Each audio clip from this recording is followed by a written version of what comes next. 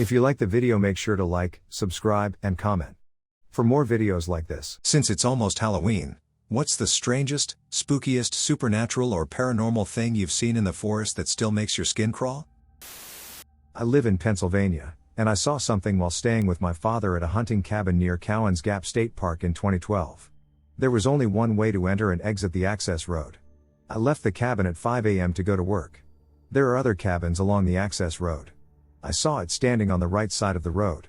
The creature was extremely skinny, had very long arms and legs, and was completely hairless. It was very tall, and it was hunched over with its arms dragging the ground as it walked slowly in front of my vehicle while my headlights shined on it. It made it across the road and was hiding behind an SUV parked at the cabin on the left side of the road. It kept peeking its head around the SUV, watching me. I drove away and never looked back, although I didn't feel like I was in danger when I saw it. I never stayed another night in that cabin. My dad continued to stay there, and he often said afterward that he heard something large running on the roof. He also heard something knock on the bathroom window, which is easily 20 feet off the ground. He ran outside and saw nothing. No ladder, no person. Nothing. I still have no idea what I saw. Birch Hollow Lake. Northern Michigan winters are long. People forget that lakes don't just freeze, they trap. There's a place north of Kalkaska, where logging roads don't dare reach, where the snow stays blue all season. Hunters call it Birch Hollow Lake.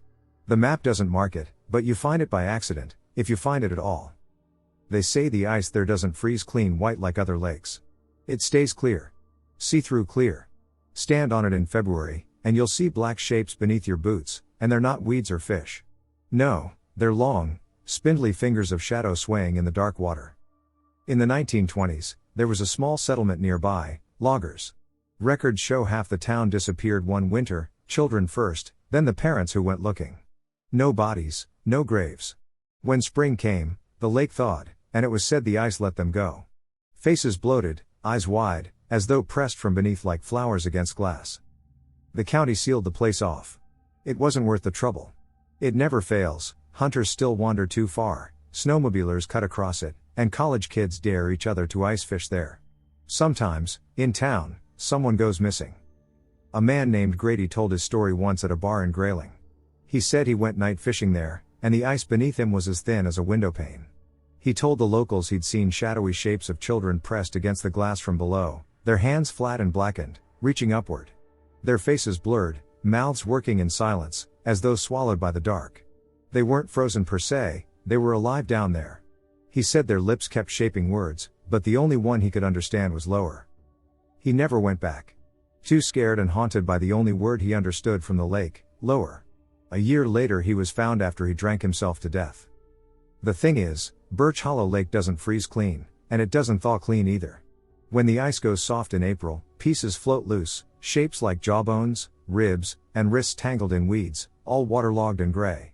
By summer, they're gone again. It's not that the lake hides the bodies. It's that it keeps them. And if you're out there in January, alone, when the snow swallows the trail and the cold bites so hard you stop feeling your hands, listen. If you hear knocking beneath the ice, don't kneel to look. Because if you do, the ice gets thinner. And they've been waiting a very long time. I got lost. So this is back when I was about 15 or 16. I was riding my dirt bike through the woods and decided to explore a little further. I was tired of riding the same trails, so I dragged my bike under an old gate and rode up the washed-out road. I saw this little hill that looked like it would be awesome to jump.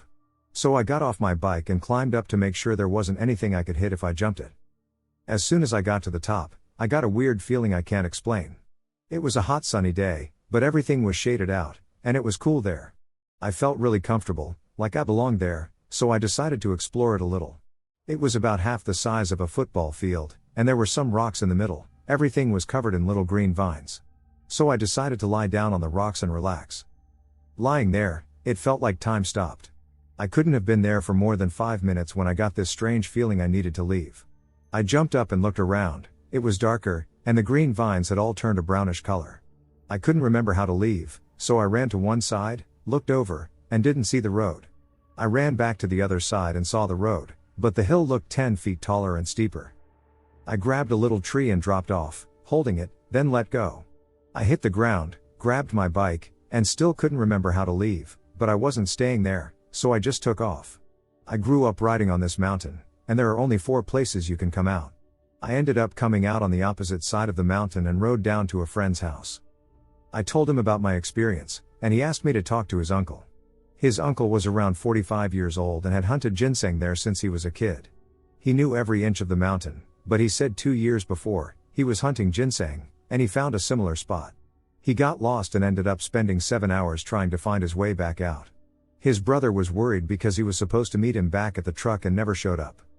It's like there was something there luring you in with a false sense of peace, and then when you're relaxed, it strikes. He said his grandma used to tell him stories of a witch that lived up on the mountain. I don't know, but it scared me. I tried to find it again but never did. The woman in the forest. A week ago, I experienced the creepiest thing I ever have in my life. I was walking my dog at about 5 a.m. on a Saturday morning. It was very bright and warm outside. There was also a bit of a fresh breeze. I usually walk my dog around the neighborhood or at a park nearby my house, but this time, since it was a nice day, I decided to go explore a forest that was a little farther from my house. The forest was extremely crowded with trees, overgrown bushes, and thorns. There was still a bit of a pathway, so I decided to follow it. There was nothing but huge evergreen trees and bushes for a while. Then I started to hear the sound of water flowing and humming. I knew there was probably a lake nearby, but I got pretty creeped out by the humming. It seemed like the sweet voice of a little girl. When I reached a lake, I saw a woman sitting on the ground. She had messy long blonde hair and was wearing a dirty old white dress. She was surrounded by a black circle that was drawn on the ground. The woman just sat there, looking up at the sky, and humming. There was nobody else around but me and that woman. The weirdest thing was that she was completely still. I didn't even see her flinch. My dog instantly started barking at her when he saw her, but the woman did not seem to even notice at all. I was terrified. This was the kind of stuff that you would see in movies. I started sprinting out of the forest as fast as I could. The woman's humming quickly turned into screaming. I didn't look back. I've never been that scared in my life before. I don't think she followed me because I got out of the forest safely. The same day, a couple of hours later, I saw on the news that there was a missing woman. She was wearing the exact same dress as the woman I saw in the forest, but she was a different person. I don't know whether that was a coincidence or not, but it freaked me out. I live in the Appalachian Mountains. Deep. Can't see a soul, a light, or anything from our front or back porch. I have to mow, trim, and cut all the time to keep the woods from taking over just around the house. I do not like going outside at night. When my mom visits, she refuses to go out to the car, garage, or even on the porch at night. Flat out nope. Sometimes you feel like you're being watched, even during the day. There are stories and legends about this area, videos on the internet of legends of monsters, etc. just in my county alone. Father-in-law grew up on this land and said he saw a 2-headed dog-like beast up on the mountain once when he was alone, in the daytime, ran straight home, and didn't talk about it for a long time. Only mentioned it once, and not directly to me. Definitely carry guns when we go out from the cleared areas, for bears or who knows what. Someone can walk up the mountain a couple hundred feet, and you can't even see them anymore even though they can look down and see you standing on the porch. Very easy for things to hide. The dog frequently runs the perimeter, barking at seemingly nothing. Once when I was driving on a very sunny day, I came up a little hill on the 2-lane, and a streak of something darted down across the road from a tree into the tall grass on the other side of the road. It wasn't a bird, it was like a flash of something, real fast, too fast for a bird. The streak was maybe 6 to 12 inches, like a straight beam, and very quick. The streak was almost turquoise or sea foam in color. I imagine it was some sort of fairy or sprite or something. I haven't mentioned it to anyone. A few years ago I was dating somebody who had native roots, and we went to a cemetery that his cousin was buried at to visit. We are like 1920 at the time. By the way, I prepared a picnic lunch so that we could spend the afternoon there, and everything proceeded normally and without incident. We finished saying goodbye to his cousin's headstone site, and we decided to walk around a bit before going back to the car. Instantly felt weird. Giant cement headstones from the 1800s were, I kid you not, falling over. We would giggle, and he would push them back up and stake them back into the sturdy ground again, and they would fall right back down. No noises at all. No birds, wind wasn't moving the trees anymore, nothing. We were like, well, let's get the duck out of here, turned back around towards the car, and he goes, do you see that? Over the hill in the field there was this black draped figure doing what is called a sun dance, and the longer I was looking at it, the weirder the motion got. I also could not tell how close or far away the figure was, as its distance kept changing. It looked like it was also wearing a gas mask/headdress combination. My crazy-ass boyfriend at the time was like, "Let's get the car and go to it." We got in the car and couldn't find it again. Keep in mind that the Palos plains are completely bare, making visibility obvious. I didn't see that figure run, move, or do anything. I still have dreams about it. Something followed me home from the forest, I'm sure of it. Last weekend, I went hiking near Algonquin Park with 2 friends. We camped overnight about 6 kilometers from the main trail, near a small lake. It was completely silent out there, no traffic, no phone service, not even birds after dark. On the second night, around 2 a.m., I woke up to footsteps outside my tent. Heavy, slow, deliberate steps, not like an animal. My first thought was that it was my friend getting up to pee, but when I whispered his name, he answered back from inside the other tent. The footsteps stopped immediately after he spoke. We both sat there, frozen, listening. Then came this low, rhythmic clicking sound. It almost sounded like 2 stones being tapped together, 3 clicks, a pause, then 3 more. It circled our campsite once, then went quiet. The next morning, we found perfectly straight footprints in the mud near the tree line, barefoot, but much larger than a human's. What scared me most is that one print was halfway over my own boot print from the night before. Whatever it was, it came right up to my tent. Here's the part that makes me think something followed me home. 2 nights after we got back, I woke up around 3 a.m. to the same clicking sound outside my apartment window. I live on the 3rd floor. I don't have any photos or proof, just this unsettling feeling that whatever I heard in the woods wasn't finished with me. Has anyone else ever experienced something like this, the clicking sound, or something that seemed to follow you after a trip? I'm hoping to hear if anyone has experienced something similar. I was hiking in the woods to a favorite spot of mine. It's off the main trail and pretty hidden from the general public. I was by myself and hanging out on this elevated little bluff overlooking the ocean. I had eaten some lunch that I packed and was just sitting there with my back to the woods, lost in my thoughts, and enjoying the peaceful scenery, as I had done many times before. Then something extremely weird/scary happened. As I was sitting there, kind of zoning out, my visual perspective suddenly shifted to about 5 to 10 feet behind me, and I could see myself. This perspective began moving towards me from behind until it came right up to me, and then my perspective shifted again to seeing myself from the front.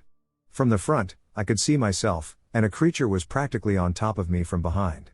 It had its face next to mine over my shoulder and was placing its hands over my mouth and eyes. It had its right hand over my mouth and left hand over my eyes. Its hands and fingers were gangly and long, and they easily covered the span of my head and face. It had a wide mouth and appeared to be grinning, and I felt malevolence from it. I remember one of my immediate thoughts was that it vaguely resembled Groot from the MCU, but more evil, if that makes sense.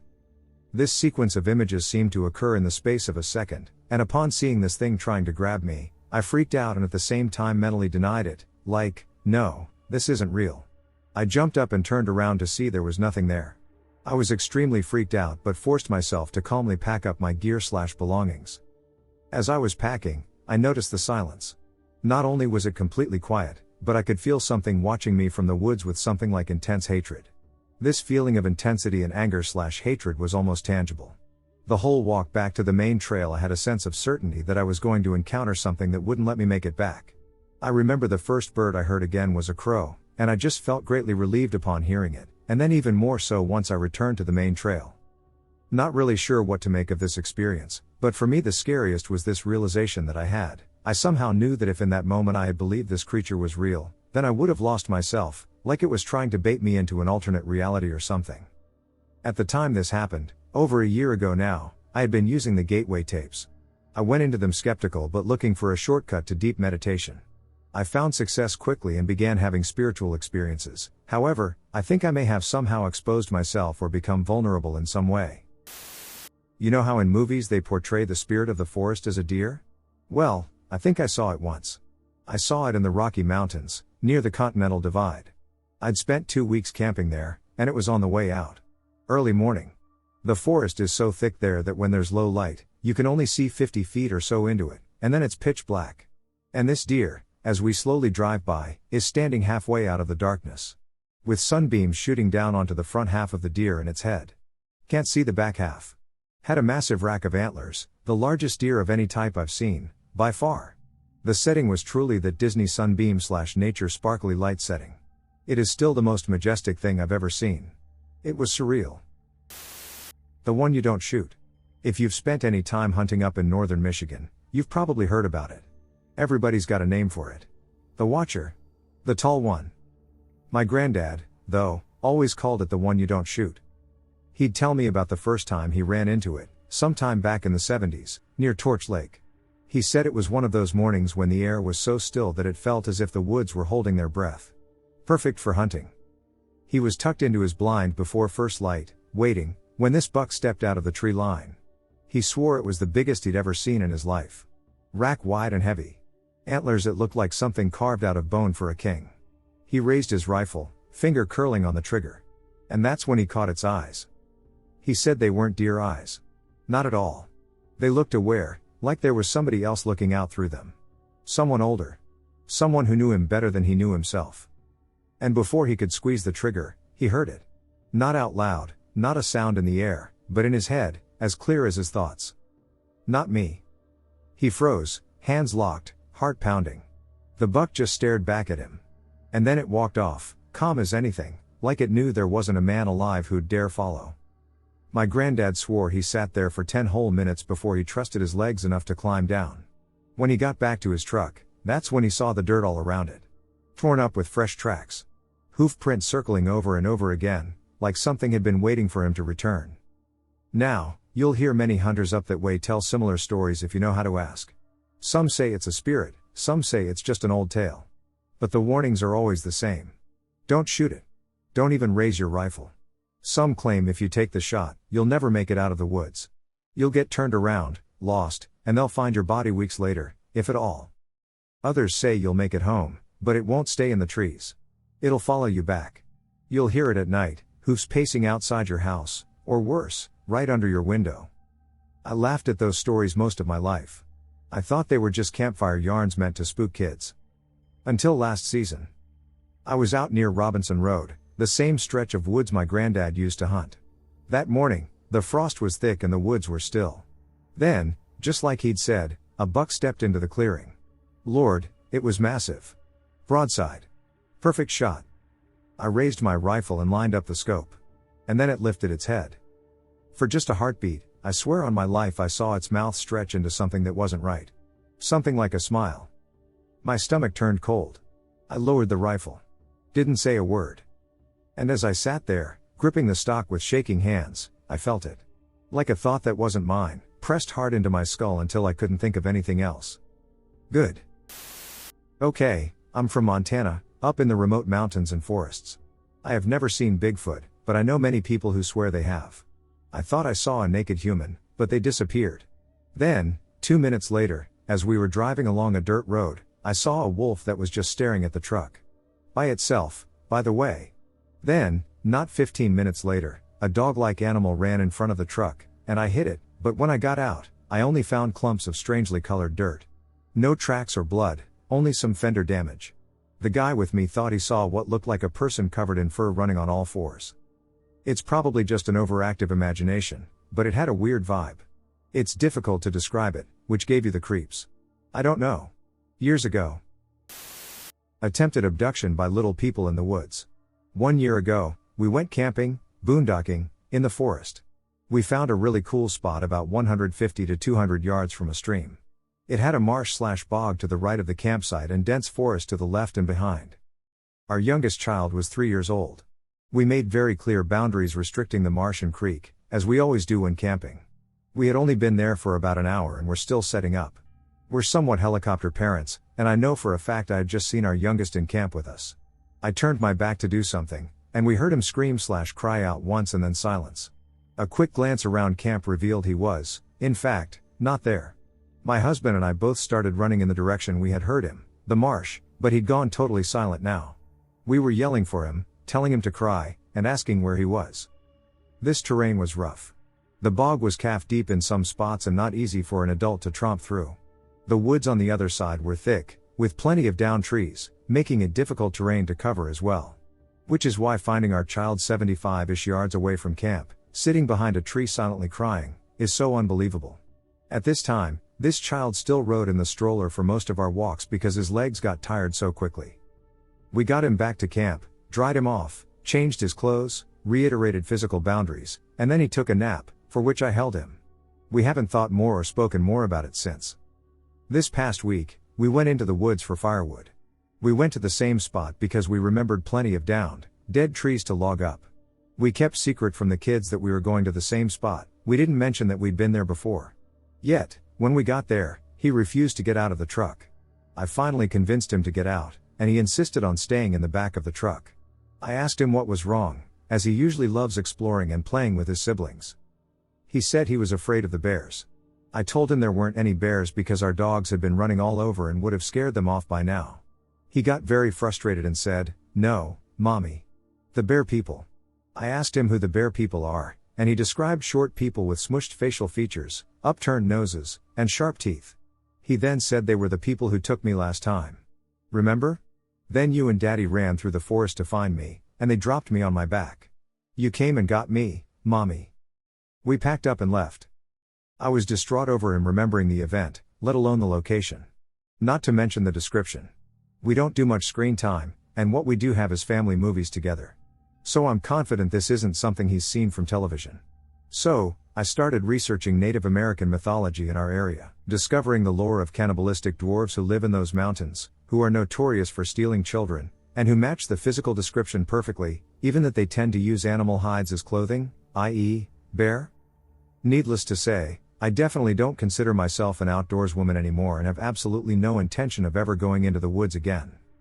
As a side note, little people seem very similar to the Fae. I just saw, not a couple of hours ago, my first couple of videos on the strange happenings of the people who go missing in national parks in North America. The story that captivated me was about a female bow hunter who reported seeing an invisible creature in the tree line. This got me thinking about something strange that happened to me when I was 10 and a couple of years after it. I live in Toronto. For those of you who do not know, that's the Great White North in one of our largest cities. My house backed onto a quiet, private section of the ravine that runs along the east side of Toronto. I never saw anyone walk there in 10 years because there was no path and it was overgrown. My friend and I would spend hours down there building makeshift camps and small contained fires in holes we dug. One day I went down alone with a backpack full of snacks and tools for digging. When I got down to the bottom, everything felt off. I instantly felt sick and paranoid, every hair jumped up, and the only feeling I had was to go back up. I shook it off as nothing and walked towards the small incline that led to the creek bed. When I got to the incline, I got the same feeling but even worse, my heart started to race. I took a second to look around to reassure myself everything was okay. I saw nothing, so I continued on. I took one step when I heard something moving behind me. I turned around to see this 6-foot, could be taller because it was hunched a bit over, person-like thing in all black. Now when I say all black, I'm talking about a black skin-tight suit from head to toe with a hood-like thing that makes any shape of face non-existent, as if you were staring into a black hole. I stood there in fear, as I could feel we were looking directly at each other. It stood in a position like it was trying to run, but when I turned around, it froze in place. I can remember that its chest and back moved as it breathed. I stared at it for maybe 10 seconds when the first instinct I had was to run. It came into my head, and I booked it down the creek towards the side of the ravine with a path. When I stopped running, I looked all around me, making sure I wasn't followed by whatever that was. The months following that incident were unnerving as all hell. Whatever that thing was began to show up in my backyard. The first time I saw it, I thought it was just my imagination. However, when this thing peeked its head from behind my shed, stepped out to look directly at me, and then went back behind the shed, I realized it had to be real. In total, I saw this creature about 10 times after the initial incident. Each time, though, enough time had gone by that I somewhat forgot about it. I would see it in month or year intervals. I have no idea what I saw or what might have happened if I hadn't turned around to face it directly. I thought my crazy story, which I've only told my girlfriend and best friend, might be related to something. This is just a strange experience that happened to me when I was younger. Thank you for your time to listen to this. What was in the woods watching me? About 2.5 months ago I moved in with my boyfriend to basically nowhere. He also has a dog, and she's quite big and probably weighs the same as me, lol. On a rather beautiful, sunny day, I decided to sit on the back porch with the dog and read a book with some music playing. The woods are maybe 60 yards or so from the house. I just happened to glance up from my book toward the woods when I saw something looking back at me. It was a little ways back in the woods, so I had to focus on it for a minute, but it looked like someone that had painted their face white and then painted black over their eyes and mouth, peeking around a tree. It definitely wasn't merely a shadow, as this figure was bright white against the dark surroundings. The dog never alerted that something was wrong, and she's a barker that can be very protective of me, but she had no reaction. I decided to just ignore it for a while, until I saw it move a little. Then I started to feel uncomfortable and went inside. Later that evening my boyfriend wanted to have a small fire in the backyard. When I kept looking at the woods, he asked me what I was looking for. I told him what I had seen earlier, but that it wasn't there now. My boyfriend is generally skeptical of the paranormal and supernatural phenomena that I believe in, but he remarked that it sounded unusual and unsettling. Though I'm sometimes a skeptic myself, I stay very open-minded because of personal experiences. I would be grateful if someone could shed some light on what I witnessed. I am uncertain whether it was a cryptid or a spirit that may be attached to me, potentially causing unusual occurrences such as being touched when seemingly no one and nothing is present. I also want to add that I haven't seen this thing since, and lately I've been the one to let the dog out. I have a summer cabin built in the middle of the forest, and on that day, the daytime was going well. I was chopping up some wood and fixing up my bike, and then I had a wonderful idea to take the tent and camp at the beach since it was a good day and I had nothing else to do. My family agreed. I got my bike fixed at like 6 p.m., and remember, this was in August, so it got dark really fast, and at that beach there is the shore itself, but behind it was very thick woods, thick dark northern European woods. I gathered all our stuff, like logs and gasoline and food, and started heading there and got a fire going, but realized 3 logs wasn't going to cut it, so I started looking around for more sticks, and this was at the time it started to get dark, and I was thinking why my family wasn't there yet. But I looked around and then saw a light in the woods behind the shore that I mentioned earlier and heard weird distorted sounds from there, so the idiot I am, I decided to go investigate and turned out there was a trail that no one had ever seen before, so I biked around there for a bit and found some big sticks I could make smaller for the fire, but then I smelled a really weird smell like rotten meat, and at this point it was pitch black, and I had a headlight attached to my purple Lakers cap. Then I saw a creature with large antlers standing on 2 legs behind a tree, watching me. I hopped on my bike as fast as expected, heard the loudest scream I have ever encountered, and then noticed galloping behind me. I pedaled away as quickly as possible while something chased me all the way home. When I finally returned, I found my family doing nothing. Grandfather was reading the newspaper, and grandmother was drinking tea and playing Duolingo. When I asked where the hell they were and why they didn't come, they looked at me and said, "What do you mean, why didn't we come? Where exactly?" I talked about how we were planning to go camping, and they looked at me like I was sick, but we went to sleep. I slept on the second story that time because there was a window, so I could see if anything tried to come. We locked all the doors and kept quiet for the night, but nothing else happened the next morning. Last night, I brought my .22 rifle with me when I took my grandfather to the scene of the crime. There, I discovered remains of something that smelled even worse than before, including a piece of gray flesh with multiple bones protruding from it, resembling the shape of the creature's antlers that I had seen previously. However, there were no tracks or any other signs left behind. Even the campfire I had put up was not there, and the tent was gone. That's it, that was my story. I know some of you all would try to tell me that I have schizophrenia, but I do not have any mental illnesses, as told by trained professionals. This could be a sighting of the Jotun, but meanwhile, I'm not even close to Sweden, I'm Estonian. Thank you for listening. One time, I was participating in a nature walk at a summer camp, but it was raining. We had to walk in a straight line in the pitch darkness and always hold onto the shoulders of the person in front of us so we wouldn't get lost. For some reason, one of the counselors kept trying to get me to take my glasses off. He didn't explicitly order me to take them off, but he repeatedly said, "It's rainy, you can't see with them on anyway. Just give them to me, and I can hold onto them so you don't lose them." And kept repeating it when I said it was fine. So finally I gave him my glasses. Which meant I was blind as we walked through the forest, and I couldn't see shit, so it wasn't much of a nature walk for me, just kind of terrifying. At one point in the darkness, I saw this white thing in the distance, but since I'm nearsighted, it was just a blur to me. I couldn't tell if it was glowing or if it was just white. I stared intently at that spot, squinting, to see what it was. It looked like someone was sitting on a chair, but I couldn't tell. My classmate behind me saw me staring silently at that one spot, so he asked, "What do you see? You're creeping me out." I asked him, "What is that over there?" "A chair?" he said. So I said, "Okay," and told myself that maybe the white thing was a lawn chair, and the reason it looked like it glowed was because I'm nearly blind, and it's just a white lawn chair, blurred. Anyway, time passes, and we did a loop and came back around to that spot. I glanced at that spot again to look at the lawn chair, and surprise. No white thing. I see the lawn chair now, it's just this dark thing that doesn't stand out from the darkness of the forest. Whatever the hell I saw that was glowing and white was not the lawn chair.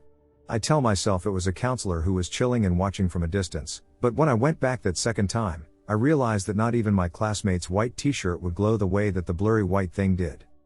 Anyway, that's why that snow thing freaked me out. It looks like it's supposed to be there, but later it's just gone. Nazco Reserve legend, boulder fields, storms, and connections to missing 411 disappearances. I live in Vancouver, BC. I have a friend who was born in Quesnel, about 12 hours north of Van, and raised his family on the Nazco Reserve, 120 kilometers west of Quesnel.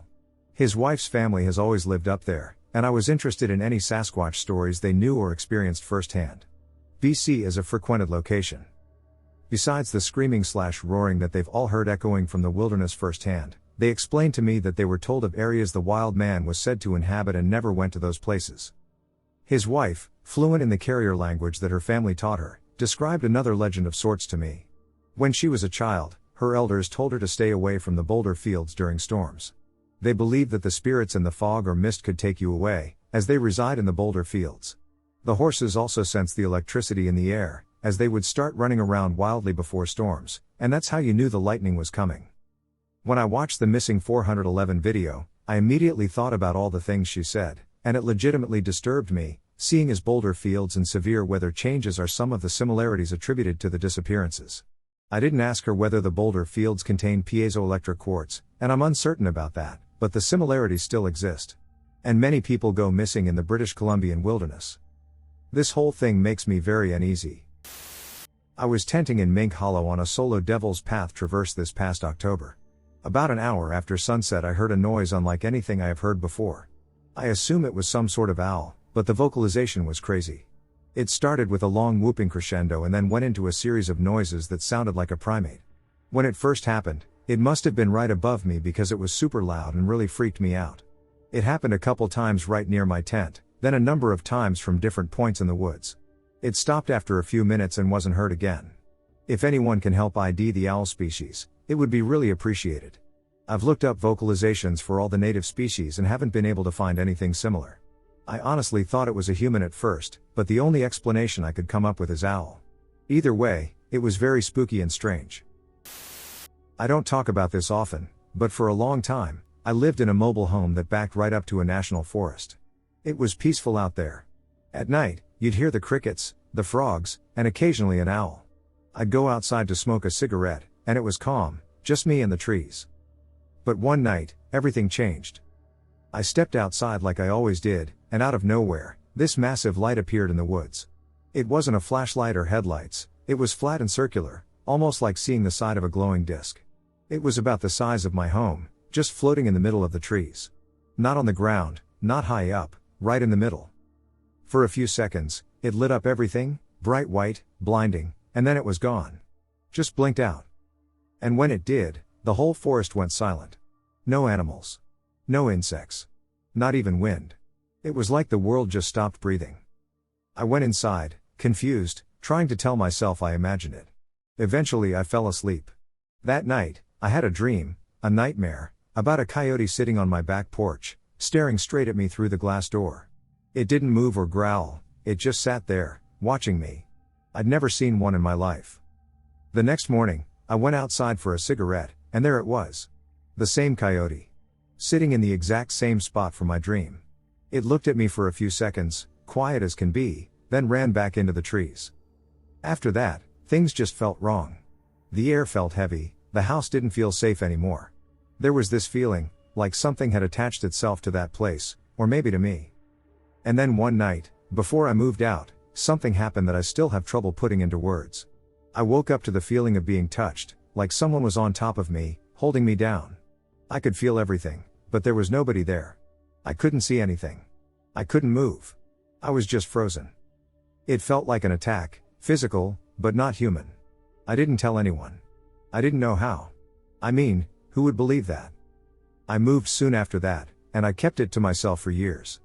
But even now, every once in a while, I'll catch that same heavy silence, that same feeling that something's close but just out of sight. Whatever that light was, I don't think it was just light. I think it brought something with it. And I've never really felt the same since that night. The man in the forest. It was a snowy day, and I was in 6th grade at the time. My friends and I had wandered back to our normal hangout spot behind the lake, which was close to our houses. We went there all the time, so we never expected anything different. As we walked down the path into the woods, a man in a chair sat there and smiled. The only odd part was he had no face, you could just feel the smile coming from him. All three of us saw it and quickly turned and ran. We went back to the spot an hour later, and no trace of any person was found. I've gone back here countless times since, and no encounter, but I've always felt something in the woods since then. Roughly 6 months ago, I'm now 17, some friends and I were investigating an abandoned house off the beaten path of a golf course. As we entered the woods, I felt the same exact way as I had years before and quickly asked them to turn back, which they denied. I haven't seen the man since, but whatever it wasn't a person. While it wasn't the deep forest, my wife and I came across an elaborate hut made of sticks and branches in a local bird sanctuary with extensive walking trails. It was off the main trails on a little peninsula of land jutting into an estuary, although still in sight. It was large for that type of thing, more than tall enough for me to stand in and wide enough for outstretched arms. Every branch used in its construction had been stripped of bark. It was roofed with a sturdy-looking, woven branch construction. Inside were a few simple bits of rustic furniture, such as a bench and table. The exterior was decorated with rustic trinkets and charms, strung shells, stones, and the like. It looked unused, like no one had ever squatted there. Now, I understand that it was likely just ambitious trail art, but there are several odd things about it. The sheer scope was impressive and implied dozens of hours of labor. The location did not seem remote enough to go unnoticed for the time it must have taken to build. And the quality and completeness of construction seemed unlikely for something done as a lark. Additionally, there was no trash on the site, not even bark peelings from the stripped branches. It was all just so very odd. To compound the strangeness, we went back the next day.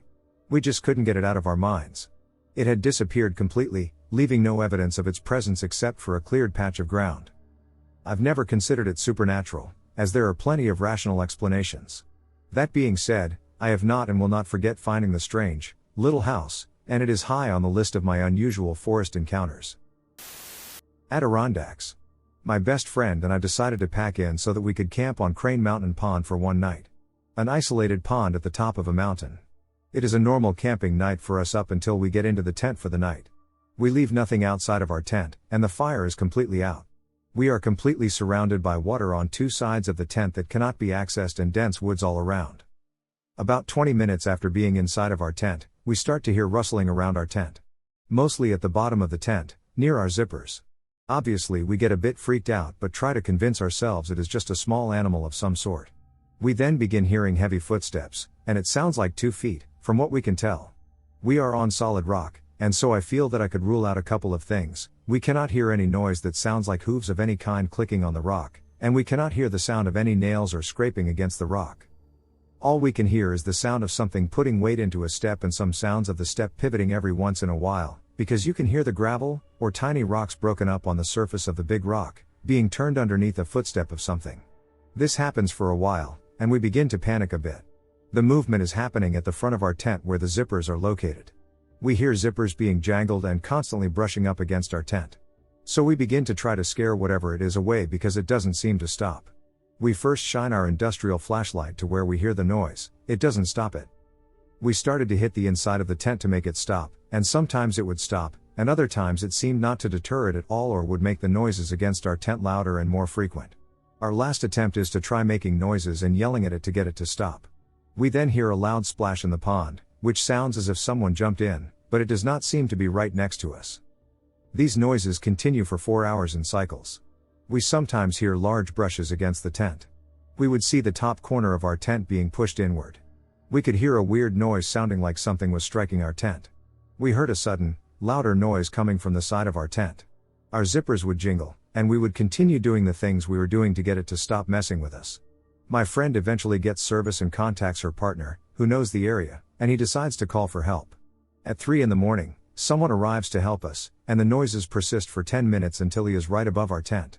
For 4 hours, we never hear any sniffing or loud breathing, We never hear anything making a noise against the rock, and nothing seems to scare it off. We continue to hear different noises at different heights on our tent.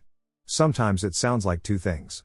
It always sounds like heavy footprints, but we never hear anything breaking through the forest until help comes. It almost seemed that something was messing with us. We sat in there shaking, our zippers tied together, with knives in our hands preparing for the worst case scenario. Although I didn't sense any surveillance, I did hear 2 loud knocks in the forest at dusk. I cannot seem to rationalize this and do not know if someone has had an experience somewhat like this. We were in a pretty isolated area in the southern Adirondacks, so we were open to any theories. Both of us grew up camping near the Appalachian Mountains, but we have never had an experience like this before. We had a truly amazing and terrifying experience last summer, and I thought I'd share in case anyone else has been through something similar. Please comment if you have. We were backcountry camping next to Trout Lake for 3 days, and on evening 3 there was a gigantic thunder and lightning storm. We were completely alone in the forest. The only breaks in the super heavy downpours were plain old heavy downpours. The super heavy ones lasted about 15 minutes, followed by the heavy ones for 20 minutes, and then they just played on a loop until dawn broke. I was lying in the tent watching the lightning through the roof when all of a sudden a bright white light about the size of a golf ball appeared about 10 feet above the tent. And then another one, and another, about 5 in all, in a perfect circle around the tent. After the third one lit up, I realized I wasn't looking at lightning in the sky, I was looking at lights hovering above our tent. I carefully sat up and looked through the vent, and, holy shit. There were dozens of orbs of bright white light floating all around us and up in the trees. There was a very bright light at the end of the lake that I now assume was a whole cluster of them. I honest to God thought it was some kind of aliens. I truly believed for a second that we were going to be abducted. I shrunk away from the window and started to have a panic attack with uncontrollable shaking, and, okay, I'll admit, I cried like a baby. I asked my husband, "Do you see those? Am I imagining them? WTF are they?" "Yes, and I don't know. Perhaps some kind of electrical phenomenon," says he, calmly. I got up to peek again, and there were even more, and they were even closer to our tent. I straight up puked outside the tent. I was terrified. I can't think of any time I've ever been so scared. There were hundreds of them, and it lasted for hours. I tried to take a video through the tent window, but it just turned out black with the sound of driving rain. I did not sleep a wink, obviously. However, we could not have broken down the tent, packed it up in the pitch black downpour, and walked 1.5 miles back to the trailhead while surrounded by alien orbs. So we had to stay put. I peeked out every 15 minutes or so, and they were all still there. The minute dawn poked through, we were out. Even though it was still raining, we packed our shit up and hightailed it to the trailhead. Turns out it was ball lightning. A natural, but rare, phenomenon that I have never heard of. Had I known that at the time, I would have delighted in watching it. But I let my imagination get the best of me and puked because ridiculous me thought we were going to be abducted by aliens. I would say no more than a dozen surrounded us at a time, but there were hundreds up in the trees and further down the lake. Anyone else see this? On a little used hiking trail that's nearby my house, southern PA, I saw something completely black peeking around a tree at me, about 30 or 40 yards away, just off the trail. It went peeking from one side of the tree to the other and back again. It startled me at first because, in my mind, I was like, Bigfoot? But it was much too small, maybe 4.5 to 5 feet tall. Then I thought it was a black deer, but I'd never seen a deer that black, and the legs were too thick. Then I thought it might be a bear scratching its back against the tree, but the legs seemed much too long. The proportions of this thing were weird, and they didn't make sense to me. I considered getting my phone out to take a picture, but I had previously taken pictures of deer at that distance, and they always appeared so far away. I didn't want to divert my attention from this creature because I was eager to identify whether it was a bear or a deer. Something I couldn't get over was there was no depth to it. I couldn't tell if I was looking at the front or the back of this thing.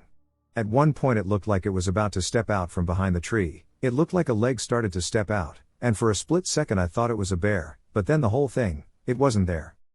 It just ceased to be. It vanished in an instant, as if I had blinked. I had a clear sight of the bottom of the tree and the woods around the tree. There's no way it could have moved from behind the tree without my seeing it or hearing it if it had run. I wish I'd gotten my phone out, but I didn't think it was so extraordinary until it disappeared. I just wish I knew what it was. A story my friend shared with me: when he was a teen, he and his 3 friends were spending the weekend at his dad's cabin, which is near a lake. So they're drinking some beers and goofing off, chunking shit into the lake. The night progresses and it's getting late, so they decide to call it a night. One of his friends goes to the edge of the pier to take a piss, and as he's doing so, in the distance he spots something white in the water. He calls one of his friends over, and they can't tell what it is. They watch it for a while, but it's not moving, so they decide to check it out in the morning. Around 3 or 4 in the morning, everyone's asleep, and they hear footsteps outside the cabin. 2 of the boys were asleep in the living room on a fold-out, and the other 2 were in separate rooms. The 2 boys in the living room hear the footsteps first, so they wonder who that could be at this hour. A few minutes pass, and one of the boys comes running out of his room and says, "We need to get the duck out of here now." He starts getting all his shit together, and the other 2 tell him they heard footsteps outside. So they decide to make a bunch of noise to scare off anyone. They thought it could be someone from a neighboring cabin. They wake up the other kid and decide to wait and see if they hear anything outside. The one kid proceeds to tell them that when he was lying down, he was looking up at the window, which is about 15 feet high, and he saw a white face with long black hair trying to look into the room. They end up grabbing all their stuff and leaving at the crack of dawn. There is something in the woods near my house. I live deep in the woods of nowhere, middle of. Basically, I'm hella isolated. I live in America, for reference. I live in the middle of absolutely nowhere, in the middle of a massive forest. I live between counties, and I live 5 hours away from the nearest sign of civilization. I live with my dad, but he had to fly to Minnesota for a business trip. So I'm home alone right now, and I've been doing the same shit that I always do. I engage in activities such as hunting, fishing, reading, and gaming, which are typical activities for someone like me. I was out hunting one time, and I went further than normal. I had Boomer, my hunting dog, with me. I was hunting for deer, so I was sitting still for a solid hour.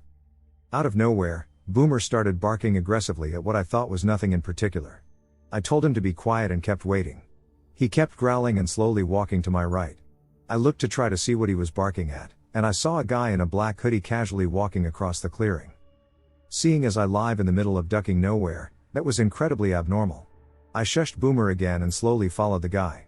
After about half an hour of following him, we arrived at an old concrete building. We were at least 3 miles away from my farmhouse, and I'd never been this far out. The guy just casually walked into the old building. I slowly scooted up to one of the windows, and I looked inside. Inside there were 8 guys standing in a circle around a weird symbol on the floor and covering the walls. On the floor, on the big symbol, was a pile of what looked like deer parts. I could see something in the corner of the room. It was a figure, but it was unnerving. It was abnormally tall. I could only see an outline, but I could tell that the figure was at least 7 feet tall and its arms were disgustingly long. I could see light glinting off of its eyes, and its knees were backwards, like a duck. One of the hooded people saw me through the window and pointed at me. I heard a shout, and I didn't stay to figure out what was going to happen. I ran back towards my farmhouse as fast as I could, and when I made it back, I threw Boomer into the truck. As I was leaving my property, the deer bits fell onto my windshield. I have no clue how they fell on top of my car if the weird people were far behind me, but I didn't stop to find out. I used the windshield wiper and drove the 5 hours to the closest town, found a coffee shop, and sat down. I don't know what to do about it. I'm scared to go back by myself or with just my dad, and no cops are going to drive 5 hours to come fix this. I don't know what to do or what any of that was. Any ideas? I live in Indiana. Southeast, not far from Ohio or Kentucky. There is a county park where I live that is wooded near a river. I hike there frequently and have since I was a kid. Something lives there. You never see it, nor does it leave a trace. But you can hear it. Footsteps behind you, leaves rustling on the ground with no wind. I've even heard them breathing. A raspy huff that comes out of the trees. I used to feel threatened by it. Now, though, I don't. Haven't in years. I think it's an old leshy, come over from the old world, or some other guardian spirit. I feel like it knows me, knows I'm not a threat. It's gotten really close to me before when I've been sitting under the trees or by the river. Just this looming, chilled, almost tangible feeling at my side. I leave fruit for it when I go hiking. 8 years old. Missing in the forest, 1922. This spring day in 1922 began as just any ordinary day in the life of the soon-to-be 8-year-old schoolboy Øystein Engström. He lived with his parents in the small village of Årsta, southwest of the Swedish city of Kolsva. After school he joins his schoolmate Holger for a walk to Holger's home, where the boys play for a while. Then Øystein starts his journey home, about 3 Swedish kilometers. After having walked alone in this wooded area for some time, there is a peat moss to his right and the village school to the left. Øystein is now close to home. But then something happened that would forever remain a mystery in the life of this young boy. Suddenly many animals come running out from the woods: deer, hares, moose, foxes, badgers, and other animals. They run towards the peat moss. Simultaneously, the sky darkens and an unfamiliar light spreads across the area. Houston can now feel an acrid smell all around him. I looked up and noticed 3 gray objects hovering silently above me. They were so close I could have thrown a stone at them. The objects were pulsating as if they were breathing, and I saw 2 dark lines on them. A bit further away, over the woods, another 2 objects were floating. They were bigger and darker than the ones above me. Then Houston remembers nothing more. When he wakes up, he is lying on the road freezing. It is now dark. No animals are in sight, but in the direction of Vastlanda Lake, he can see a pulsing light becoming smaller and smaller. Houston is feeling awful and starts walking the short distance to his home. The time is now 7:30 p.m., indicating a loss of 4 hours. He tries to explain what has happened to his parents, but they don't believe him. When Houston didn't come home, they sent his older brother Gustav to look for him. He had traveled by bicycle to the school only to find out that Houston had joined Holger at home.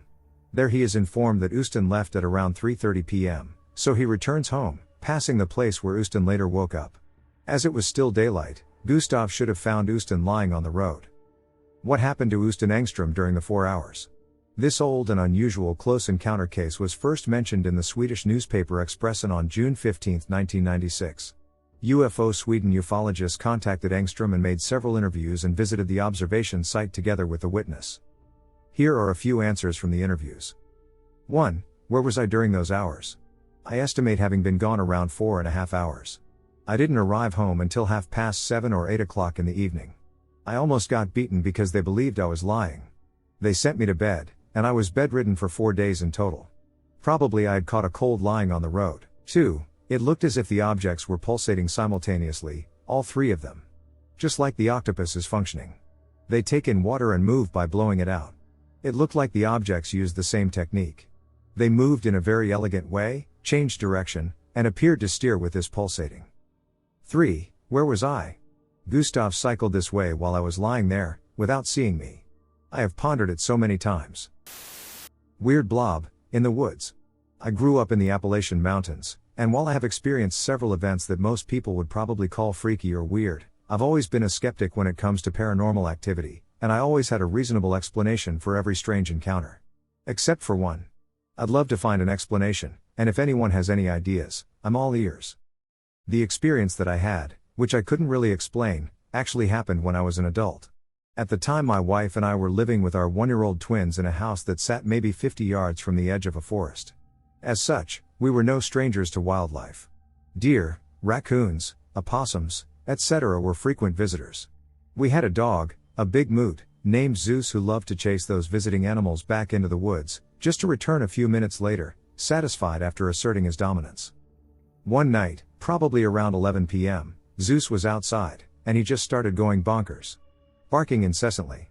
Through a back window I could see him standing maybe halfway between the house and the woods, just barking over and over at the tree line. We tried to ignore it, but the babies were sleeping, and we did not want them to be disturbed, so begrudgingly I threw on some clothes and a jacket. It was late summer, but it was an unusually cool night, grabbed a gun and a flashlight, and went outside. I met up with Zeus behind the house, and he stopped barking once I stood next to him. I directed the beam of my flashlight into the trees to hopefully see what all the fuss was about. There were a couple of pairs of eyes shining in the dark, but that wasn't unusual, probably raccoons, and I didn't see anything out of the ordinary. I could tell by his body language that Zeus wanted to go in, but it seemed as though he didn't want to go alone. So, the dog and I walked to the trailhead nearby, and we entered the woods. Zeus and I were no strangers to those trails. Usually when we walked them, he would follow me, but this time I was following him.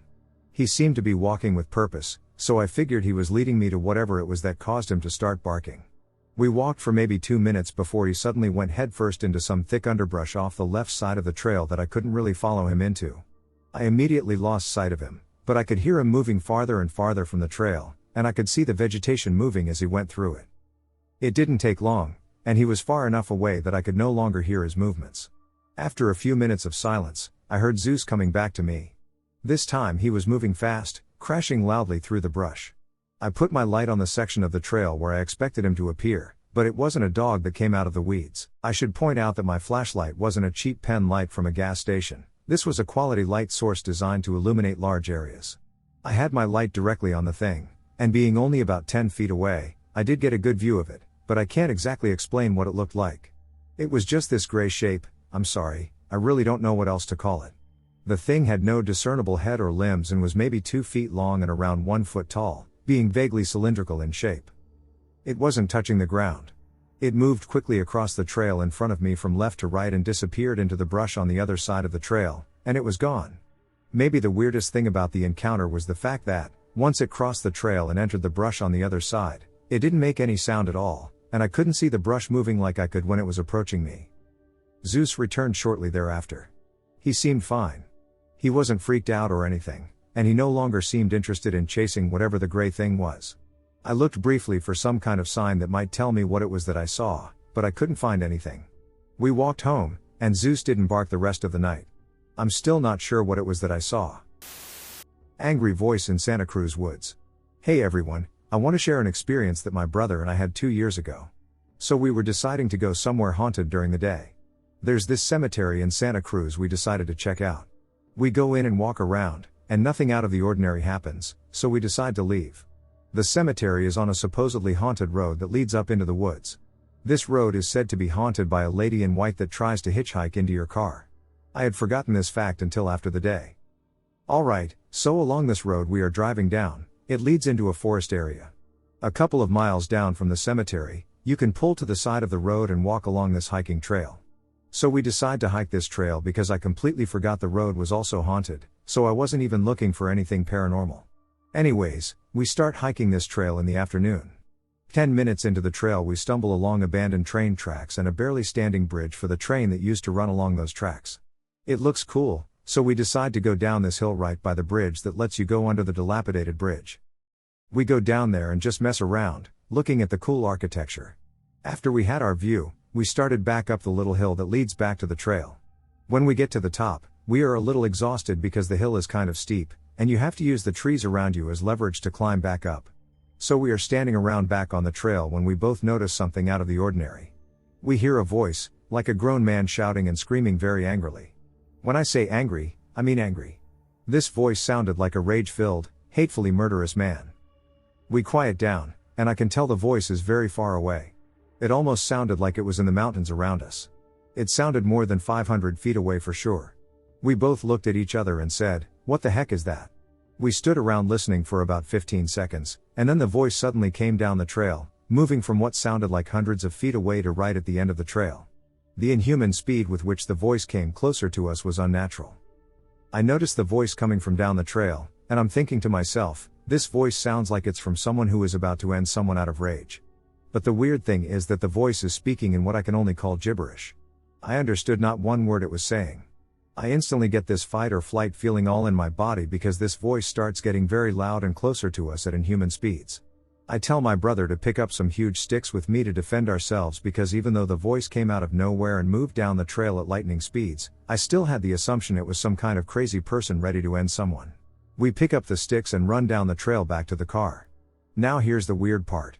As we are running away from this voice that's coming down the other end of the trail, I hear it come up behind us in an instant. It sounded like he was no more than 10 feet behind us, chasing us back to the car. I turn around even though I don't want to because I have to see how close the psycho is to us. As I look back and hear the voice right behind me, I see no one. I tell my brother to run faster because the voice is right behind us yelling in absolute rage, but I see no one chasing us. We started picking up speed, and the craziest thing in my life happened. The voice begins to pan around us in a 360-degree audio effect. I hear the voice yelling in gibberish right behind me. Then it starts panning to my left through the trees just off the trail. Then the voice is right in front of us, and it slides to the right side of the trail and then back behind us, all in a matter of 10 seconds.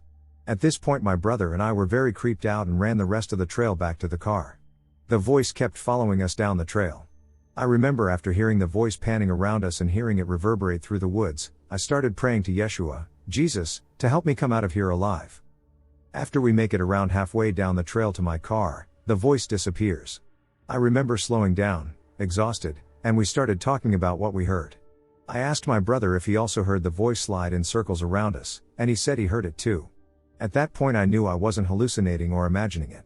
I asked my brother if he heard the voice, which sounded like gibberish mixed with a man screaming in rage at the top of his lungs. He said he heard the same thing. We finally get into the car, and I drive the F out of there in a heartbeat. I remember the car ride was silent for, 5 minutes as we just sat there thinking about what happened. That was when I recalled that the entire road was haunted, not merely the cemetery. A few months prior to this experience, I had traveled that same trail alone and encountered nothing unusual. This event was one of the weirdest things I have ever experienced in my entire life. I still avoid that trail and always will. Everything I have written down is the absolute truth, and nothing has been altered. People often associate the Santa Cruz area and mountains with cults and the practice of dark magic. If you have any questions about our experience, feel free to comment. Stay safe out there, everyone. Can you help identify what's in the woods near my house? I was never someone who believed there was anything supernatural, though now that I am certain, I'd like some help identifying what exactly it might be. A month ago, I and my friend went to my parents' rental house in the woods in the Midwest. The house is very close to the woods, with the end of the mowed lawn going straight to brush, and then 2 meters later is the forest.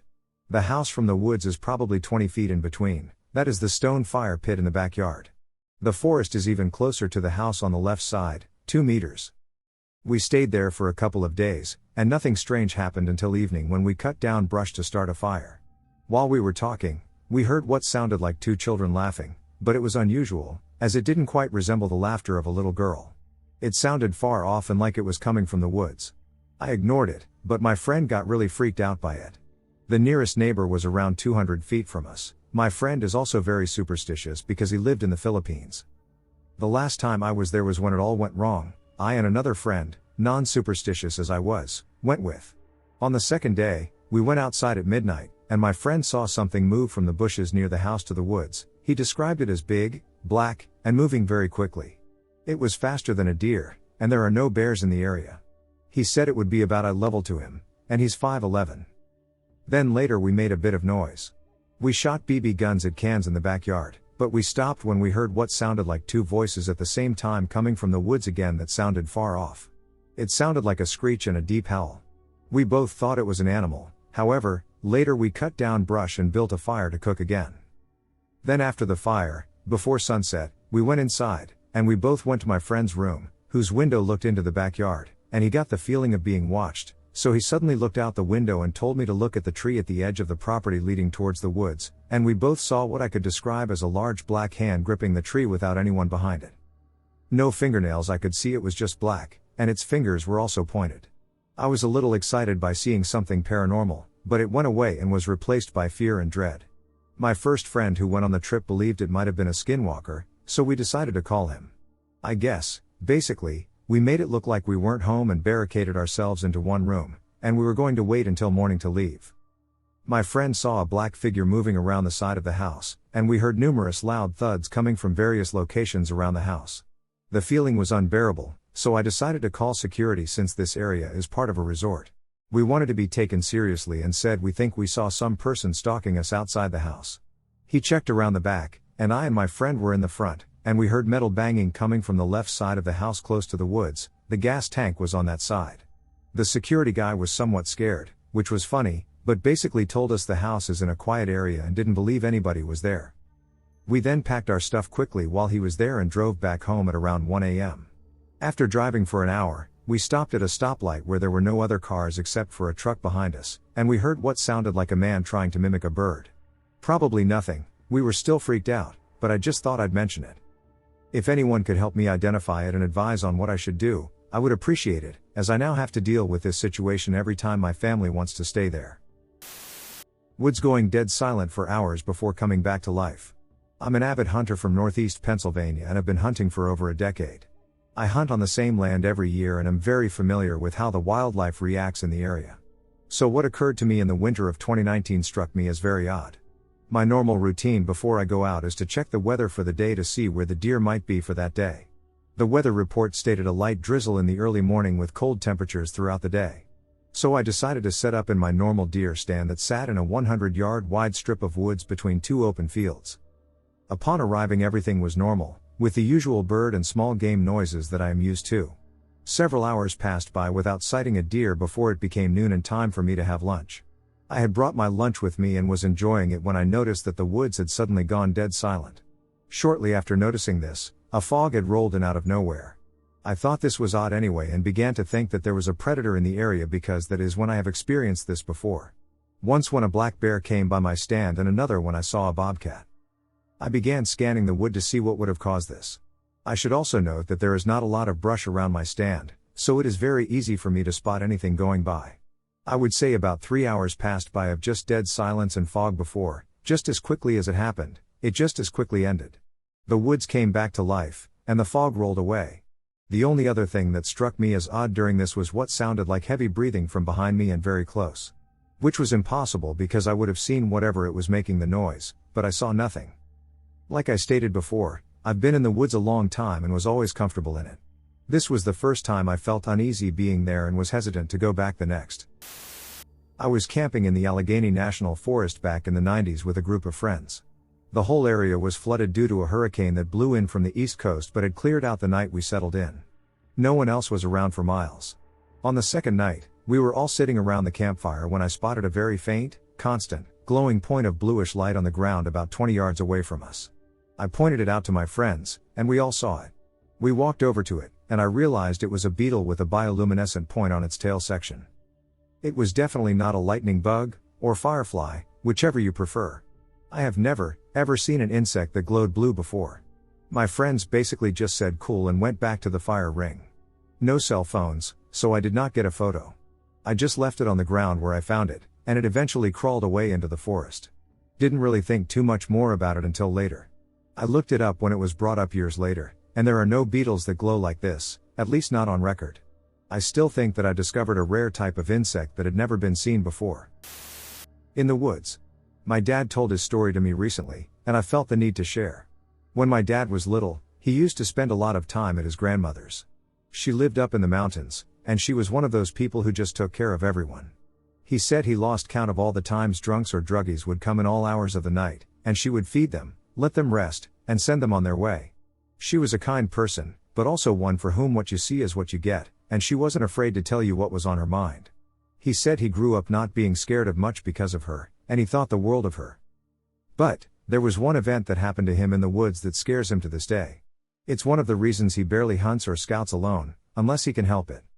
He was about 17 or 18, and he had stayed with his grandmother so he could go deer scouting the next morning. The next day, he gets up early and heads out. My dad has a good sense of direction, but for some reason that day, he got turned around and lost in the dense forests of the mountains. He walked, and night fell with him still clueless on where he was. Tired, frustrated, and a little uneasy, he stopped to take a break and sat down. He said that it was pitch dark, his little flashlight not giving much light. He was thirsty and starving, and he just wanted to get back to his grandmother's. As he sat there, thinking where to go, he heard heavy footsteps and twigs snapping behind him. This scared him at first, thinking he may have come across a bear. He stood up, knowing if it was, he needed to get the hell out but not be hasty about it as to spook it if it was a bear. He just starts calmly walking away, hoping he was going in the right direction this time. But the footsteps followed him. They were extremely heavy, thudding behind him in the distance, but as he walked, he noticed that they were speeding up. My dad starts walking faster, and as you can guess, the footsteps become faster. In a short time, he hears them now, maybe a couple yards behind him. Scared shitless, he turns around and shines his flashlight to see nothing but these huge hoof prints. In their wake, the grass and such were dead and dying with each step. He starts freaking out and sprinting straight out now, not caring which way he's going. He just wants to be as far away from whatever this is as possible. The footsteps behind him are following suit, sprinting after him. He only glances back once more, still seeing nothing but giant hoof prints and dead grass, leaves, and such wherever they land. By now, he's not sure how long or far he's been running when he sees lights in the distance. He runs towards them, hoping that someone can help him if he's come upon a house or store. He breaks out of the woods, and joy floods over him when he sees it's his grandmother's home. She is sitting on her porch, the lights outside on. His grandmother was a religious woman, so she was reading the Bible at this time. As embarrassing as it was for him to admit, he said he started screaming for her, tears falling down his cheeks, and she stood up and looked behind him to see the hoof prints and hear the sounds herself. She holds her hand out to him, and he grasps onto it as tightly as he can as she pulls him to her. She then says loudly, "You can't have him." He said the silence that lingered after that was intense. He had buried his head into her shoulder, so when he looks up, all he can see is where the hoof prints and dead grass and leaves lie. She just held onto him as he cried, whispering to him that he was okay and it was gone. He has no idea what was after him that night. And he doesn't want to know. But he is pretty sure his grandmother saved his life that night. Forest spirit woke me up while camping in the PA woods. I was camping near the Pocono Mountains in PA recently. I was sleeping in a hammock, which I feel exposed me and made me susceptible to spirits because I wasn't shielded by a shelter. Around 3 a.m., of course, I am woken up by 3 loud knocks on the tree next to me. It was wood on wood, very unnatural sounding, and decently loud. I look up, and standing about 6 feet or so from my tent is a shadowy figure, facing me, holding a long stick/staff. For some reason in that moment I just kind of didn't care, or maybe I didn't feel threatened and just went back to bed. But now, a couple of days later, my hairs stand up when I think about it. That felt very real, and it seems as if it wanted me to wake up for some reason. Does anybody have any similar camping experiences? Is there any folklore that backs these events up? There's something in my woods. I'd like to say for the record that I've never been afraid of the woods until recently. Last year on my birthday I moved into my first apartment. I had 2 other girls living with me, and it was right next to the state police headquarters, so I wasn't super worried about being out on my own. The apartment was a good deal. It was only $400, utilities included, and was only 15 minutes from my job, so I was happy. The first few weeks were uneventful. I settled in, unpacked all my shit, and set up my room. Since one roommate was OCD, the 3 of us spent every waking second of free time cleaning. In case you're wondering, she wasn't exactly our first choice of roommates, but I had a bleeding heart when I heard her boyfriend kicked her out and she needed a place to stay. When things finally calmed down, I decided I was going to explore the local trails. I enjoy taking long walks, so the fact that there was trail access on the property made me stoked. So I strapped my hiking boots on, packed my bag with snacks and water, and headed out. That's when it started. The first thing that struck me as odd was that the trails were practically empty. Being that I moved in right at the start of tourist season, I figured they would be more popular. Yet there wasn't a single other soul for the many miles I walked. I had set out around noon, and when I checked my phone and saw that it was nearly 3 in the afternoon, I decided to rest and head back. On my way back, I found railroad spikes. At first I didn't think much of it, since the trails were old railroads, but when I thought about it, I didn't remember seeing any on my way. The second thing that surprised me was that the spikes were directly in my footprints and did not appear to have been stepped on. They weren't sunk into the dirt. It was as if someone was following me and placing them in my tracks. However, there were no other footprints besides mine, unless you count the deer tracks. This happened on a regular basis after the first discovery. I went for walks almost daily. It was a relaxation thing more so than exercise. It was the only genuine opportunity I had for myself, as neither of my other roommates shared my enthusiasm for recreational hiking. I thought that maybe one of them was playing a prank on me, but when I confronted them, on separate occasions, they both denied it. I dismissed it as maybe I was freaking out for nothing. After all, it was only railroad spikes. Nothing out of the ordinary. Then one day, I found one by my car. Having had enough, I stormed back up the stairs and into the living room. Do you think this is ducking funny? Newsflash, it's not. Stop it immediately. I yelled. Calm down, what are you talking about? Roommate asked. Yeah, seriously, what the hell are you talking about? Said roommate B. I placed the spike, rather roughly, I must admit, on the coffee table. Both looked confused, and I explained what's been going on. So I canceled my plans with my mom and took them into the woods with me. If you're really not behind all of this, then we will find them on the way back, I said. This will prove you didn't do it, since right now I don't know what the duck is going on. They agreed, if only to prove they weren't behind it. Of course we found 6 of them on the way back. I had even made it a point to tell them to watch their tracks to make sure. The trails were only wide enough for 2 people to walk beside each other, so it was me and A up front and B in the back. They didn't see any on the way in, but we found 6 on the way out. The unsettling part is that the footprints were only found in my tracks. This goes on for a long time. Occasionally, we'd all hear weird footsteps in the woods at night, and we tried to rationalize them as nocturnal animals of some sort. We knew better, though. One night, my best friend T came over. For this part, I'll admit that I was smoking weed. It's legal for recreational use where I live. We had been sitting on my porch for about 2 hours, and all night we had been hearing some rustling in the woods and an owl probably about 10 feet from where we were. Nothing too out of the ordinary. We lit up a joint and passed it around a couple of times when T shushed me. "Did you hear that?" she asked. "Yeah, it sounded like someone was walking around out there." The owl had been hooting more frequently, but suddenly, no shit, mid-hoot, it morphed. It went from hooting to the sound of a woman crying. It barely even sounded human. We both hauled ass into the house. "Dude, what the duck was that?" "I don't know." "How the duck?" "I don't know." By then the commotion woke my other roomies up, which answered our other question. We thought maybe one hadn't gone to sleep and spent most of the night ducking with us. The only door out of our third-floor apartment was behind where we had been sitting. We explained everything. That was the last straw. I moved back in with my parents. The unfortunate part is that they also live in the woods, probably more so than my apartment was. And yesterday I just found another railroad spike. There are no railroads, old or new, anywhere near my parents. Please help. I don't know what this thing is. Can someone give me any idea what it is or what to do? I heard something terrifying in the woods. This happened in March of 2011, near my house in a small town about an hour north of Indianapolis, Indiana. I was in 8th grade at the time, and it was during my spring break. That year, instead of sunshine and warm weather for spring break, there was a snowstorm, probably around 8 inches or so of snow. My 2 friends, my 2 younger brothers, and I decided to make the best of it and just go play in the snow for the day.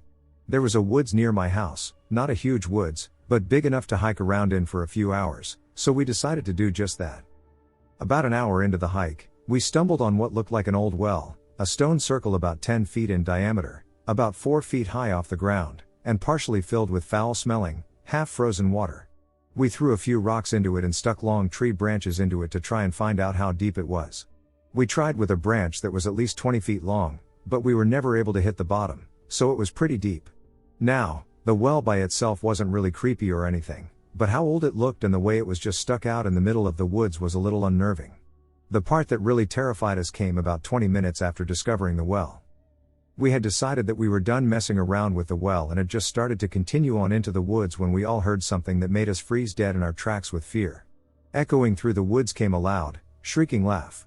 It was a high-pitched, grating voice that was still very loud despite seeming like it came from somewhat far away. We all just froze for a moment, trying to make sense of what we'd just heard. The laugh came again, this time distinctly closer to us, but still not in our immediate vicinity. At that moment, none of us saying a word, we bolted back the way we came, away from the sound, in the direction of my house. We didn't stop running for what seemed like forever, and we eventually made it back to my house without any more incident. None of us had a clue as to what we'd just heard, and none of us were ever brave enough to go back out there to try and figure it out. I would love to hear any thoughts about what it could have been, paranormal or otherwise. This is a very real story that I personally experienced, and I would love to know about any potential theories that could explain it. The trail disappeared behind us. My girlfriend and I live in a small town in New Jersey right by the Delaware River. We have many trails around here in the woods, and the one we went to last night is in a small state park right by the river. We had gone to this spot once before during winter, and all of the vegetation was gone this first time. The trail was quite clear and had only a very thin strip of wood separating the road from the riverbank. However, this second time, it was different. Now that it was summer, there was thick brush everywhere in that spot. We parked the car around 6:30 p.m. in a small space right off the road where the trail starts. It was clearly visible, beckoning us in despite the thick brush. Thinking back, it was almost unnatural how beaten down the narrow slice of trail was in contrast to the thick brush surrounding it. We embarked on the trail and reached our spot by the river effortlessly within 6 minutes. There was one area where the trail led us to a small ditch filled with plant life, but both ends of the trail were clearly visible from this area. After passing through, we passed a big tree with thick roots coming out from the ground and made it to our spot by the river. When we got to our spot, we saw the river was quite high, but we found a spot to sit down. We sat for about an hour, talking about the tragic fire that recently happened in Hawaii. At around 7:30 p.m., we figured it would be a good idea to head back before it got dark. When we passed the big tree right at the start of the trail and got down in the ditch, something felt off immediately. I couldn't tell you what, but I felt terrified of the vegetation. It was so thick and suffocating. Standing in this ditch, the two of us tried to come back on the same trail we came through. But when we went in that direction, we noticed the brush had completely swallowed it up. It wasn't even dark at this point.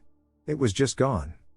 We looked everywhere in that ditch for our trail, we even brute forced our way in the direction of the trail. But we never found a trace of it. No narrow slice of clear ground, everywhere was covered in green.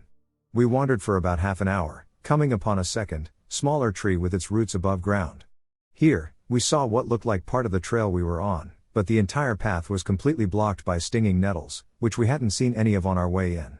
This tree was a landmark we remembered from our first time coming here. We searched, and like I said, this was not a very large trail, we should have stumbled upon it. We were scared of the coyote pack and bear that call these woods home. My girlfriend was panicking, and I was not much better.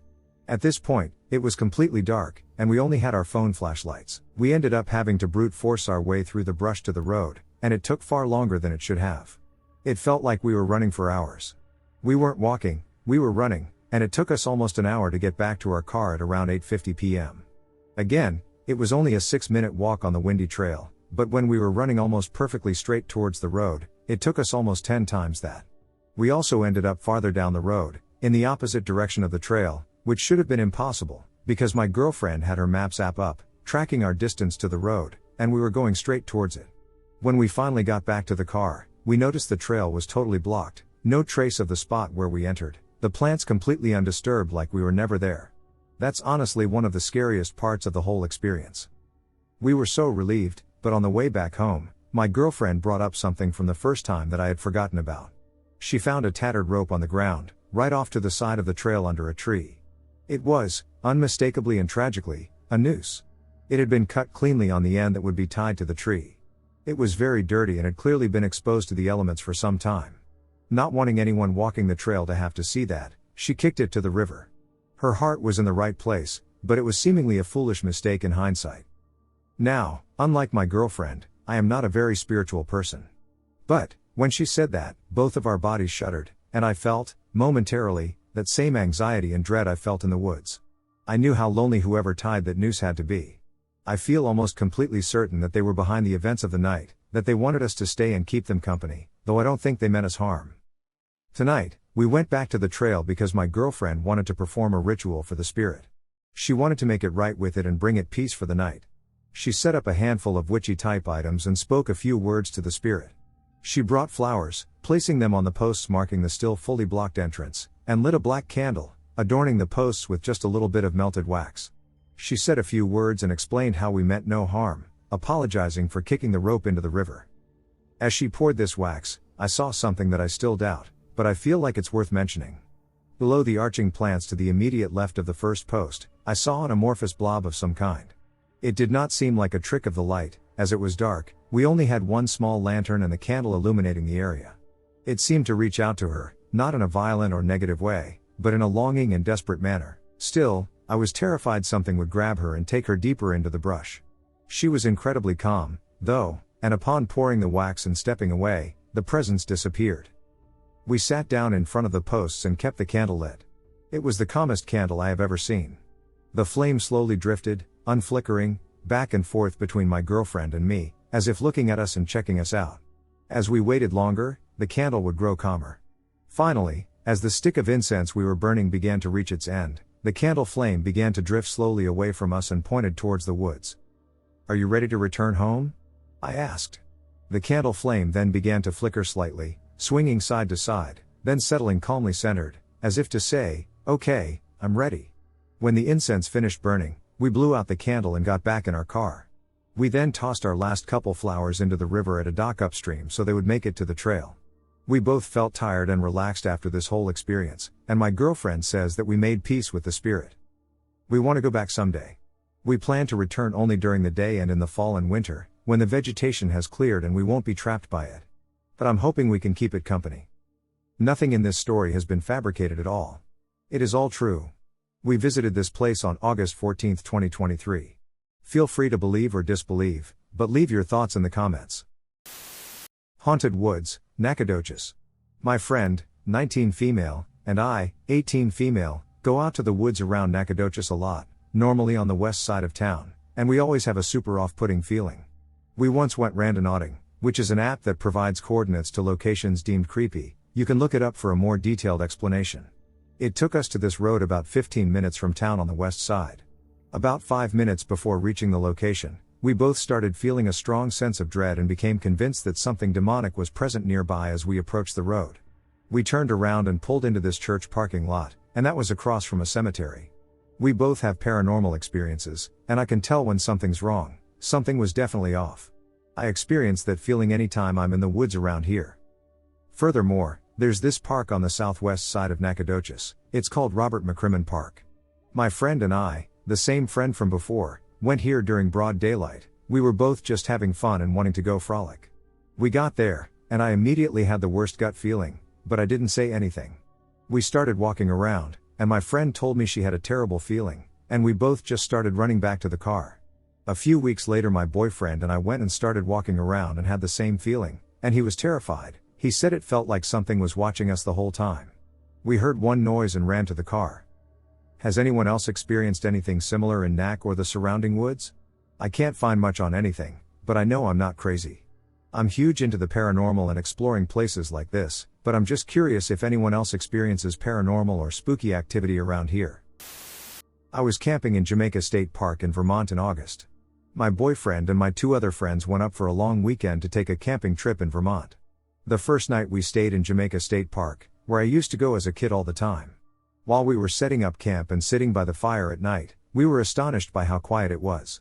No birds, cicadas, crickets, etc. None of the regular sounds of the woods we are used to hearing while camping. We didn't think anything of it. As I was falling asleep, I felt an eerie sensation due to the unusual silence. I ultimately fell asleep but awakened during the night to the sound of a banging noise. The campground is a loop, and I first heard this sound right on the road alongside our tent. I couldn't hear any shuffling as if someone was walking while hitting something. When other people walked on the trail to the bathroom, I could hear footsteps. The noise was just a clanging type of sound. It sounded almost as if someone were hitting a metal pan. This sound was loud and deep, not high-pitched. This sound continued around the campground loop twice. This sound may have lasted for approximately 20 minutes. This bang also continued at the same steady metronome the entire time. Maybe a bang every 5 seconds. I have never been so scared. I am pretty comfortable in the woods and have camped alone and gone backpacking. I've camped alongside bears and other animals but never felt as scared as I was that night. I was completely frozen and too paralyzed to move. I kept running through my head any explanation but couldn't come up with anything logical. After looping the campground twice, the sound eventually stopped, and I fell asleep. The next morning I asked my friend group if anyone heard it. Only one of my friends also said he heard the whole thing and described it exactly as I did. We just laughed it off and joked about it. We came to the conclusion that it was a moose, although I wasn't convinced. I asked the park ranger if moose are ever around this area. She laughed and said no, it would be very uncommon to see a moose. I explained the noise that we heard, and she said she'd listen as she fell asleep tonight and would report back if she heard anything. The following night, we slept with heightened anxiety, ready to check outside our tent in case we heard the noise again. We did not end up hearing anything, and in the morning we left this campground and headed north to the next. We continued to joke about it throughout the weekend but couldn't come up with any logical explanation. An ambulance was at the site across from us in the morning, but I don't think it matters. The man who was camping at the site was on the older side. I suggested that he might have dementia, which could explain his confusion during the night and the sounds we heard. My friends didn't think so because they thought that the camp ranger on duty would have suggested that could have been what we heard. Fast forward to the morning of October 23rd, and I was scrolling through videos, where I saw one talking about the Bennington Triangle. I want to emphasize that I neither follow conspiracy theories nor believe in ghosts. Upon investigating the location, I discovered that we were camping just outside of this supposedly haunted area. Looking into this a little more, I found that people commonly report hearing sounds similar to what I heard. I wonder if anyone has insight on what I could have heard or, hopefully, has a logical explanation for this. Music in the woods. So it was about 11:10, and I was outside doing my thing. Then I started hearing loud music coming from my neighborhood, so I walked towards it, and it started getting quieter. This freaked me out, so I decided to head back home and grab a knife. As I was walking away, the music was getting louder. Once I got to my house, I asked my mom if she heard the music, and she said she could. After I grabbed my knife, I headed back towards the music, and it kept getting quieter till I reached a point where it sounded like it was straight ahead in the woods. It sounded like there was an animal screaming mixed in with the music. Well, I was debating going in, and it suddenly stopped. When I got back home, I looked at the videos I had sent my friend, and the only thing you could hear was me walking and talking. No music, even though I couldn't hear myself over the music. I was wondering what it could be and figured here would be a good place to ask. Something we heard in the woods. Okay, so this happened back in 2021, and I just wanted to share to see what you guys are thinking about this.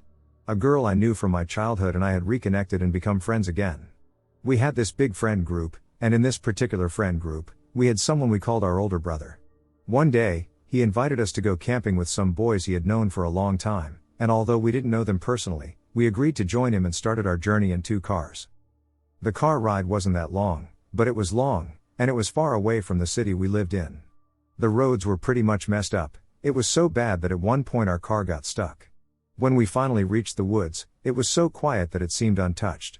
Where we decided to camp was near a lake, and it was so calming. The stars were brighter than I have ever seen. Then we prepared the tents. Thereafter, everyone just started to talk to each other and have a good time, you know. Time went on, and it was around 2 to 3 a.m. at this point, and some of the people started to look at their phones. My friend, another boy, our older brother, and I started to play a game where we would hide and try to scare each other. But it was so weird, we were laughing like crazy people even when it was not that funny, so one of the other boys thought we were drunk, but we didn't even drink a sip of alcohol, everyone was sober. After all this laughing, we started to hear a drum and flute voices, like this was a band, coming from the woods. Everyone was silent at this point and couldn't understand what was going on. The voices began to circle around us, continuing for a while before stopping suddenly. It was so eerie that we stayed up all night waiting for it to be morning. Did anyone experience something like this? Rain, woods, and darkness. This is a story about a local legend. However, it is not widely recognized as a legend, which means that only a few people are aware of it, and no one truly knows anything definitive about it. I will present encounters from a few friends, followed by an encounter that my friend and I experienced together, and then I will share my theories. So the city we live in has a lot of woods. In fact, there are more woods than there are buildings. I mean that the actual landscape consists of approximately 60% woods. Now, as we have a lot of woods, we have a lot of parks. The things that my friends have seen in these parks are what I believe to be true. My friends are some of the bravest guys I know, and they can't even talk about it without crying. One group of my friends was in one of the parks at night, cutting through the woods on the way to a party. It started raining, so they decided that as late as it was, there were probably no cops going to check the parks while it was raining, so they should go under the pavilion and wait it out or head home. As they started to make their way to the pavilion, they heard a snap. A ducking loud snap, as if someone had ripped a branch off of a tree. At this point everyone was a bit freaked out but just kept going anyway. Next they started to hear thumping and started running. Once they broke the wood line, they heard a full-blown crash and turned while running to see a dark creature that looked like some sort of big ducking wolf that was dirty blue-green running after them. One of my friends told me that he didn't know how long he had run because it seemed like time had started to slow down. He said he felt like that thing was just toying with them because he doesn't believe he could have ever outrun the creature had it not wanted to be outrun. As I heard this story, I thought of a kid I knew to be a weirdo. I now know this kid was actually a Wiccan, but when I was younger I just thought he was weird. This was a kid who wore a trench coat and had a knife clearly displayed on his belt at all times. He was legally allowed to do so. I decided to get his number through the grapevine and give him a call and asked him to meet up with me because I had to talk to him about something. He was very suspicious at first, as he wasn't a very close friend of mine, but decided to meet me because he was friends with my friends. When we met, at the very park most of these stories took place in, he seemed like he was a bit scared. This worried me a bit. So I flat out asked him, "What do you know about Ryan, Josh, and Paul's story?" Fake names, I don't want my friends' real names used. At that point he said that if we were to talk about this, we had to leave the park, as it was a transgression. I didn't know what the duck he was talking about, but I followed him. We eventually made our way out of the park, and he told me that they were corrupted guardians of the Native American tribes that used to live here way back in the day. The guardians, as he called them, were once good but have become evil now. He said he didn't know why or how, but that I shouldn't really worry about it because beings like that don't normally meddle in human affairs. I asked him about the story of our friends and how it unfolded, but he replied that he didn't really believe them because he would have known if something significant had actually occurred. I let it go, and time went on. One winter night, my friend Ryan and I started talking about the story in his kitchen. As he told me of his other experiences, he began to cry. I've never seen him cry apart from this one time. I was there when his dad died, and I saw when he broke his knee. I've never seen him cry from pain or loss, ever, so I thought it odd, and it made me believe him. I remember asking him if he would take me to the place where he had his first encounter ever, and he agreed. He warned me to wear a pair of his boots, because he knew it was going to rain. I told him it wasn't going to rain, if anything, it was going to snow. He just handed me some boots, and I just went along with him. We got to the woods, and I realized that these were woods where I'd had my own experiences. I remember that in these woods I found a deceased cat as a child, and once when I had thought about ending myself, I came here. These woods were bad. Creepy, someone died here badly. Now we walked into the woods and to the clearing in the center, and sure enough, it started ducking raining. It was 15 degrees outside, and it was raining. Not snow, sleet, icy rain, or hail. Rain. This scared me a bit, but we decided to push through and investigate. These woods were creepy because in the middle of this clearing there is a perfectly circular ring of trees, around a manhole sewer grate, that are always dead. Always have been. Dead in the summer ever since I was 7 years old, and at this point I was 17. That didn't surprise us, though, because we'd both known that it may have had something to do with the sewer system. We walked through the wooded hill near the clearing, around the top, and back down, coming to stand in the middle of the circle of dead trees. After standing there, we noticed that the two trees inside the circle make an arch. Then we heard twigs snapping. After a minute, we heard branches breaking on the exact path we had walked. At that point, we were scared and had decided to leave the woods because, no matter if it was just a bum, we didn't want to die out there. So we start on our way, and then the weirdest thing that has ever happened to me happened. As we were leaving, I heard a voice. It sounded as if the voice was inside my head. It said in the most difficult to describe voice you can imagine, Onsla. I asked my friend Ryan if he had heard anything, and he asked me, Onsla? At that point we ran. We just knew to get the duck out of there.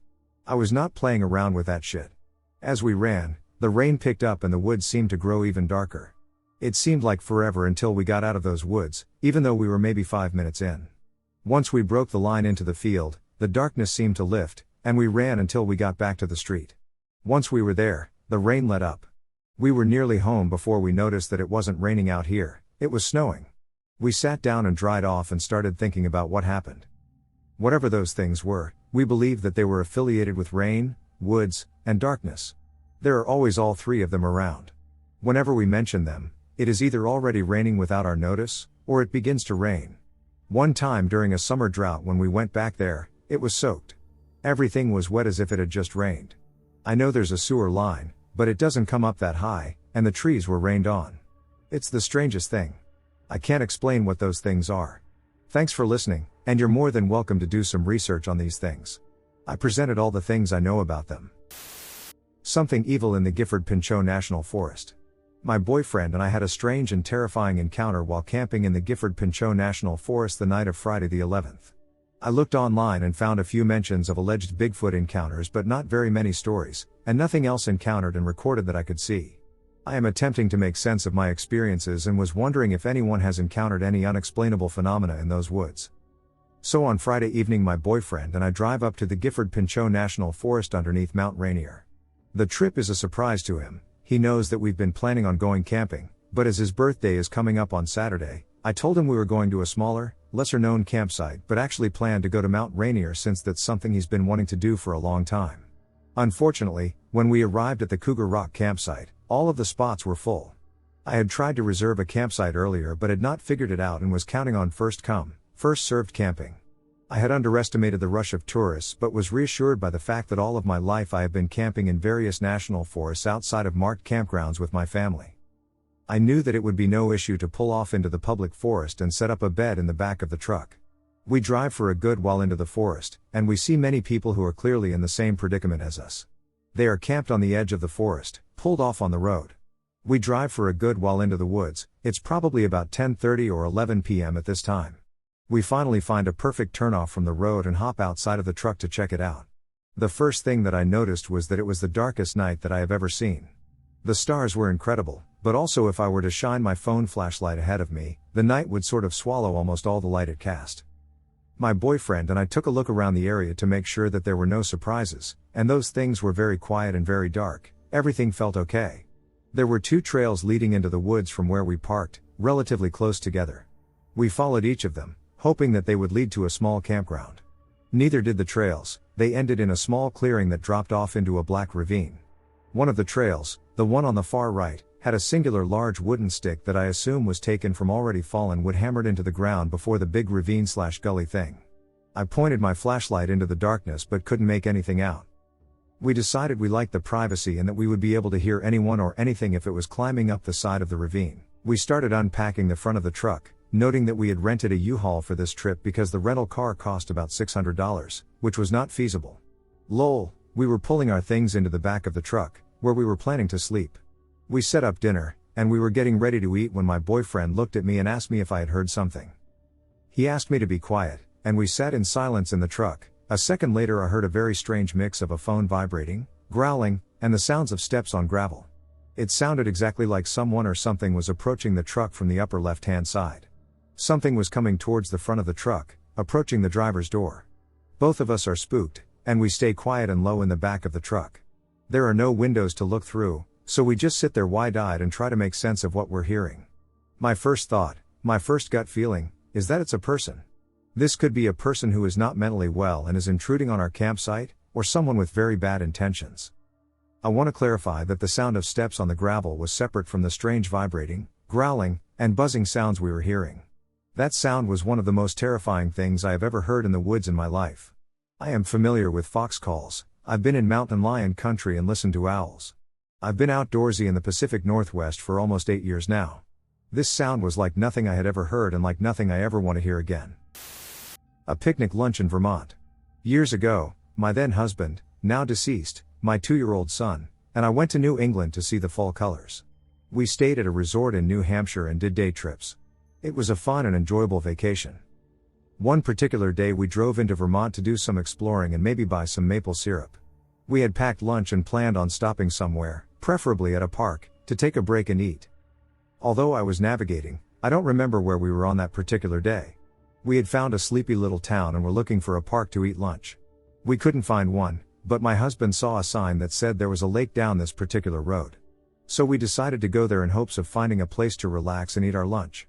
As I recall, the road went a mile or so through a canyon of sorts and ended at the parking lot of this pretty lake. It was quiet, and we were the only people there. We got out of our rental car and did a little scouting around. As I recall, the picnic area was older, wooden, and painted a reddish color. I remember feeling uneasy about the place and thinking reassuringly that this place must really be hopping on the 4th of July. We decided on a particular picnic bench and unpacked our lunch, but my feelings of dread were gradually increasing.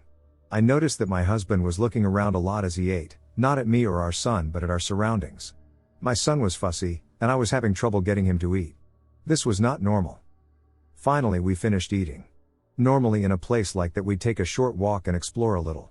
Instead, my husband asked me very directly if I was done. I said yes, and he said, "I'd like to get going." I was happy to leave and couldn't get out of there fast enough. We gathered our things and trash and left quickly. We didn't say anything to each other as we drove back through the canyon to the town.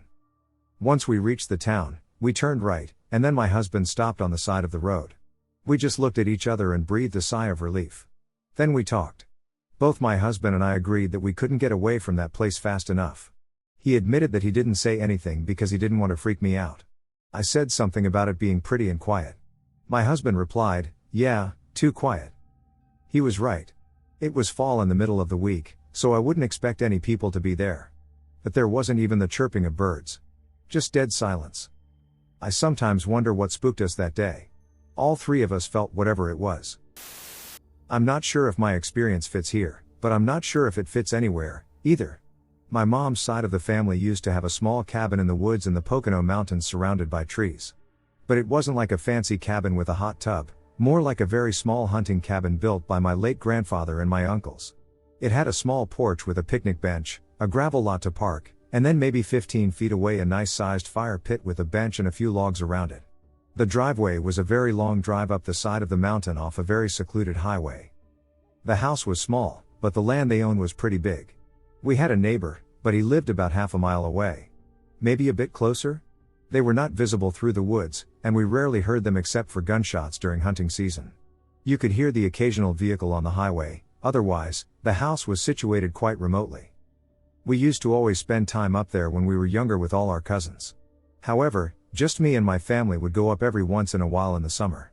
We would go hiking and visit the local amusement park and have big bonfires and roast marshmallows and cook burgers. At night we would walk farther down the driveway towards the highway where the trees weren't as close together so we could see the stars. Without all that light pollution, you could seriously see everything. It was a great time. Anyway, one summer when I was maybe 13, our family of 5 took a trip up there, my family being me, my 2 older sisters, and my mom and dad. I used to be afraid of the dark, particularly in the woods, and I still am. I only went outside with my parents or siblings, who were usually with me. One evening, we ignite the bonfire, engaging in conversation, roasting marshmallows, and savoring the summer night. I was pretty tired from whatever we had done earlier in the day, so I decided to join my mom inside on the couch. I ended up falling asleep in the living room. I woke up, I can only assume, a few hours later.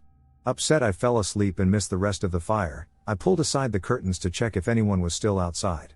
From the window, I can clearly see the fire pit still ablaze and what I assume is my dad sitting on the bench by himself out there. Not wanting my dad to be alone, I decided I would join him. Now I sincerely hate the dark, and even though the fire pit wasn't terribly far, that walk still felt long in the pitch black. I don't know what possessed me to go outside without looking for any other member of my family or even checking the time. So I opened the door and step onto the porch and call to my dad to ask why he was still there. The pit was maybe 15 to 20 feet away, but he should have heard me in the night.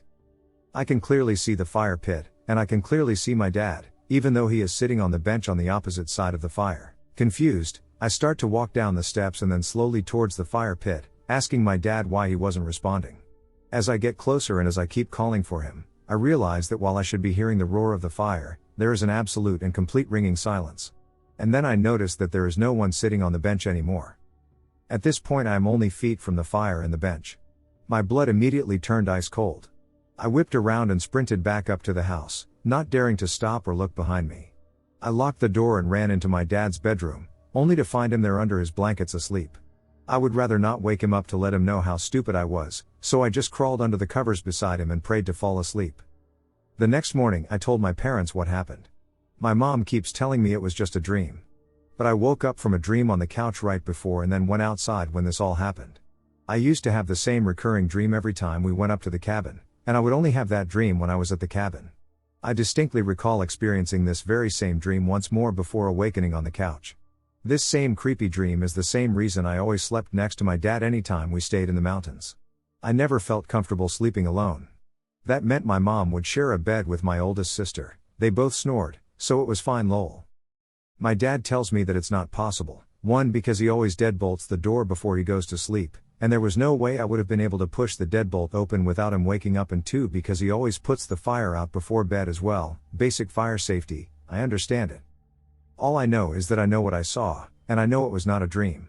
I hope you guys don't also think I'm crazy. Spirits in the forest? I'm in the forest a few times a week.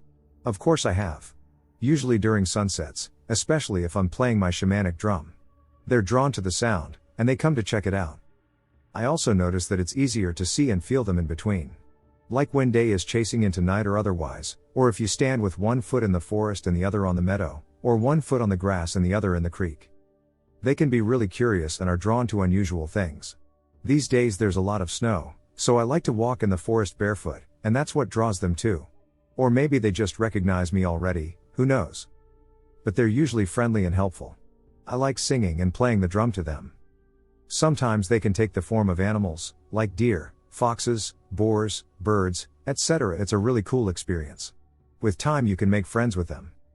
Many times I simply fell asleep while lying down under a tree, waking up surrounded by a complete darkness, and they always guided me on my way out of the forest. Sometimes they just put cool stuff in my way. I collect stones and sticks I find in the forest. Or maybe birds' feathers. When I go to the forest during fall, they always show me the best places where mushrooms grow and let me pick them up. Spirits are really cool. Down the river. Around 8 or 9 years ago on a cold, drizzling, rainy, foggy morning in February, my wife and I went trout fishing along the river. There was a bridge over the river, but being early morning, it wasn't getting much traffic, only a seldom vehicle here and there went by, and no one else was at the pull-off. I was probably 300 yards upstream from the bridge, and my wife was another 80 yards up from me. We were both wearing lacrosse boots and wading in the river. Out of nowhere, these 2 townspeople, who looked disheveled and dishonest, came up behind me. One of them said, "Hey man, if the cops come, we are just with you watching you fish. They are always after me, and I don't have a driver's license." I said, "Yeah, they be like that sometimes, especially the ones here." I proceeded to cast my fly a few more times and slowly ease my way towards my wife. The guy that said he didn't have a license went back under the bridge, and the others started going up behind my wife. Hell no.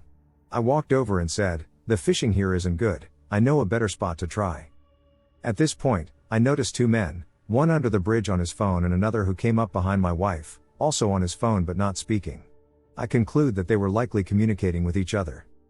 My wife says, "Yeah, let's try that other spot," and we start heading back towards the path to the pull-off by the bridge. While we were walking, the guy decided to follow us, still holding his phone to his ear.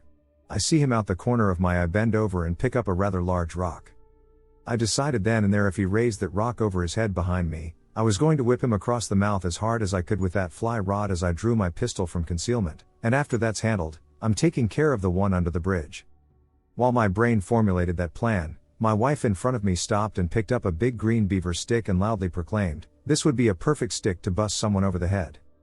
We ended up making it to the truck without incident, and I made sure to spool the turbo and let that straight pipe diesel eat pulling out of there just in case there really was a cop nearby and called the local police department to go check them out. I am uncertain about their true intentions, but I believe the story was fabricated, and they have no idea how close they came to resembling Wilson and his brother from Chris Knight's song Down the River. I've had some really strange encounters in the wild, some scary encounters, a sighting, etc. but man has always been the most dangerous, scary thing I've encountered. The Beast Below the Hill. Hello, this is a 100% real encounter that I had one night. The encounter to this day still freaks me out a little bit, albeit the experience was short. This took place in Mira Loma, California. It happened about 13 years ago when I was 17. I lived near a forested area near a highway above a hill. I was never the type to be scared easily. I'm not religious or superstitious or anything like that to start off with. I generally keep to myself, and I always described myself as a strong, silent type. I tend to notice environmental changes in my surroundings more than most people and keep on my toes. Anyway, the experience was short and occurred at roughly 2 a.m. at night. It happened in front of my house. While most people were sleeping, I, being the nocturnal person I am, decided to go in front of my house and run laps back and forth from there to the chain-link fence that went up the hill. It was about 100 feet back and forth, and I normally ran about 50 of these laps before I'd go back in. It wasn't a full moon that night. In fact, from what I remember, it was pitch dark, and there was an eerie feeling in the air. There was livestock in the area, and coyotes would come around once in a while, and I was familiar with all the sounds of the night, or so I thought. A sound that still sends chills down my spine stopped me midway through my quick exercise routine. I heard what sounded like a low pitch, but the source indicated that the animal making the sound was big and wolf-like. It struck me with fear and dread as I stopped running completely, cowering behind the car on the driveway. I thought perhaps it might have been a horse that resides around the property making a weird noise, but then I heard it again below the hill in the darkness. No, this was not a horse or wild pig, nor a coyote, at least to my knowledge.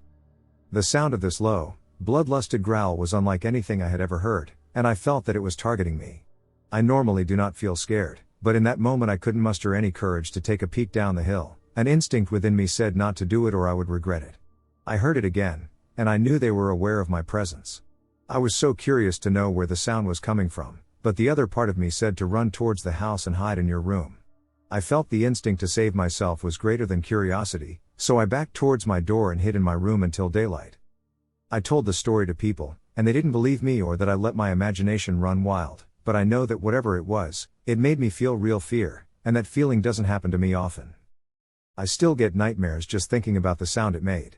I know that it wasn't a farm animal or coyote, otherwise, I'm sure I'd have overcome my fear to go closer and examine the sound, but I know I'll never know for sure. White figure. About 2 years ago, I was 13, almost 14 at the time. I was still quite immature for my age and enjoyed role-playing as Mortal Kombat characters, fighting with my little brother, who is now almost 13. By the way, I live in Whitefish, Montana, near a place called Olney, surrounded by woods. I also have horses basically everywhere on our property. Anyways, my little brother and I decided to go outside to the back of my house, where there is a road that is about 400 feet in length leading up to, I would say, about 8 round hay bales, to pretend to fight each other with wooden swords we had custom detailed and made ourselves. I was cosplaying as Sub-Zero, and my brother was just wearing regular clothes, and we started walking away from our house towards the hay bales because we intended to fight on them. Once we had gotten about halfway there, which took like a minute, we were almost at the end of our horse pen that was fenced in next to our house, reaching out halfway to the bales. I remember my brother leaning down to tie one of his shoes that had a messed up lace on the right one, and I'm going to proceed straight to the point, as too many details about anything but what we both saw still make me very nervous and sweaty. I looked over at him and immediately heard a loud trampling/sprinting sound coming from the hay bale area. I looked up at the hay bales and saw something that resembled a very tall human figure, although the bales were stacked 2 high and 4 wide. It was grayish-white and ran behind the bales in a mostly straight line, then continued past them and vanished into the woods that extended from behind the hay all around my house, except for the main gravel road leading to the highway. I immediately freaked the duck out and tried to yell to my brother right beside me, but only managed to basically talk super fast to him with an inside voice. He, too, looked up very quickly because he had heard the running.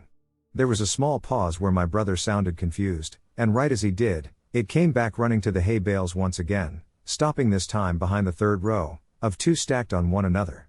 It was so ducking tall that we could both see almost the entirety of the thing's head, and then it ran forward a little bit and then straight back towards the woods, never to be seen again. I want anyone listening to this to understand that all of this occurred within approximately 5 to 8 seconds, and describing whatever this was as merely running is a significant understatement. It must have been running at least 40 miles an hour, fast enough that we could only make out its overall appearance and not the details. To me, it resembled the rake but was much taller, more slender, and gray in color. I remember my brother yelling, "What the duck?" And literally so do I, as we fully bolted back to the house in probably 15 seconds. I got there first, yanked my brother in the door, and slammed it harder than any other door I've slammed in my life, locking it. Of course, my parents didn't believe us at all, even though I was on the verge of either tears or a heart attack from the adrenaline. They said it was probably a ducking moose. Hopefully I will get better answers here than from them, but if not, then that's okay, I guess, and to be honest, I really do hope people believe me. It feels like a dream thinking back on it, just as it did the day after the incident. If my brother had not been with me, I doubt I would have ever believed what I saw. Something in the woods/fields. A few days ago, I experienced something that I always try to logically analyze before labeling it as supernatural. This one doesn't stand up to any of my explanations. I live in a very old multi-generation farmhouse in the middle of nowhere, in the Midwest. The property has its history like any other. There have been crimes, and there's a Revolutionary War cemetery, yes, revolutionary, not Civil War. Lots of French men, only a quarter-mile up the road. We're locally known as a haunted farmhouse, which doesn't surprise us. Friends would sleep over as kids and then refuse to set foot on the property again. We lost several babysitters growing up who were afraid of the hallway. Just your classic growing up in a haunted house childhood. So why is this one weird? I'm pretty sure it wasn't a haunting. It's a peaceful countryside, rarely disturbed, but with lots of wild predators. For this reason, we typically don't venture past the back patio once the sun goes down. However, recently, we had a pool installed. This pool is fairly far out in the yard and a little closer to the woods than I really like. Despite this, I will go out to the pool only if I am not alone. My siblings are avid night swimmers, and since I am not alone, I accompany them. So this was around 10 p.m. a few days ago. My siblings and I were relaxing in the pool and just generally goofing around. Plenty of animal noises to let us know the night was safe. Frogs, birds, and crickets are all good things to give you an indication that nothing is wrong if you live near a farm and woodland. We didn't have any lights beyond the string of fairy lights my dad draped around the edge of the pool, and those only provided enough light to see each other. Just farm kids being farm kids. Until what we all swore was a voice whispered "Hey" from the edge of the woods.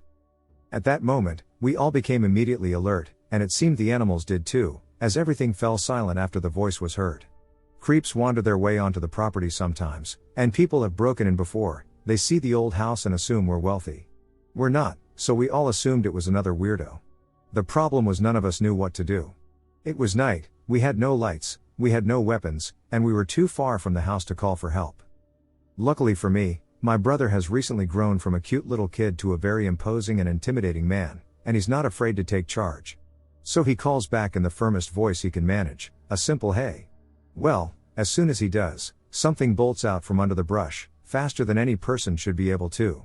It looks sort of like a person, but not. The limbs were too long, and it was running but in a strange mixture of on all fours and then bipedal, like it wasn't sure which one it was supposed to do. Its head didn't seem right.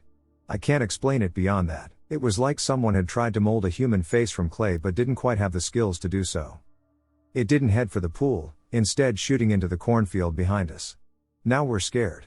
Again, we're still thinking one of the local crackheads had simply taken too much and is messing around. Mind you, we're still terrified. Crackheads can be more dangerous than any paranormal creature. Sure, Bigfoot might get blamed for the disappearance of the occasional hiker, but crackheads off people on the regular.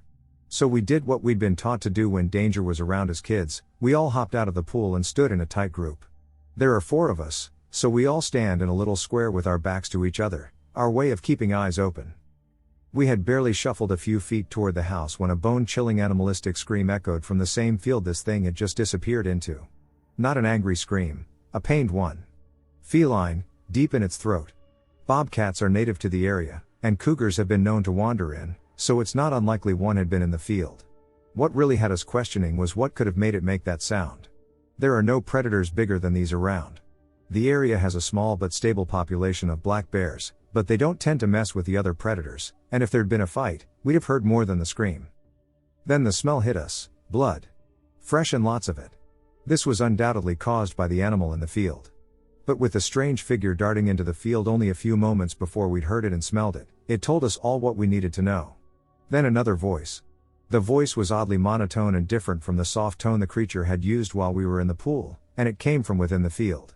It somehow sounded like a yell and a perfectly level request all at the same time. Come here. I want you to come here, please. We bolted.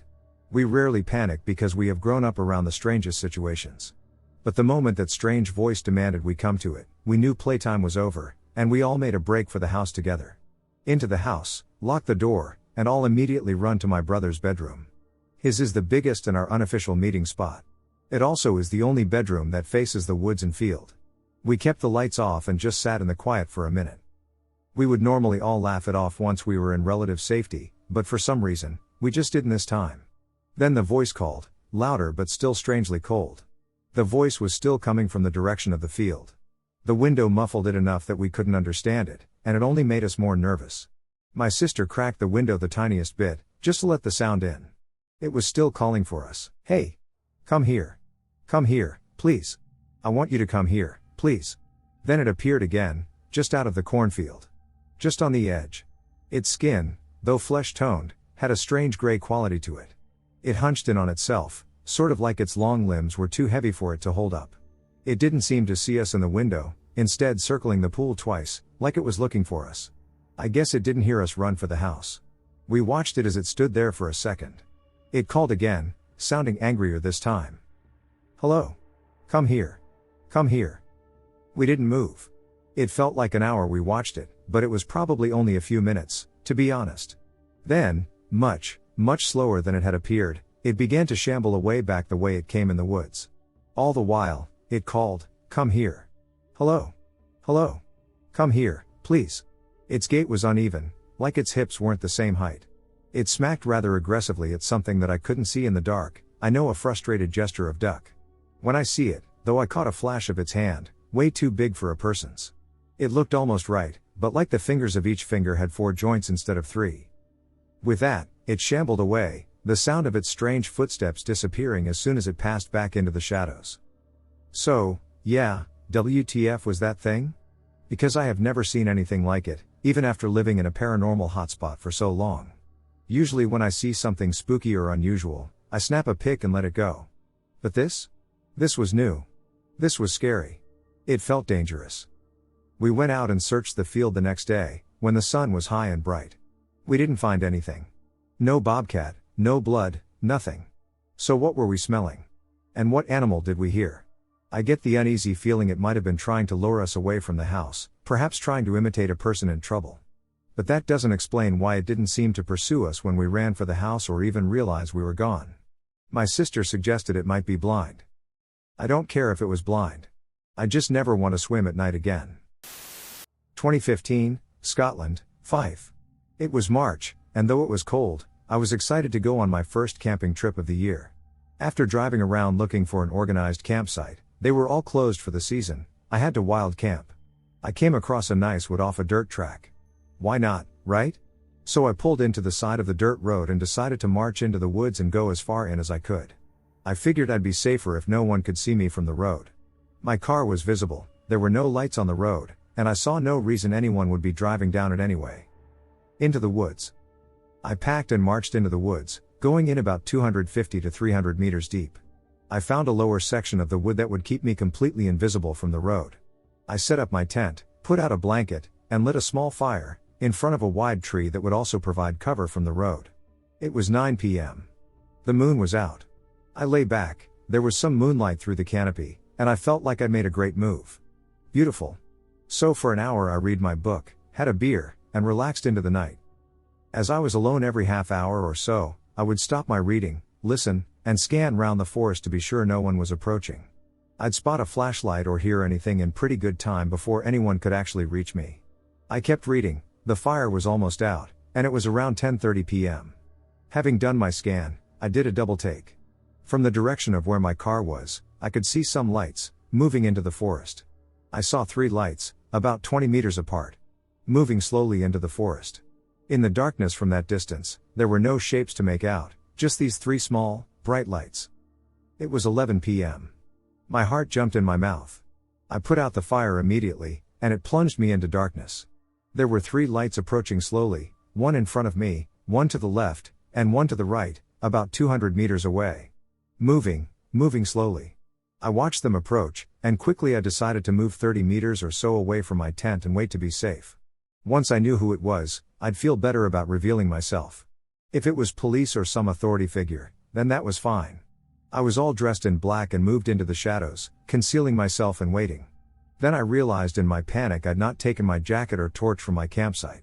I decided to leave it. I waited and saw the light move slowly in a straight line toward me through the forest. It was silent, with no sound except the faint cracking of the occasional twig or tree under their feet as they approached. I could detect the occasional short-length beam from the bright LED light looking left to right in the trees. I guess they were 100 meters away when I realized how cold I was. It was midnight now, so it had taken them 1 hour to go about 100 meters.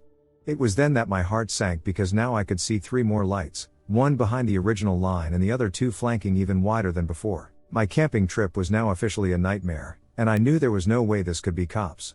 No comms. No shout-outs. Nothing. At 1:30 a.m., I am now beginning to feel the chill deeply, and I am attached to the same tree. Trying to keep my knees from locking. Trying to effectively meditate standing up and realizing, or resolving that I may have to stay where I am until the sun comes up. These things had no shape I could make out.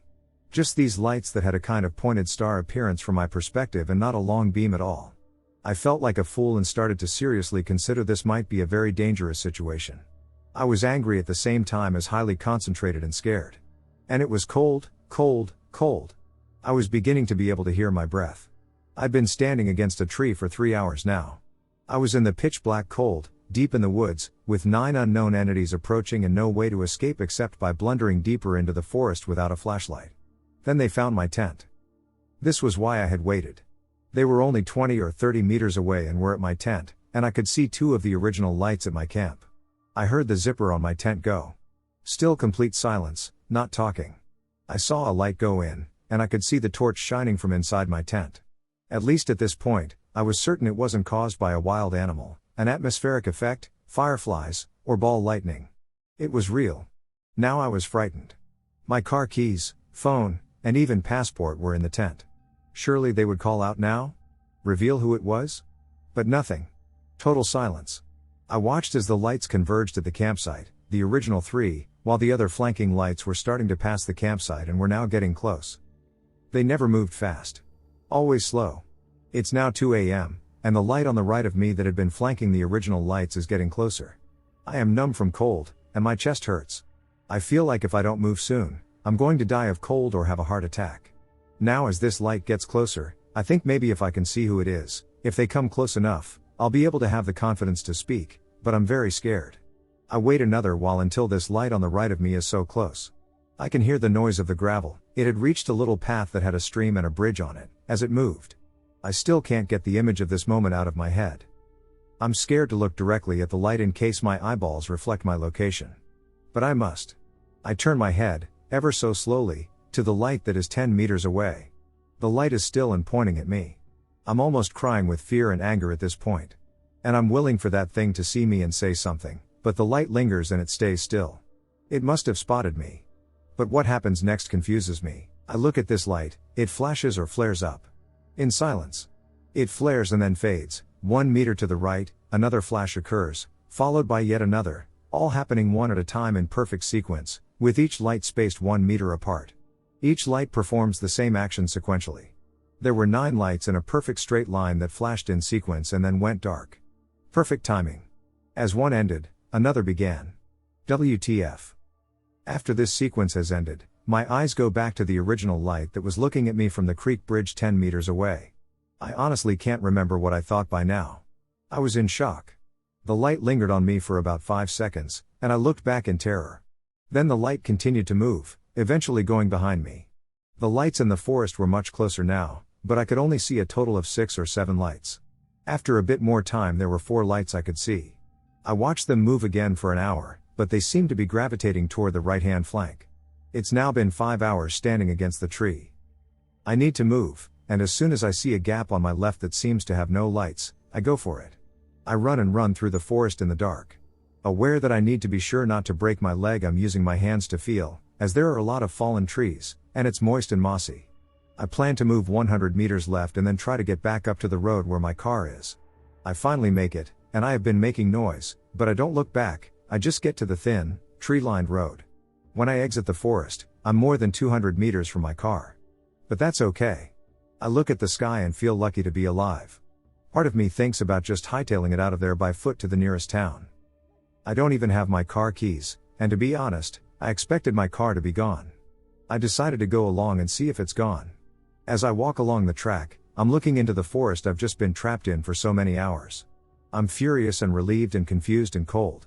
As I walk along, I see a light once again in the forest.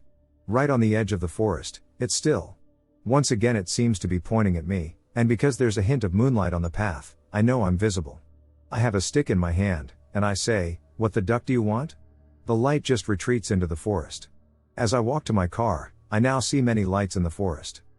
I get to my car, and it's 4:30 a.m. No sleep and freezing. No car keys. The thought of getting into my sleeping bag and being able to feel my feet and body again pushes me into that forest once more. I blunder around for about 30 minutes but eventually find my tent. I open my tent, and my passport, phone, and keys are all there. Everything has been moved around, but nothing is missing. I crawl into my sleeping bag, hoping no one has heard me come back. I lay still for an hour or so, no sleep, trying to get some body heat and shaking. As soon as the sun came up, I grabbed the tent, packed up, and drove out of there at high speed. I never told anyone except my closest friends, as this story sounds crazy, but it's totally true. I have many theories, but at the end of the day I have no definite answer. But I know one thing. I'm glad that I didn't stay at my camp.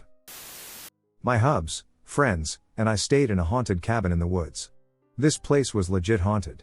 It was in St. Marie's near Coeur d'Alene, and we had to take a tram across the river to get to it. This place was surrounded by woods, wolf country, we could hear them howling at night. So anyway, in the cabin were the remains of old Lady Ellis. The story was that she had been the mistress of the original owner of the cabin, who was our friend's great-grandfather. It was their affair cabin. Old Lady Ellis's dying wish was that she wanted her remains in the cabin. Her remains are in a small coffin on the edge of one of the beds. It was an A-frame cabin with a loft, no bedrooms, a small kitchen, and a tiny restroom, and there were 3 beds in the living room. Lady Ellis was at the end of one of the beds. Our friend told us, "Don't touch the box, don't even look at it. She knows when you touch the box, and if you do, she gets mad and will mess with your belongings and you." Our friend was so scared that he refused to sleep in the cabin anymore. He was too scared and had experienced enough, in his words. So we all fell asleep after drinking and eating steaks, and in the middle of the night, lo and behold, this thing starts messing with the dishes in the kitchen sink. You know that sound? Cutlery and plates clinking. Yeah, that. She slammed the restroom door. And the worst part. We heard creaking and walking in the loft. None of us went up there. Apparently that's where the affair bed was, her favorite part of the cabin. I was frozen solid in the bed during all of this. I was too scared to move. My hubs was with me, and he heard everything too. We fell asleep eventually but hardly got any sleep. We never even touched the box, but there was an eclipse that night, so maybe that's why? I dunno. I would definitely stay there again. Something has been in the woods of Pennsylvania all this time. I'm from a region of Pennsylvania called, well, the Pennsylvania Wilds. It's a very rural and heavily forested place covering about a quarter of the state. I've been here all my life. When I was a kid, my one cousin once told me there were weird people lurking in these woods and that they only came out at night. My other cousin said something similar. She's from the same area also, but she said they were part of a cult that wore weird masks. I looked into that later on and couldn't find any mention of a cult. So I always figured they were both teasing me. Well, that was until last year.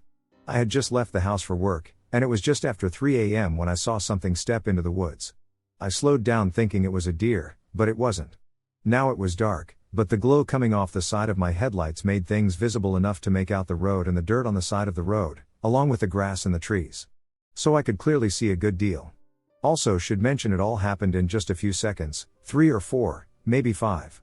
But there in between the trees I clearly saw a tall, lengthy, creepy man-like thing waving at me. It was all the same light brownish gray color. I thought he was naked, and I was about to stop and check on him because we were out in the middle of nowhere basically, and it was the middle of the night. But I changed my mind as soon as I saw its face. It had sunken black eyes and what I thought was a very unnaturally long smile that came out of its black eyes and stretched way too far down for what it should have been able to. But it could have been a nose instead. Needless to say, once I saw his face, I tore my eyes off of him and put them back on the road as I hit the gas. As I sped away, I refused to look back and began to wonder what the hell that thing was. Once I was at work, I convinced myself it was a weird-looking dead tree. On my way home I stopped where I saw the thing, hoping to find that weird dead tree, but there was nothing. Just an abandoned old overgrown road that led into the woods. It took some doing, but I just brushed it off as a weird trick of the light. It was more believable than the alternative, well, at least to me it was. Fast forward a few months to the end of fall, and I was just relaxing at home listening to a paranormal podcast about aliens called Tall Whites, and the one story they shared was from the next county over from where I live. Naturally my ears perked up.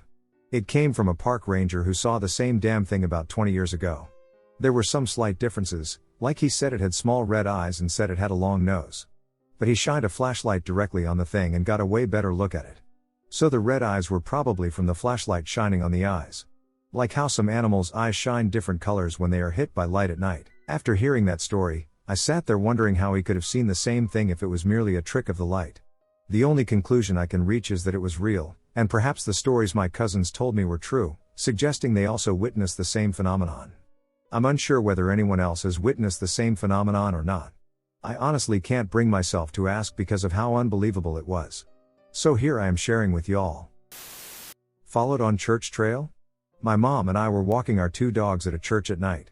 It was pretty dark, and not many people were out. As we wound a corner of the trail, we ended up in a more secluded portion of the church grounds. We started to hear a whistle, but I was not alarmed and continued talking like normal. However, my mom began to be disturbed by the whistle, as no matter the distance we walked, sort of fast walking, the whistle sounded as though it was always the same distance away. I thought it was a guy whistling, but it was the same tune of whistle each time. 2 parts, a high pitch and then a medium pitch, the same sound over and over. I thought maybe it could be a bird, but it was the same distance away, suggesting it may have been following us. What could it be? Regardless, my mom freaked out, and I wanted to keep going but relented and went to the car with her. We left, and all was harmonious.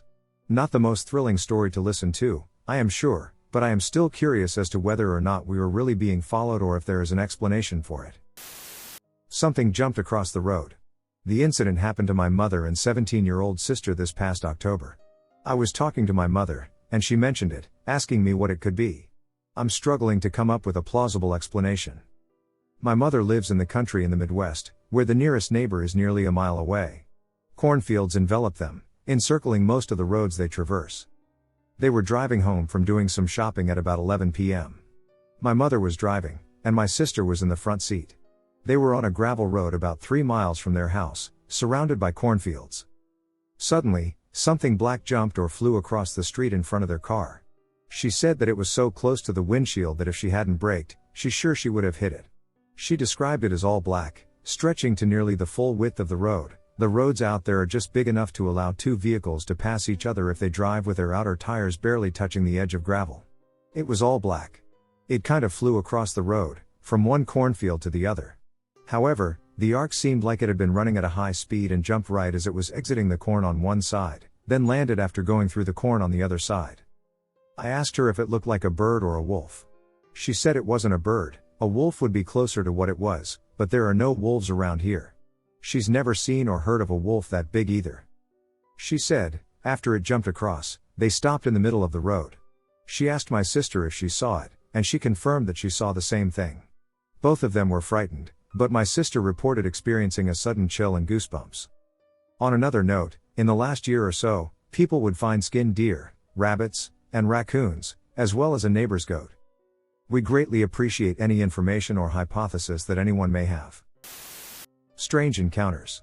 I've been an avid outdoorsman my entire life and spent countless hours in and around the woods, and this just has me stumped. This all took place in the mountains of western Montana over a 2-week time span. I was out having a campfire in a relatively secluded location with one of my friends when we noticed a random light from off in the woods. At the time, I didn't think much of it. However, we noticed the light moving around a bit, so we attributed it to a late-night hiker with a headlamp. Given our location and the time of night, we didn't feel comfortable staying there, so we decided to leave. A couple of days later, I returned to the same spot alone and initially did not see any lights. However, after about an hour, 3 lights appeared again in roughly the same direction. The strange aspect was that all 3 lights moved in sync, bobbing up and down while getting closer and farther away together.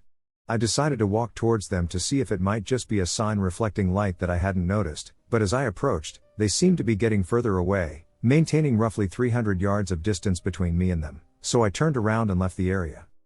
A few days after that I returned to the same place, this time at around 2:30 a.m., but I couldn't shake this feeling of paranoia that had overcome me, seemingly from the minute I showed up. At about 3:45 I heard a single noise that sounded like a whistle, just a single note, nothing crazy, but it sounded far off and deep into the woods, so I dismissed it as just a bird or some other small critter. But, about 20 minutes later, I heard more whistling, this time a genuine tune that lasted about 15 seconds and sounded no more than 50 yards away. I said, "F that," and bolted to my car and left. I haven't been back since. Maybe I'm just being paranoid, as there had been a camper ended in the area not too long beforehand, but this has been my creepiest experience in the woods for as long as I can remember. What do y'all think? Is there anything in the area that could explain these encounters? Anything helps. The beginning of my belief in extraterrestrial life. I was 24, and my brother was 21. We were on a beach at Lake Michigan. There are a lot of really awesome dunes to climb, so we climbed to the top of one and looked down the other side, facing away from the lake. The sand dunes were approximately 35 feet high. We found a location in the valley where 3 or 4 large dunes merged, and we decided it would be the perfect spot to set up the tent and have a small bonfire while we waited for our friends to call with directions to our location. The sun was setting but still had a good 30 minutes before it completely set. I cracked a beer and began picking up dead wood and twigs for the fire while my brother was getting the tent squared away. I heard him yell, "What the duck is that?" I knew something was wrong because the way he said it was filled with fear and confusion, kind of like when you feel a bug crawling on you and you are panicking while trying to get whatever it is on you off of you. I swung around and saw him frantically trying to get off his backside and trying to run away from something he was obviously scared of. I looked in the direction he seemed to be running from. I didn't see anything on the ground or on the dune, so I scanned up the dune, now facing the direction of the lake, but the dune is so high we can't see the beach or the water, and saw what we both described to be a smudge. Like a football field-sized piece of privacy glass with no clear edges just sitting there in the nearly night sky. Absolutely zero clouds. Anyone that's been to a huge body of water like that just before the sun sets will know you can see stars pretty well even though it's not technically dark. I was so confused, and I started to fight or flight. I ran kind of towards him and also the same way he was running, if that makes any sense. We ran up the side of the dune to get away from the thing. We got about halfway up and heard a sound to our left. It sounded big and was moving pretty quickly through the overgrowth. Already being freaked out by this big thing in the sky, we just started running away from the noise, sideways across the dune. We stopped about 50 yards from where we heard it, looking back to see something, anything that could be after us. Saw nothing, and then simultaneously, we looked towards the area of the sky where the smudge was. And it was gone. We were at the campsite for 15 minutes before we saw it in the sky, about 6 seconds of my brain trying to reconcile what my eyes were seeing. The rest happened in 45 seconds or less. Seemed like an eternity while it was happening. We did not camp that night, Called our friends, booked a hotel, and told them about what happened when they got there. They looked at us in disbelief and, at first, thought we were just ducking with them. Nervous laughter and a few yeah rights later, they were in just as much shock as we were. Haven't seen anything like it since, but it made me a believer. Somebody recognized me. But nobody was there? Man, I'm glad I found this place to share all my weird stories from the woods here in western North Carolina and eastern TN. I am an avid relic hunter and metal detectorist. I walk creek banks and search for arrowheads, Civil War artifacts, antique bottles, etc., and I've hit my areas hard. So I have to walk further every trip I take out. And some of these spots are pretty far out to begin with. Then, I begin my walk into the woods. More often than not, I end up trekking back in the dark. Although that detail isn't relevant to this story, it does help illustrate the type of person I am. This story actually starts at a local playground. There's a creek running past that everybody fishes in and swims in during the warmer months. But this was back in winter, and I was alone. I walked about a mile up the creek, just looking at the ground for something to catch my eye. I walked past an old house next to the creek, past the park that always gave me the creeps.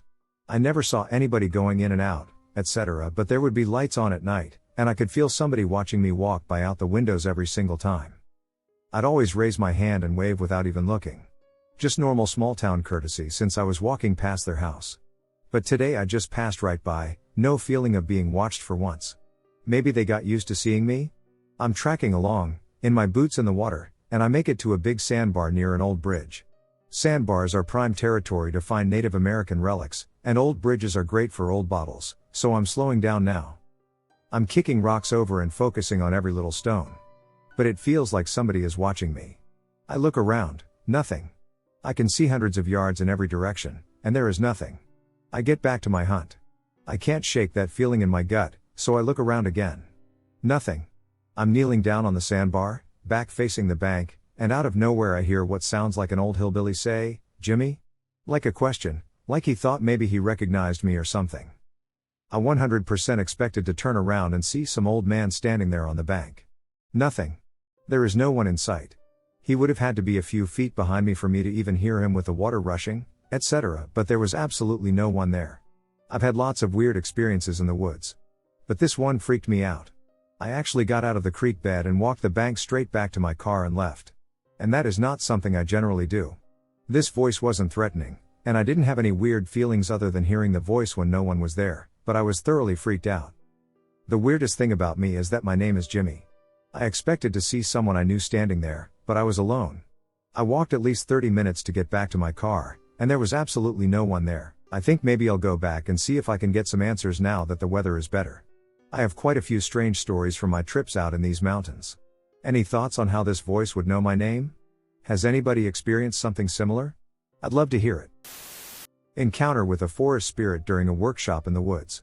Hey everyone, I wanted to share a pretty intense experience my fiancé and I had while leading a workshop in the forest.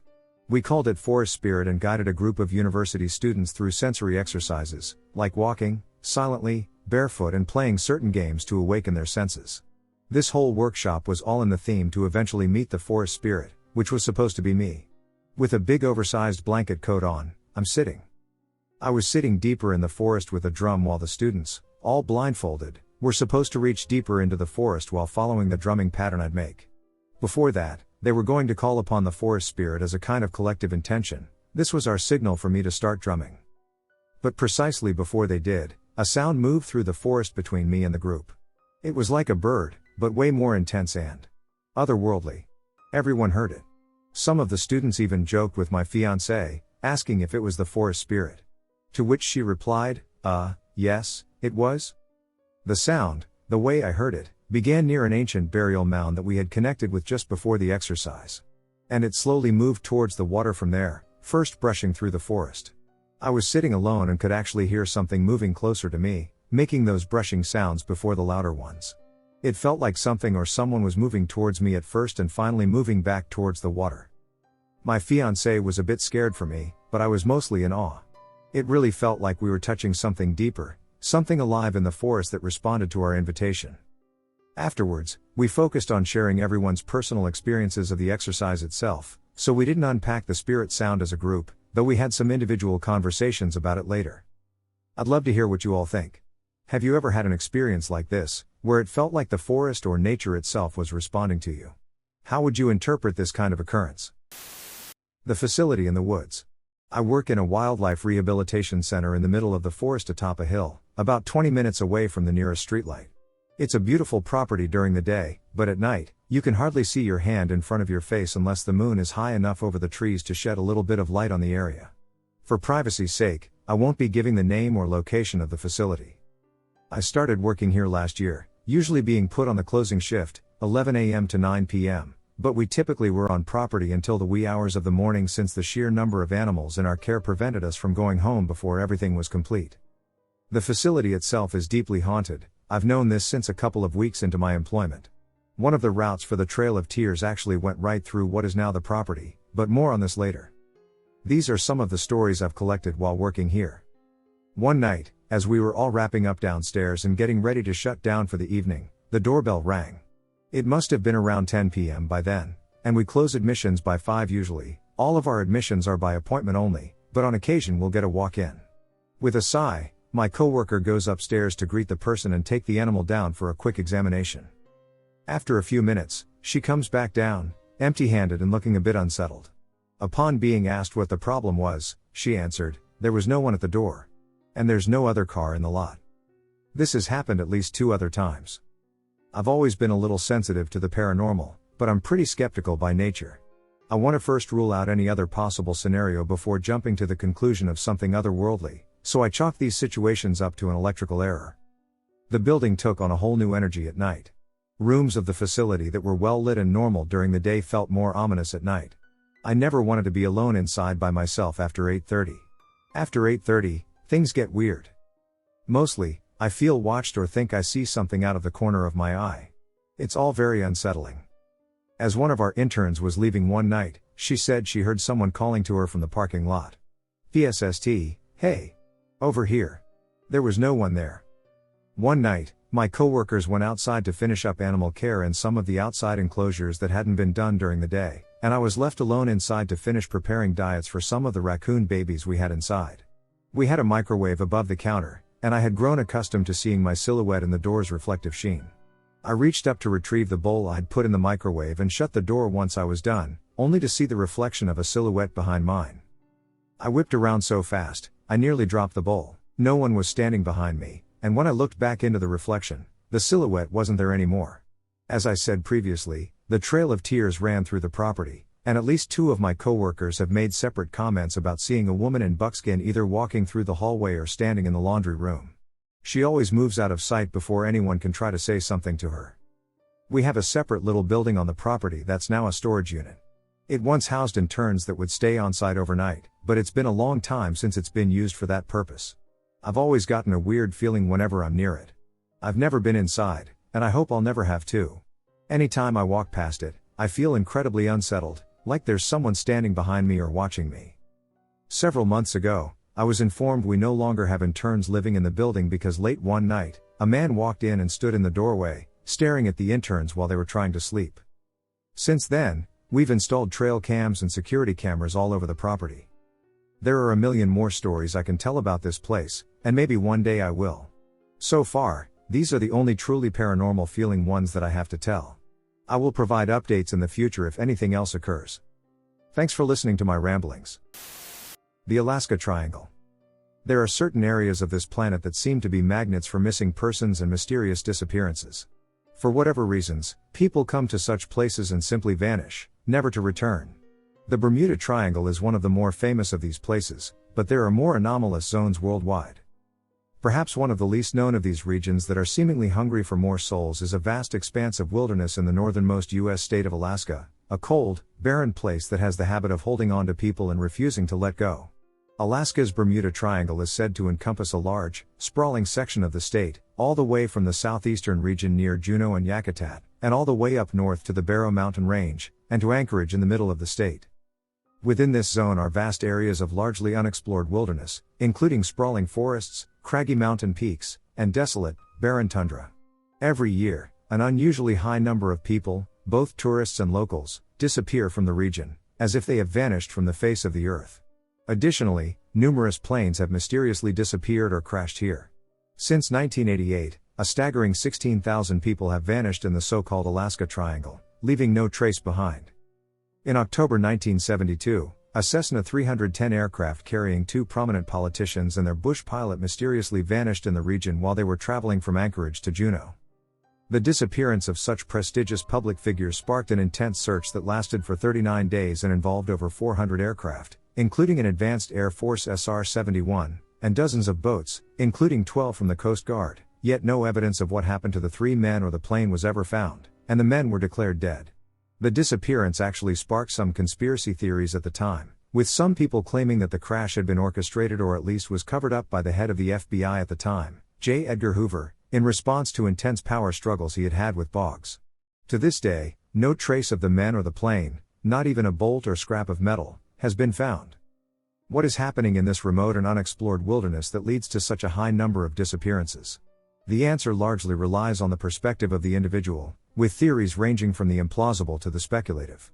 The area has long been associated with evil spirits in the lore of the native Tlingit people of the region, with one notorious entity being Kushtaka, a shape-shifting demon that is said to look like a cross between man and otter and is said to lure hapless people to their doom, in particular those who are lost. Another theory is that the Alaska Triangle comprises one of the so-called vile vortices, or geographical areas around the planet postulated by American researcher and cryptozoologist Ivan T. Sanderson that are claimed to exhibit extreme electric, magnetic, and electromagnetic anomalies, as well as energy vortexes, also called ley lines, which are theorized subterranean electromagnetic currents.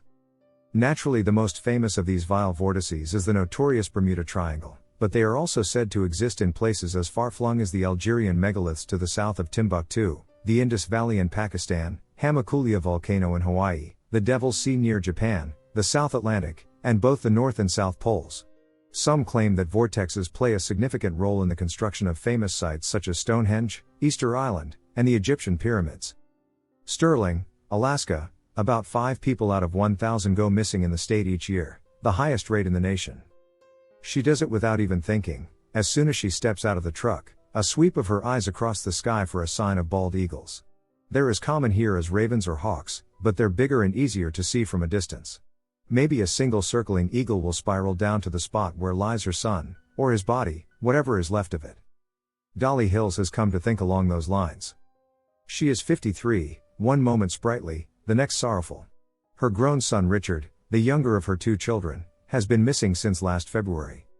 She believes he is dead, his remains somewhere in the woods or waters near this Kenai Peninsula town. Around here, scavengers are the quickest to locate a corpse, whether of a shot grizzly, a mortally wounded moose, or a 37-year-old man on a simple errand who vanished into the sub-zero cold.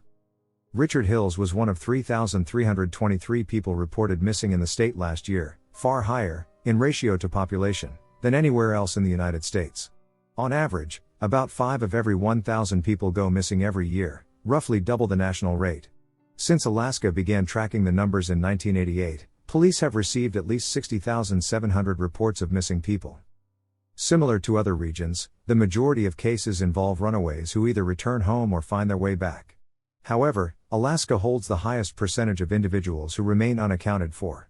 Investigators have compiled a list of about 1,100 people who remain lost. This region is in a state with a population of 650,000. We live in a place, Dolly Hills says, where people disappear. It's now happened twice in her life. In 1962, outside a small village in western Alaska, she said her 13-year-old brother, William, took a skiff onto the Kvichak River and was never seen again. Presumed drowned, the boy was not reported missing, which happens fairly often in the bush. People disappear due to various reasons, such as accidents, deliberate actions, natural occurrences, mishaps, and bad luck. In Alaska, there are numerous ways to become lost and numerous reasons why one might not find their way home. I was stationed at Fort Campbell, Kentucky, right after 9/11. Ended up getting voluntold to leave my Garrison MP company to go work for the feds that managed our rear area that was around 75,000 acres that sprawled over Kentucky and Tennessee. It was my first duty station after basic and MP school, OSUT. So I have no clue what I was going to be doing out there in the boonies, but okay, here I go. I report for duty, and I get told I am going to be a military police game warden. I was totally down with this, as I really liked the woods and outdoor activities. Never hunted to kill, but had definitely toted a rifle my whole childhood hunting as I watched the wildlife and learned how to move in the woods, etc. I do a left seat right seat training with the outgoing MP for a week, and then I'm giving all the keys to the trucks, trailer, four-wheelers, dirt bikes, etc. Have at it, young man. One morning while exploring the woods on a dirt bike, I'm heading down the firebreak and come upon this nicely manicured little yard in the middle of the forest. Had a little trail and everything through it. I stop and kill the engine while throwing the kickstand down. Dismount and walk this trail in the middle of this nice yard in the middle of nowhere.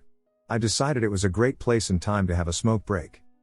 I light up and start walking down this trail that winds into the forest and still has nicely manicured grass with some trees starting to pop up. In the distance I can see a 6-foot chain-link fence with barbed wire. Well, this is strange.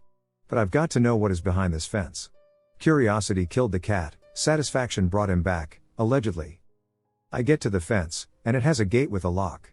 A government lock I most likely had the master key to on my key ring. Surprise, surprise, I open the lock and go into the fenced-in area. And as I'm scanning the perimeter and my surroundings, I see 3 perfectly placed marble or similar stone markers over in the middle of this fenced-in lot.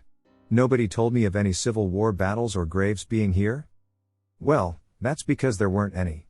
But to my utter surprise, in the middle of nowhere, I find 3 gravestones for German soldiers. All dated 1944 and 1945. The graves belong to a captain and 2 senior NCOs. I took a few pictures and locked up and left. Go to the on-base museum, but their historian was gone, and the only staff knew less than me.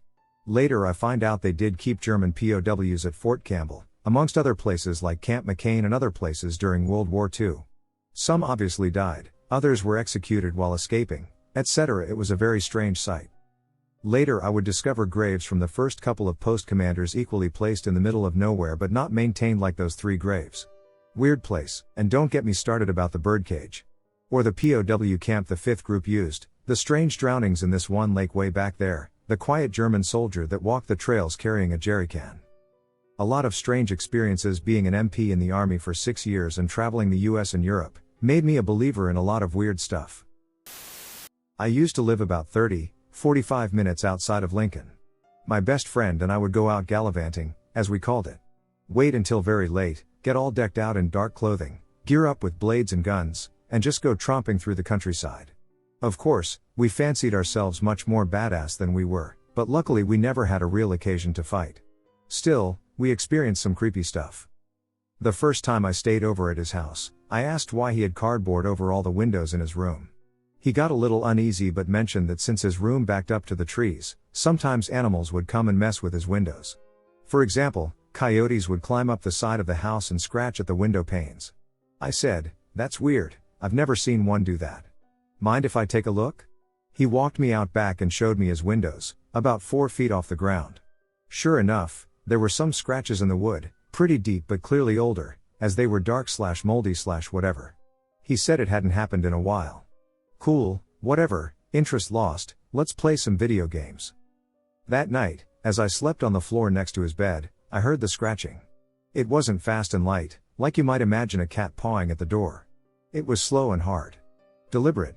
I looked up at the bed, and my friend was fast asleep. I was a little scared, but since I was reasonably sure the thing wasn't going to come crashing through the window, I just lay low and stayed quiet. Eventually it stopped. In the morning, I told him about it, and we went out back again. This time, there were 2 sets of fresh scratches in the wood, bright white gouges against the darker, aged wood siding and panes. It was unnerving for me, but he just sort of shrugged it off. We didn't start gallivanting until several months later. We enjoyed it thoroughly, as we got to feel like these ready-for-anything rangers in the wild for a few hours. It was scary to go walking down dirt roads, through cornfields and woods, when it was that late and that dark. But that was part of the thrill. Like typical teenage boys, we assured each other, and ourselves, of our strength, quick-wittedness, and fighting capability, that is, we could take whatever we encountered out there. Our forays into the night were largely uneventful. Once, we got a little too close to a farmhouse, and the owner came out with his shotgun at the ready. We just lay in a ditch, silent and still, until he went back inside. After about 6 months, my friend tells me he and his mom saw something weird as they were driving home. After they had turned off the main road and onto the dirt road leading to their house, this enormous animal had come running at the road and then cleared it, including ditches on both sides, in a single leap. I thought my friend was pulling my leg, but his mom confirmed that the animal looked like a wolf, although it was much too big. As winter came on, we got some snow on the ground. There wasn't a lot of snow, just a few inches evenly covering everything. What a great opportunity to do some easy tracking. We went out that night, just as we had on many previous occasions. But on this night we heard something tracking us in the ditch beside the road. It stopped rustling when we stopped walking. Whatever it was sounded small, so we basically drew our weapons to be ready but didn't consider it a threat.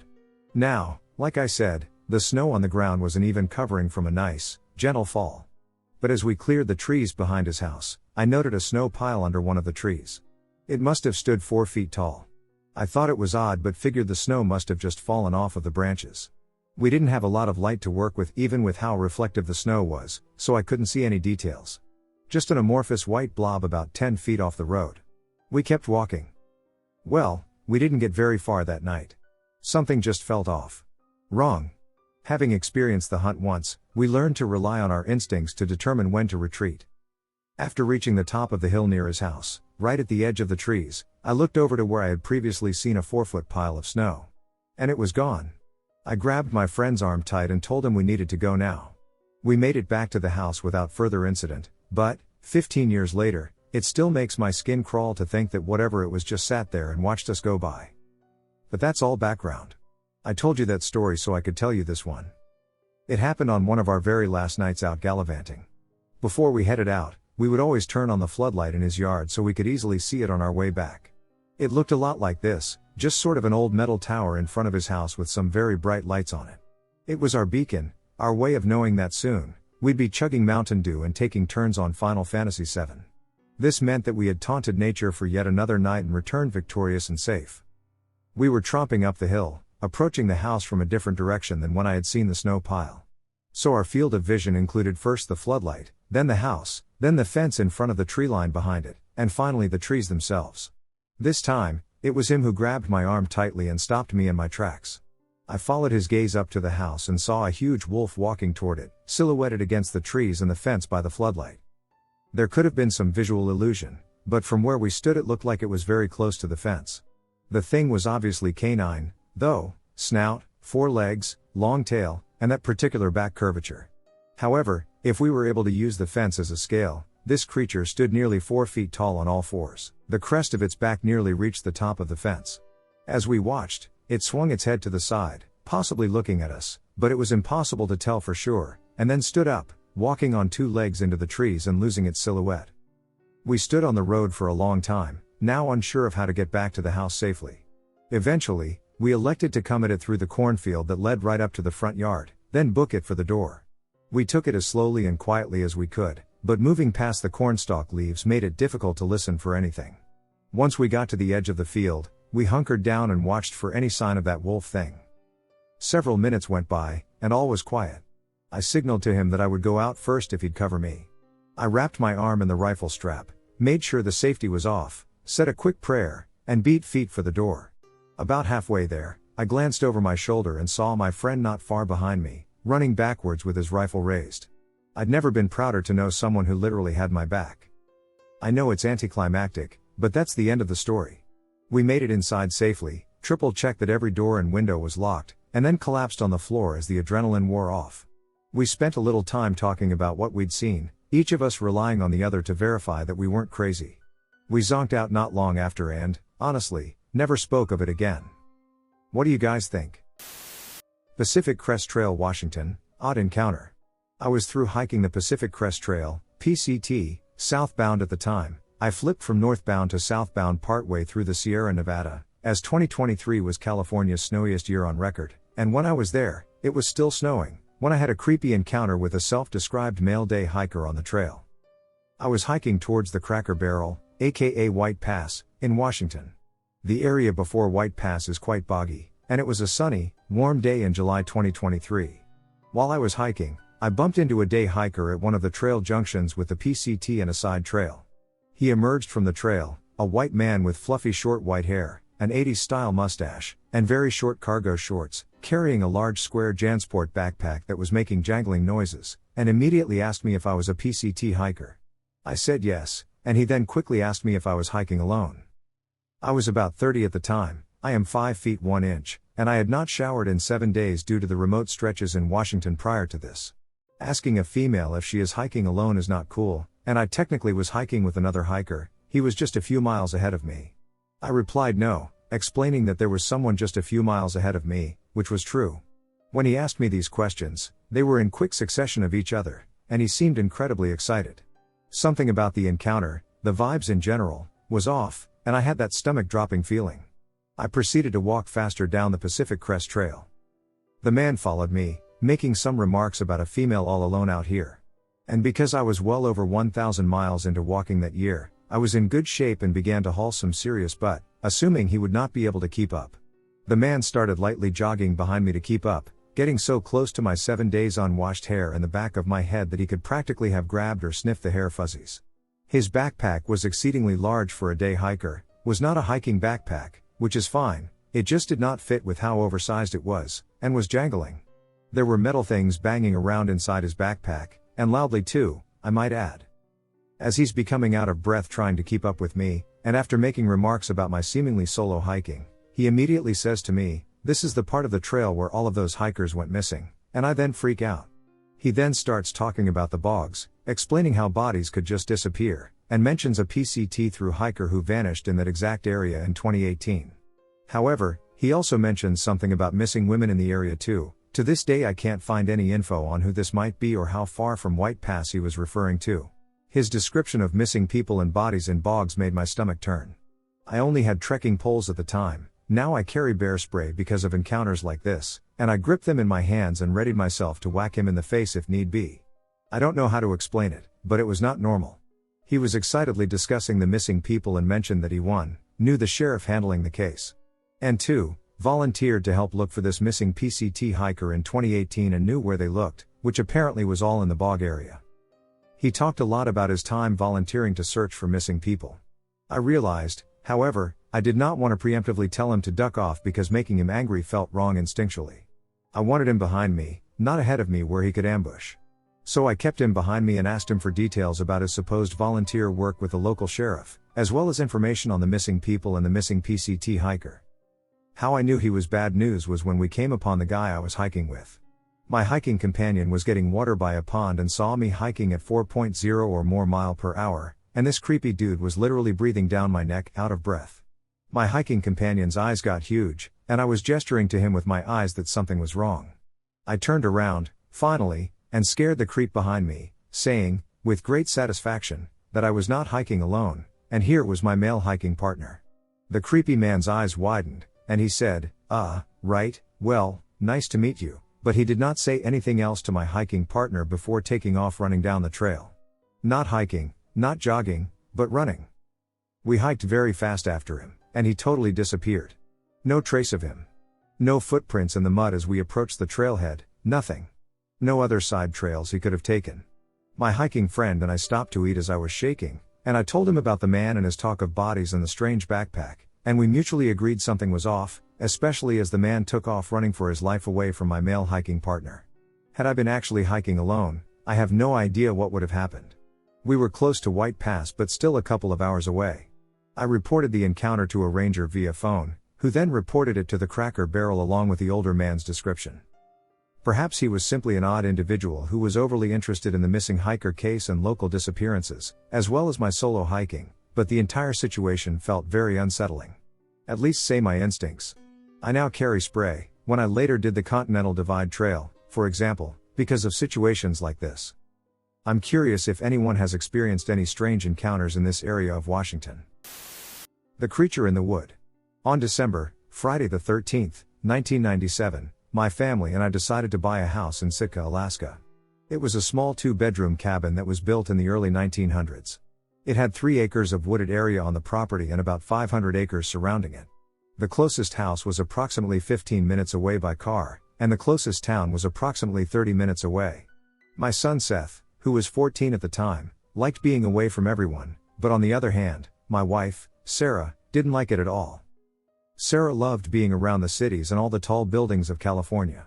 It took some time, but we eventually settled and got used to the place. The early mornings were the best, the way the sun shone on the sky as it rose to create a beautiful pink color, which turned to a peach color as it stretched across the sky. We were what you would call a happy family until that night, that dreadful night. At 12 a.m. Wednesday morning, I heard a loud bang coming from the backyard. I knew that bears and other wildlife were in the area, so I expected to see one of them. I told my wife that I was going to check what the noise was, just in case we needed to know what kind of animals were in the area. I looked out the glass door to see if I could notice anything. I scanned the area for a little bit and began to walk back to my room. Just as I turned around, I heard a loud wail coming from the woods. I speedily turned around and looked for any sign of an animal. It was too dark to see anything, so I opened the door and stepped outside. As I looked around, I heard a clicking. It sounded like someone or something clicking their tongue slowly. I kept looking but couldn't see anything. I went back inside to grab a flashlight and put some warm clothes on since it was snowing, just in case I encountered a dangerous animal. I brought my pistol to protect myself. When I walked closer to the trees, the clicking continued. It suddenly got faster but then stopped right as I hit the tree line, and I saw something move back. It was large and hunched on 4 legs. I stared at it, trying to figure out what it was. Like I said, it was very dark outside, and it was difficult to make out anything beyond my porch. I made out something horned but too lean and tall to be anything like a deer or goat, I thought. My curiosity got the best of me, and now I know what was a mistake. I turned my flashlight towards it. It jumped behind a tree as soon as I turned the light towards this mysterious creature. All I saw was its face poking out behind the tree, and what I thought couldn't be anything like a goat was a goat-like head staring directly at me, almost as if it was peering into my soul itself. I stumbled backward, frightened by what I saw. I watched as it disappeared into the woods, leaving nothing but what sounded like a deep and demonic laugh. I ran into my house, making sure all doors were locked, and I checked on my wife and child. Once I made sure they were okay, I got back into bed but couldn't get any sleep due to my imagination getting the best of me. When I woke up in the morning, I told my wife about what I saw. She laughed and said it was only the darkness playing with my mind and what I saw. But I knew what I saw, and I knew that it wasn't my imagination. I decided to take a walk to clear my mind. I walked through the snowy, bright woods. Lost in my thoughts, I walked further than I had anticipated, only to realize that I was nearly a mile from home. I told myself I would keep walking for a bit. That's when I came across that thing. It was sitting behind a stump, staring at me. I could only see its eyes and horns poking out, but as I stood in fear, it talked to me. It said, "Hello James, it's been a while, hasn't it?" Its voice was scratchy but deep. I just stood there, my body paralyzed with fear. I wanted to run, but I could hardly even breathe.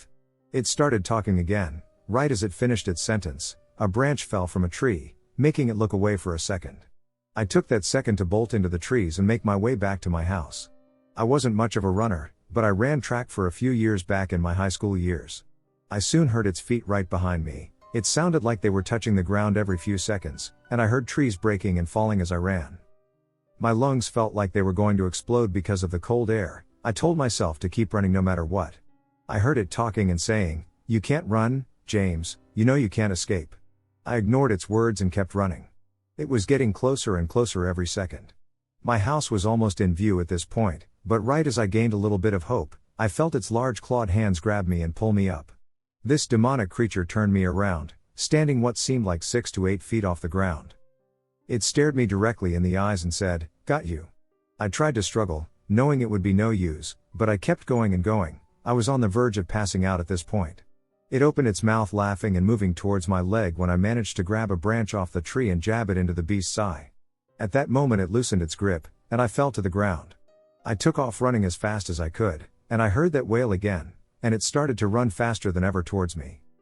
I got to my yard and collapsed. As I looked behind me, I saw it, peering into me like before from behind the tree. It didn't say anything but just stared. After that, every day it would be staring at me no matter where I was, always at a different tree. Knowing I was safe as long as I didn't go into the woods, I felt a little more at ease. I eventually built a 7-foot fence around the whole house, ignoring my wife's questions and telling her it was for the bears. I led a normal life after that, but could never get it out of my mind. The things in the woods. I've been living in Pennsylvania for about 4 years now. I live on the west side of PA, near Ohio. So a lot of woods, as you can imagine. My family owns about 30 acres of land, so a good bit of land. Most of it is wood. This happened in mid-March this year. My friend and I, let's call her S, we're coming to my house at about 4 p.m., so there will still be some daylight left. We have 2 houses on my property, my house and my older sister's house. We went to my older sister's house. We were planning on spending the night there and having a couple of drinks. We all gathered on her front porch to smoke at about 6 p.m. when we could hear some faint voices in the distance. We thought maybe it was just some hunters since we allowed some people to hunt on our property. But it wasn't like just people talking, it was like they were chanting. All in unison. I couldn't make out what they were saying, though. None of us could. We just shrugged it off. We stayed and sat on the front porch just talking. When we heard the chanting again. It was closer this time. I could make out what they were saying this time. They chanted repeatedly, "We the people are coming," saying the same phrase over and over. We have had teenagers come on our property and cause some trouble before, but not like this. We are hunters ourselves. So, my sister's husband, let's call him P, went and got his AR-15 with a heat scope. We sat outside. Just waiting. Suddenly, we heard a strange noise. I don't know how to explain it. It was almost like an owl and wolf type howl coming from the woods. The woods was really silent this night. No crickets chirping. No sound but that sound. I know what an owl and wolf sound like. That was no owl or wolf. It sounded like it was made by a human. It gave us all the chills. Then, we heard it again, but it was all around us. "We the people are coming." At this point I was chilled to the core and couldn't move. There were about 15 to 25 people in the wood. Or what I think are people. P and my dad went into the woods to check it out. Both P and my dad were armed with the guns they regularly use. S and I, as well as my sister, sat on the front porch, waiting for them to come back. When we heard it again, the owl/wolf noise. But, it was in the opposite end now. There is no way for someone to travel that far that quickly on foot. If they had any cars or dirt bikes, we would have heard them. P and my dad came back and said they saw nothing. The owl/wolf noise stopped right as they got back. It was about 12 a.m. at this point. We all were determined to find out what these people wanted. We all were still sitting on the porch. I lit another smoke when I saw it. A light. A light on the woods, like about a meter away. It looked like someone's phone flashlight. Please note that my house is not located near the source of the lights, and there is nothing in the woods that could reflect the porch light or any other light. I pointed it out. We didn't go and check it out because we all just thought it was our minds playing tricks on us at this point. But, not even 3 minutes later, another light comes on. But it was in a tree in the woods. There is no way someone could have climbed the trees without us hearing. Currently, there are at least 15 lights visible. All coming from different directions and different places. My dad isn't one to call the cops, but my dad called one of his cop friends, and they said they would be there in about 20 minutes with 2 of his hunting dogs to check it out. My dad isn't one to be scared, but I could tell he was pretty scared. Whatever was in the woods was not people's. Not people at all. Then it started back up, "We the people are coming," but this time it didn't sound human at all. It sounded like a pack of animals. Vicious animals that were mocking each other in different tones. P was sick of it, so he yelled, "Come get us already." We all looked at him with an "Are you serious?" look. When it happened, we heard glass breaking from the back of the house. I could tell that a window had broken, but I couldn't identify which one it was. We all went to check it out because none of us were staying on the porch by ourselves. Not just one window. But all of the windows on the backside of the house were broken. I don't know how this is possible. There was nothing inside or outside that we saw that could have broken the glass. No rock, no brick, no nothing. We all were shaking. Even more than before. My dad's friend pulled up and scared us all. He let his dogs out, and they just sniffed around for about an hour, not leading anywhere. They were just sniffing the ground and didn't seem to get anything. I hadn't heard anything since then, but that changed tonight. It's 8 p.m., and I'm home alone. And I can hear the same owl/wolf noise from the wood. I hope they don't get too close this time. A lot of stuff happened last night. My parents were both at work, so I was home alone, and my sister is out of town right now for the week. They came back. But there were way more than before. A good 35, I would say. I was in my house on the top floor with the AR-15 with the scope. At first I was just looking to see if I could do something. Then I saw it. It was almost like a wolf and a human mix. It had really long and sharp teeth. Its legs. Oh, its legs were like something I've never seen. They were curved in an unnatural way. Its arms were long and skinny, and it stood on its back legs. It seemed as though the creature was searching for something, and I could tell it was specifically looking for a meal. I could just tell by the way it was showing its teeth. I got scared and took a shot at it. It gave out this horrifying scream. Then he ran back into the woods. The creature was approximately 7 feet tall. I don't know what they are or what they want with my family. But I know they will be back. And I won't be ready. October 2017, There have been more sightings of these creatures around town. More than 15 people have claimed to see them. Witnesses report seeing more than 30 creatures each time. I'm so scared that they are going to come back and do more damage than ever before. They are known to be over 7 feet tall. One person claimed to have captured them on the trail cam, only to return home the next day to find everything in his house destroyed. I fully believe that they are responsible for it. My dad has put up 18 trail cams to try and see if he can catch anything. He's bought 3 more guns and ammo just to be ready. I hope they don't come back, but I know they will. I will be ready this time. November 2nd, 2017. Okay, so it's 8:47 p.m., and my parents are asleep. I hear things moving outside the house. I have my 12 gauge by my side currently. I'm going to go upstairs to get higher ground. I know it's them. I know they're back. I know people think this is a joke, but it's not. It's real. It's not just a story. They are back. However, there are only about 10 of these creatures. They seem to run in packs like wolves or coyotes. These ones look smaller. They appear significantly smaller, standing about 4 feet tall. I think they must be young. Very young. None of them are over 4 feet tall. They are messing with my chicken coop. They are trying to get it but can't seem to figure out how. We lock our chickens up at night. I just loaded the 12 gauge, and I have them in sight. To frighten the chickens away, I fired a single shot, and they fled, shrieking. Screeching like I've never heard. The shot and the screeching woke my parents up. My dad is going out to check it out. There is a blood trail. I didn't mean to, but I bought one of them, but I guess I did. Maybe that's a good thing, right? My dad and I are going to go out and follow it in the morning. My dad said to keep the shotgun by my bed just in case. 11:03 p.m. December 7th, 2017. It's getting cold here in Pennsylvania. So, there is less and less talk of these wolf humans. My last encounter was about a week ago. It was just my friend Kay and me at my house when this happened. We were watching YouTube, like always, and I was trying to freak her out. So, we were just watching many scary videos. When I heard the gate to my chicken coop close, they seemed to want the chicken. I forgot to lock it this night. The fence is just a regular wire fence with a gate. I looked at my friend. "Did you hear that?" I said, asking Kay. She looked scared. "I've been hearing it all night," she said, almost in tears. She thought I was messing with her. I ran upstairs and looked out the window. Nothing. There was nothing. I just watched for a good 10 minutes when I heard it off in the distance about 20 yards away. We, the people, are coming.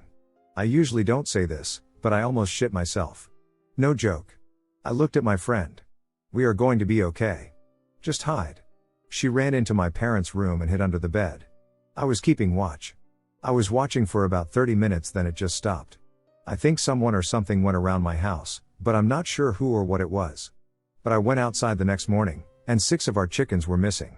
No feather trail, no nothing. Just gone. There are no paw prints in the mud or anything. There's nothing. Unidentified. Need to preface this, I am not convinced that this was something paranormal.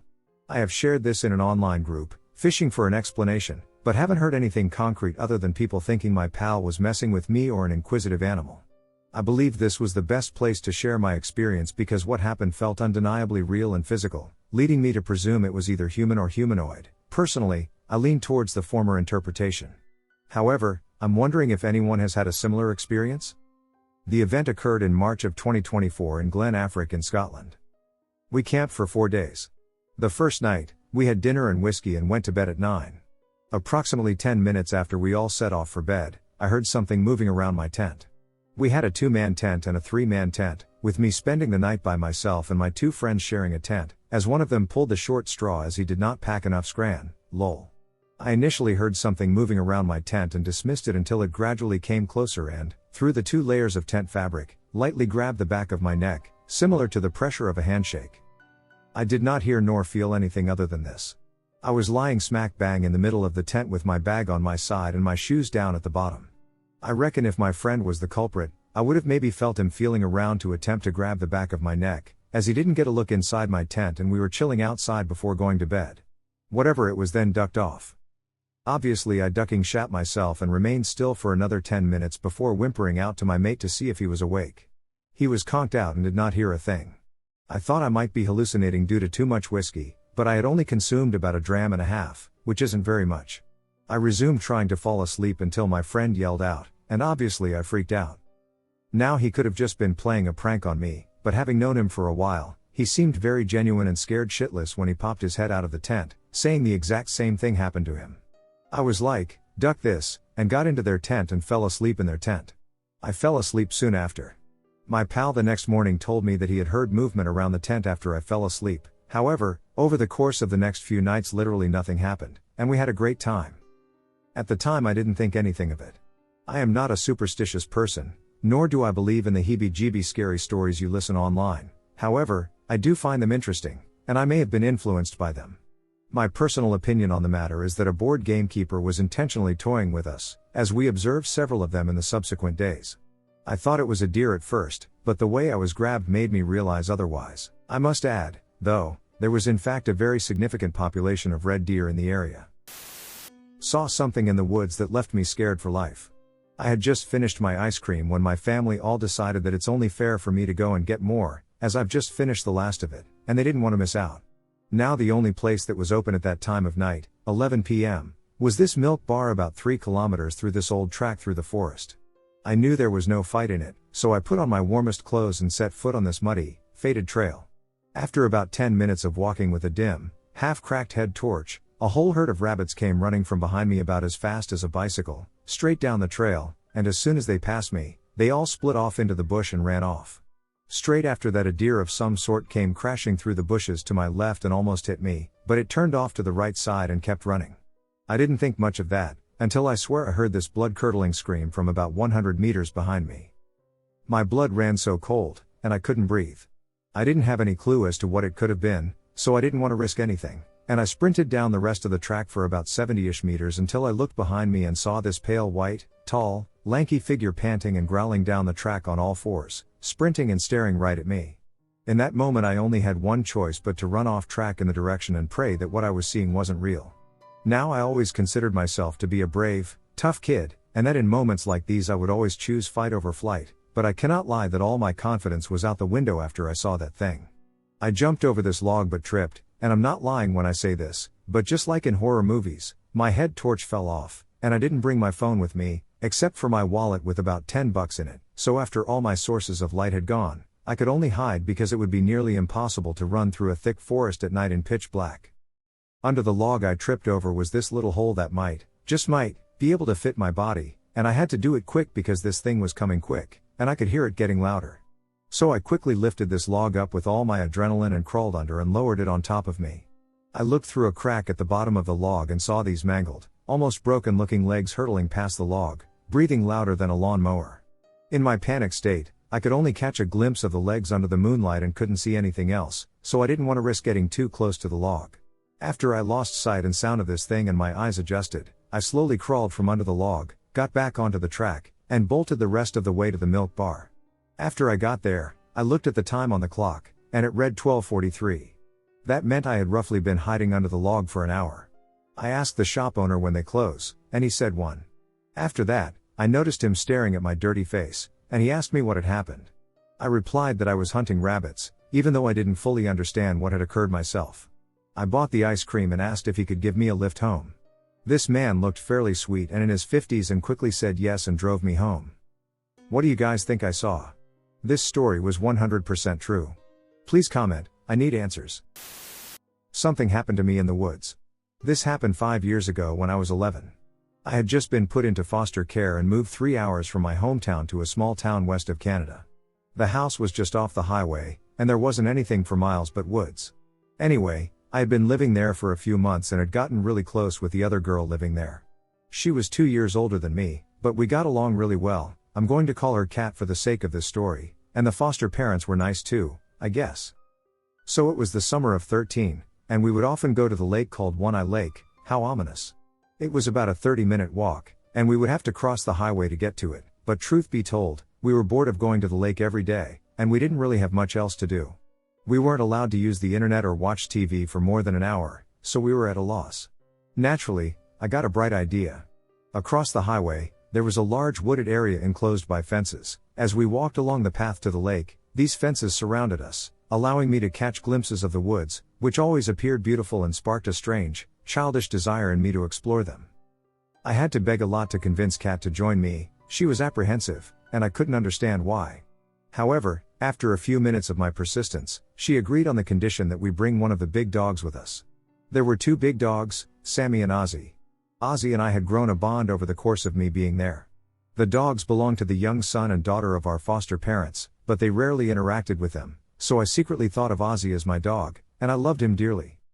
It was amusing whenever anyone called him, he would simply look at them. However, when I called him, he would come running. This detail is important. Today, before we departed, I was calling Ozzy to join us, but he was nowhere to be found. I did not consider it unusual, as he sometimes swam in the pond near the house to cool off. Consequently, we brought Sammy with us instead. Then we told Sarah, foster mother, that we were going to the lake. I'm not sure why we lied. I think it was because deep down we knew we were not supposed to venture into those woods, though it was never verbally told. It was more of an unwritten rule, so to speak. We cross the highway and get to the other side of the fence. I stare into the woods for a moment, anticipation building inside me like I was embarking on some mystical adventure. I look ahead but can only see about 20 feet due to the dense trees. However, what I do see, and I will never forget how beautiful it appeared with the sun shining through the branches, looks so welcoming. Kat looked nervous. I remember looking at her, and she was doing the same as I was before, peering into the woods. I hit her with my hand, and she snaps out of it and laughs nervously, telling me, "You go first." I couldn't understand why she seemed so scared, but I gladly hopped the waist-length wooden fence, and as soon as my feet hit the ground on the other side, the air seemed, well, how do I explain this? The air was different. It wasn't at all what I had imagined. The sun didn't seem to shine as strongly here as it did before, and it felt much colder. It was summer, but it was somehow chillier across the fence. Kat hoped to join me on the other side of the fence, and she gave me a weird look before we tried calling Sammy, who just stared at us with his big puppy eyes, unmoving. We even called him with the promise of treats, yet he still wouldn't budge. I should have taken this as a sign, but I was still keen on exploring the woods. I tell Kat that we should just go and that Sammy will be fine. She seems eager to leave but decides to go along with my suggestion, and we begin walking into the woods. I distinctly remember thinking at the time how weirdly quiet it was. There were no birds singing, no whisper of the wind, just eerie quiet. We walk for a bit, neither of us really talking, but I keep looking back to make sure Sammy is there, and when we do, he is staring at us from behind the fence. We keep walking until we can't see the dog anymore, and suddenly Kat stops me with her arm, and I ask what's up. She points down without a word, and on the ground is a skull that I was about to step on. I'm not sure if this is important to the story, but I thought it was odd considering. I crouched down to get a better look at the skull. It definitely wasn't human and might have belonged to a deer, but I'm not sure. Kat didn't know either, and at the time she was acting very anxious, saying she had a terrible feeling and wanted to leave, but my dumbass self protested with, "We just got here, we can't leave yet. I really regret staying." We walked further into the woods, and I stopped to examine a few pine cones. I don't know why, I was 11, okay. When I turned to show one to Kat, she wasn't there, she was gone. I stood up and thought she was playing a joke on me. I called her name, and only after a minute when she didn't answer did I begin to get scared. I stood there alone, fear washing over me, and a disturbing feeling came on like a slap in the face. It was almost like I was being watched. I won't lie, the feeling was enough to make me consider running home, but I continued calling Kat's name, thinking she went deeper into the forest without me. I walked for I don't know how long, calling her name, when I saw purple, which was odd for the normal earthy tones of the woods, and I remembered Kat's purple sweater, and I rushed toward it. I ran, seeing Kat lying face first on the ground. I was relieved, to say the least, but that soon turned to worry. What the duck was she doing lying here? Why didn't she answer me? I rushed to her, and I soon noticed the blood not on her but on a fairly large rock near her. I pushed Kat, trying to wake her up. At this point I was sobbing. I seriously thought she was dead. I used all my strength to roll her dead weight over and onto her back. I saw a small gash on her forehead that was bleeding a lot, and I quickly put my ear to her chest, and I heard her heartbeat. This was probably the most relieved I have ever felt in my 16 years of life. I continued to sob, so ducking loud, slumped on the ground next to Kat, because I was so traumatized after thinking she was dead and because I honestly just wanted to go home. The forest had been all too quiet aside from my crying, but I hear a twig snap, and I stop crying all at once. My body goes still, and I forget to breathe altogether. The sound couldn't have been more than 15 feet away. I slowly look around, and there is nothing but trees, and my mind immediately comes to the conclusion it's a bear. They were well known in this area, and our foster parents would tell us to always bring bear spray when we walked to the lake. We forgot today. Then another sound, this time a pained moan. I look down, and Kat has woken up, and she's not even completely coherent yet, but I whisper, trying not to wake her, "We need to go." I pull her up slowly and put her arm around my neck. She's still pretty out of it and leans all her weight on me, making it very difficult to walk, but I make it work with what strength I have, and we move very slowly. By this point, all I'm thinking about is getting Kat home safely and how guilty I feel about making her come with me on my stupid, childish adventure. We walk for a bit, and I'm almost certain we're halfway to the fence when another noise makes its way into our ears. This time it's a voice. I stupidly stop, and luckily Kat's now fully lucid, and we both try to listen. At first it's a quiet kkkkkk noise, like the growl of a drained out K, then it gets louder, ka ka ka ah. It sounds forced and rough, almost statusy, it sends chills down my spine, but all I can do is listen. I'm not sure how to explain the sound in a way that makes sense, but try to imagine the way a child spells something out loud. Then the noise I will never forget is, "K Kat, where are you?" It's my voice. But it doesn't sound right, more like a static-filled, distorted recording. I'm getting chills just writing this down, but after we heard that, we got the duck out of there screaming bloody murder, not looking back. More voices, my voice called to us as we ran. "Kat, it's not funny. Seriously, where are you?"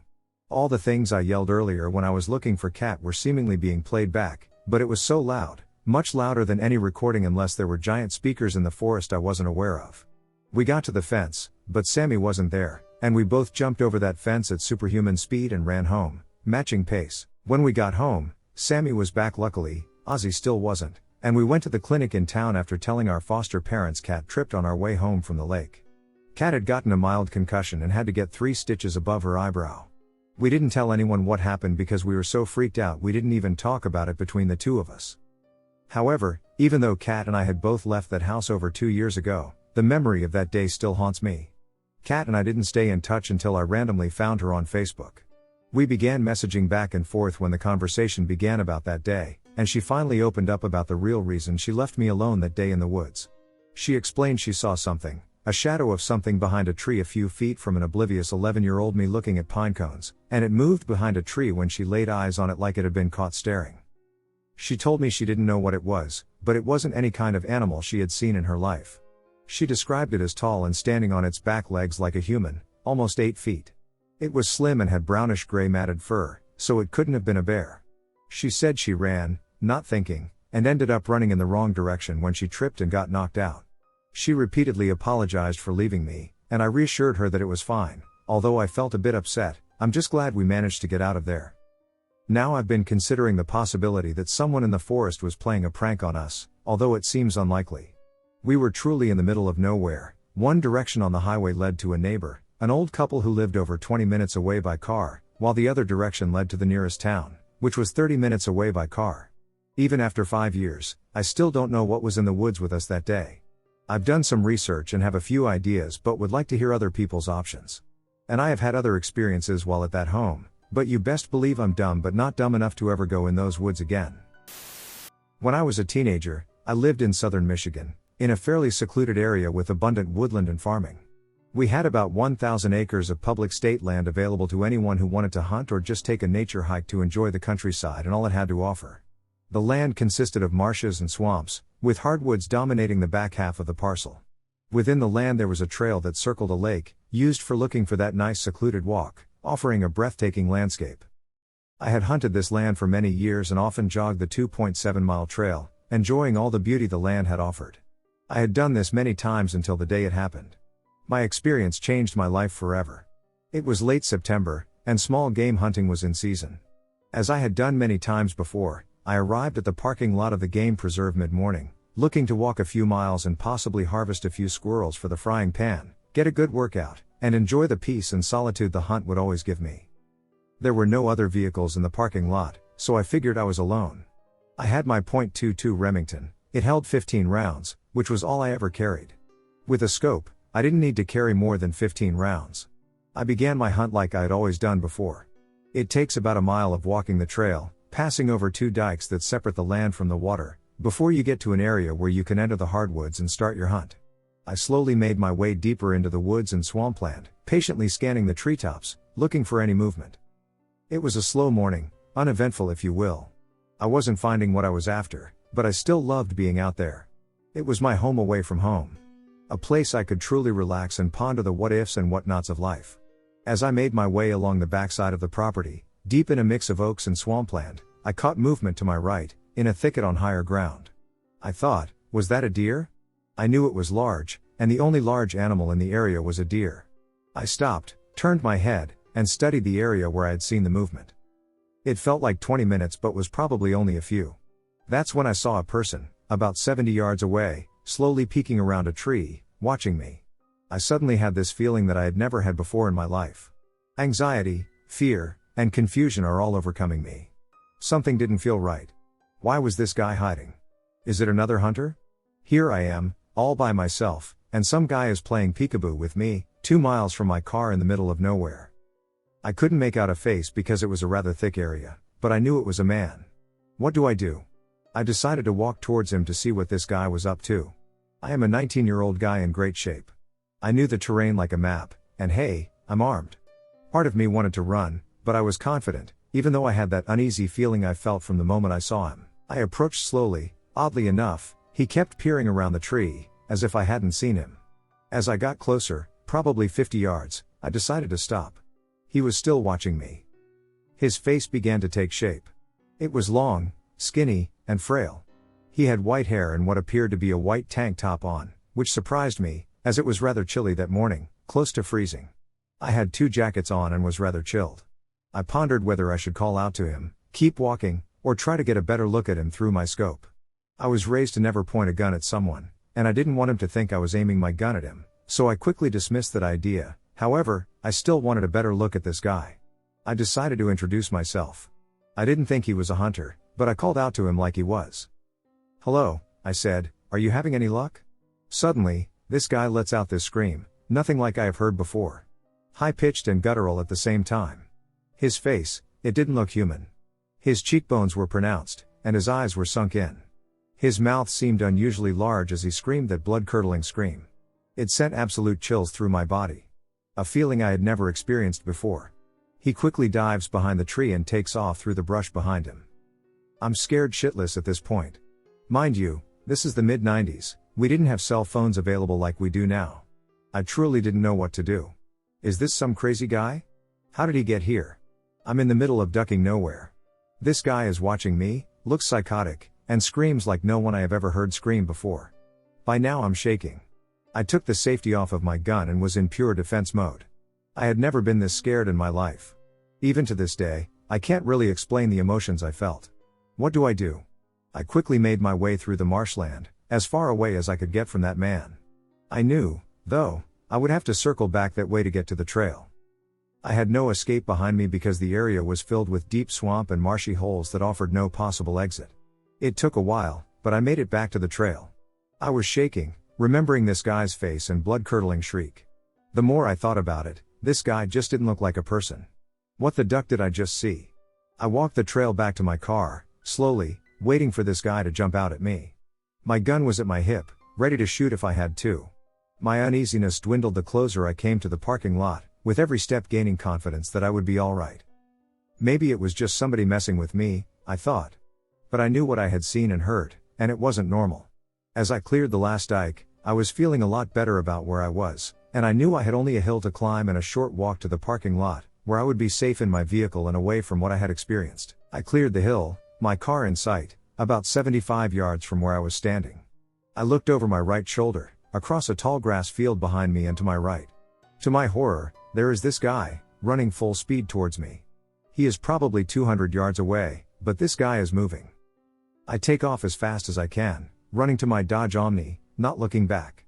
I can hear him running through the grass as he gets closer and closer to me. As I'm running, I'm shuffling through my pocket, trying to find my car keys. I knew I wouldn't have much time to unlock my car to find safety from this maniac. I make it to my car, I'm waiting for this guy to just grab me, because he seems so close. Somehow I was able to unlock my car and dive in headfirst, throwing my gun in the passenger seat. I shut the door and locked it as fast as I could. I looked up. 10 yards in front of me was this man, the likes of which I have never seen before and never will again.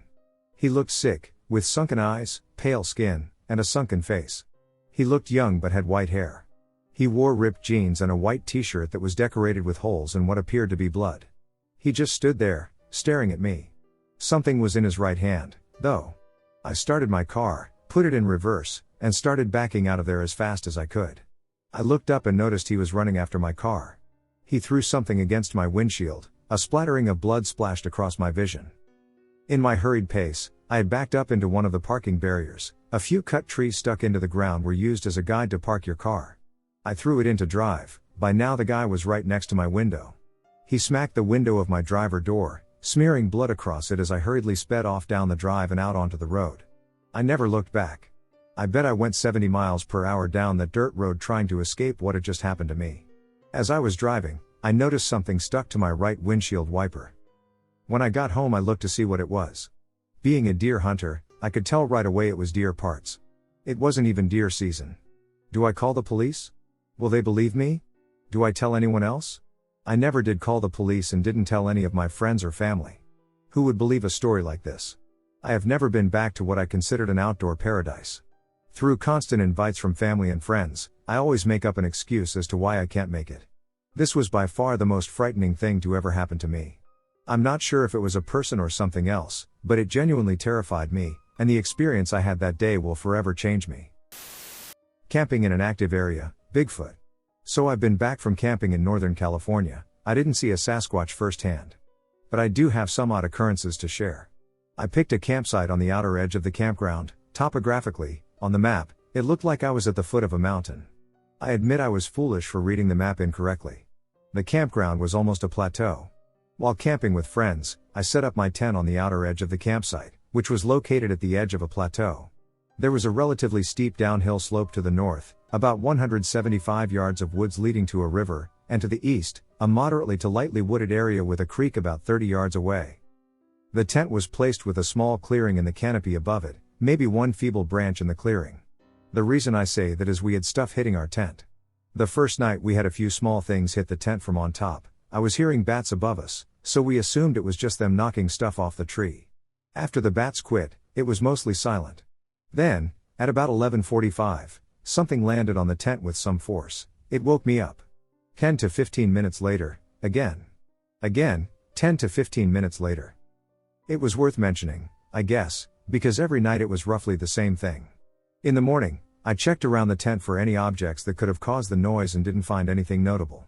A few days later, after experiencing the same issues, I found a white rock, about the size of a key fob, that I'm sure wasn't there before, which was a little weird.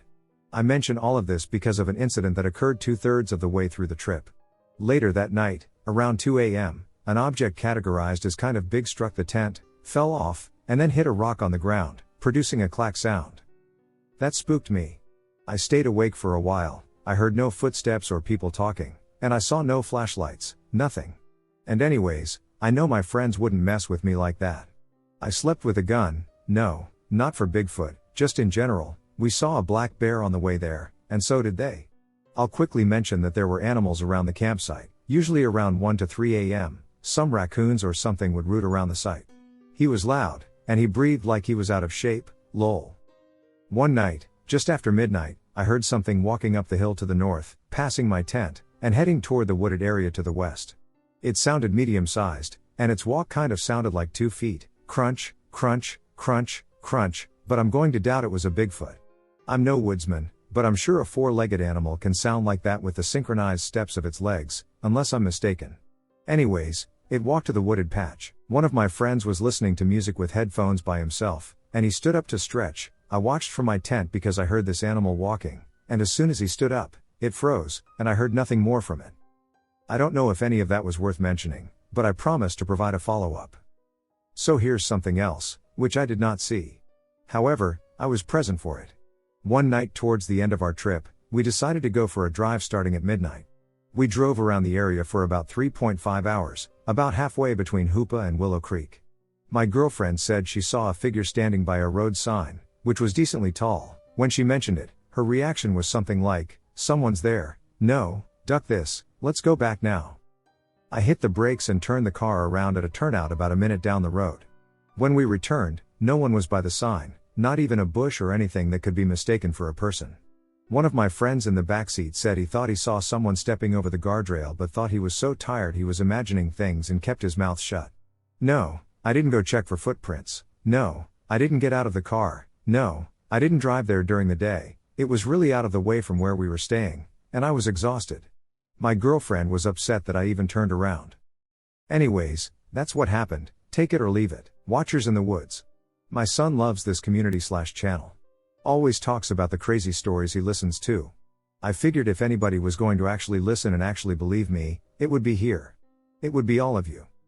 I've been driving trucks for a good 9 years now. Initially, I took on the gig as a temporary source of income between more serious jobs, but it was only then that I realized it was my true calling. And I really liked it, damn it. I could work when I needed to, and even though I was away for a bit, I made sure to make time with the family. A few days ago, I took a job delivering a load of construction equipment to a town up in the mountains of Northern California. It wasn't a long haul and was basically just buying time between larger jobs. 200 miles is nothing of an order. The first thing that stood out, though, was the piece of paper with directions that I was given. Now, it's 2020. I'm fairly certain my son's calculator has Google Maps on it. So why the hell am I getting directions on a piece of dead tree? Well, that's because when I punched in my destination into my GPS, it most definitely had no idea where I was going. Sometimes really small places aren't quite mapped properly, and so I held tight to the directions, picked up the construction supplies, and headed off. I went north on the 5 past Redding, and about 35 miles later, turned off onto a road into the mountains. It was approximately 10 more miles before I encountered civilization, and it was certainly not what I had anticipated. Like I'd mentioned, places that don't appear on GPS are usually small podunks with 10 people that decided to call a patch of dirt home. This place was not that. Instead, I rolled into a fairly sizable little town, tucked away in the middle of nowhere. And we're talking a full community here. Paved roads. A school. Parks. A drunk guy yelling at the air at 4 in the afternoon. You know, that real, homegrown Americana shit. The sign on the way in said there were over 10,000 people who called this town their home. And yet, this town was not marked on my map at all. I noticed, immediately, people stealing glances at me as I drove through the town. I couldn't say I was all that surprised. I imagined that it wasn't super likely that they got too many visitors all the way out here. I didn't like the looks, though. Just felt like I was unwelcome. The directions on the paper led me through the town and past it, to a lumber mill about 2 miles past the town limits. The mill was large, and I guessed that it was probably a big part of the place's economy. A man waved me down as he saw me approach, but unlike everyone else in town, he actually seemed happy to see me. All smiles. He introduced himself as Russell, the foreman at the mill. A really affable, energetic guy. Everyone else at the mill, though they kept their distance, didn't pay me much heed. Russell was enough of a character to keep my attention, so it didn't bother me much. He opened up the back and checked the cargo, verifying that everything was present and accounted for. It was, thank you very much. And then he seemed ready to send me on my way. Except I saw something that froze me to my core. The entire town and surrounding area was surrounded by forest. Makes sense, considering the location. Up on a nearby hill, about a good 100 yards from where I was standing, was a tree line. But unlike every other stretch of woods I'd seen, this specific place came with a little bit more. 7 human figures were standing just inside the woods, staring my way. Utterly unmoving. For some reason, I felt consumed by a giant wave of terror, and my blood turned to ice. I quickly tried to rationalize it as a few workers, or maybe just locals, looking out over the mill. There were a million reasons why there was nothing wrong with the sight. So then why was the reptilian part of my brain screaming at me to run? In hopes of searching for vindication for my reaction, I tried as best as I could to casually mention the figures to Russell. After a moment he turned to look towards the hill and then turned back to me. He didn't see any figures on the hill, he said. I must have been seeing something. Well, I was still seeing something like that. I insisted he look again, but he didn't turn his attention from me at all. He insisted repeatedly that there wasn't anything there. That smile that he had been wearing was still there, but it was missing in his eyes. The message was clear. I hopped back into my cab as quickly as I could and made my way out of there. I'd had another job lined up in Redding for the next day and was eager to get there as fast as possible. It felt like every worker in the mill was watching me as I pulled away. Making my way back through the town, I happened to notice something. There was a small black car, an older model of some sort, that was trailing behind me. I watched him in my side mirrors and desperately wanted to make sure he was actually following me. Never had I more wished to be paranoid. I took a few purposeful wrong turns before rolling down my window and asking for directions back out of town to a couple walking down the sidewalk. Despite their stern looks, they seemed plenty eager to show me how to get out. I made a few more turns to get back on track, and every step of the way, that black car was there. Once I left the town itself, I watched the car pull off to the side of the road. The guy driving it seemed to be on the phone but didn't look like he'd tail me any farther. I guess they just wanted to make sure I'd leave. I was happy to say that I wanted the same thing. About a mile out of town, I caught sight of something in the forest to the left of the road. I slammed on the brakes immediately out of shock. Standing about 15 feet into the woods, much closer than I'd seen them before, were 7 figures. The same figures. All appeared to be of varying ages, from a little girl to some that seemed to be in their mid-20s or so. How had they managed to get there? My little detour hadn't taken more than 2 minutes, and I hadn't seen a car leaving town ahead of me. It shouldn't have been possible. But they were there. The figures, all 7, stood motionless. Completely motionless. I wouldn't have been surprised if I was told they weren't even breathing. It felt like their stares were digging into my soul, but their faces themselves were completely free of all emotion. After maybe 10 seconds of staring at them, I drove away as quickly as I could. I did so because some other voice in my head was quietly whispering to get out of the truck and approach them. I would rather not give that voice a chance to win. I got to Reading safely within the hour and never looked back. I never will. Something about those emotionless faces seemed like they were trying to tell me something. Or maybe I'm just losing it. But there was definitely something going on in that town. And I don't want to know what. My childhood scientific curiosity isn't nearly enough to make me consider finding out. Every night since then, though, I've been having nightmares. I've been haunted by visions of those faces. And just yesterday I thought I caught the quickest glimpse of one of the figures watching me from the nearby park as I drove by. But of course it wasn't there. I'm more than 800 miles away from all of that trouble. My wife tells me I just need some time off. Spending time with my family would be beneficial for me, as being constantly on the road was causing mental strain. I'm sure she's right. I just need to be safe back home with the ones I love. Could you help me understand why I still don't feel secure? Possible skinwalker encounter in Oregon. I live in Oregon, specifically Yamhill County, a moderately sized, mostly rural county. I'm half Native American and half Caucasian, with my tribe being an Algonquin-speaking people of the Anishinaabe. Unfortunately, as I live in Oregon and the Anishinaabe are located around Minnesota, Michigan, Wisconsin, and Canada, and there is a pandemic going on right now, I haven't been able to visit my specific tribe as of yet. I'm over 18, though I don't want to disclose my age for privacy reasons. I live with my mom, who is where I got my Caucasian, and my sister. My dad passed away about 2.5 years ago. We have 3 dogs of varying size and 4 outdoor cats. In the region of Oregon where I reside, no location exceeds 10 minutes from a forest or 20 minutes from a mountain summit, and even within urban areas, there is abundant forestry. I live just outside one of these towns, only a short, several-minute drive away, but far enough that light pollution doesn't heavily affect me, and I can see the stars rather clearly. I've resided in this house since my childhood, and although I've always felt uneasy due to its proximity to a large house, I haven't experienced anything that could be classified as paranormal. I'm a pretty skeptical and not so superstitious person. I think science could explain around 95% of the world's mysteries, though I've seen some stuff I have no rational explanation for, and the things that have happened to me over the past 3 days fall solidly into that. I know a decent bit about skinwalkers. They originate from the legends of the Ute and Navajo tribes and are described as witches that oppose medicine men and are commonly found in the Four Corners area of the U.S., particularly on Navajo reservations. However, my understanding is limited to various internet retellings of these legends, so I only know a few basic rules. Don't fall for their imitation voices. If you smell dead, rotting meat, then you need to leave as soon as you get the chance. Don't acknowledge its presence directly, and don't say its name out loud unless you want to attract one. If you want to harm one, you'll need white ashes, like that from burnt wood. Burn sage if you suspect one is near you or hunting you, and if you happen to spot its true human identity, then you can say its name and accuse it of being a skinwalker and kill it. I remain uncertain about the accuracy of this information, primarily because I don't believe any of the videos I've viewed were produced by Native Americans, who would possess a more profound understanding of these creatures. However, it's possible that I'm exaggerating. Here is some background on this property. The previous owners, who belong to a family that has lived here for generations, stated that a log cabin was once built on top of a native burial ground located on a long and active volcano. Sounds cliché, I know, but it's absolutely true near as I can tell. There have been a number of odd, unexplainable phenomena.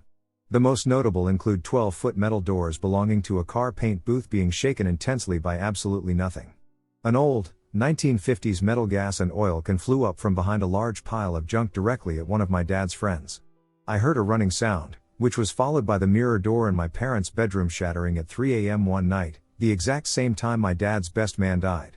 Needless to say, while I haven't encountered any big feet or Mothmen, I have seen some stranger things that have no logical explanation. The property I live on is around 10 acres in size. The house is decently large, with a one-car garage and office, which is where my sister is currently chilling out at, next to it, and a large, metal garage around 200 yards east from the house.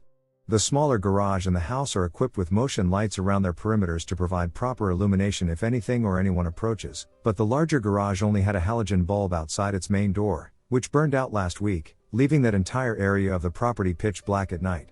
The house has 3 doors, 2 on a porch to the front yard and driveway and 1 to the laundry room in the backyard.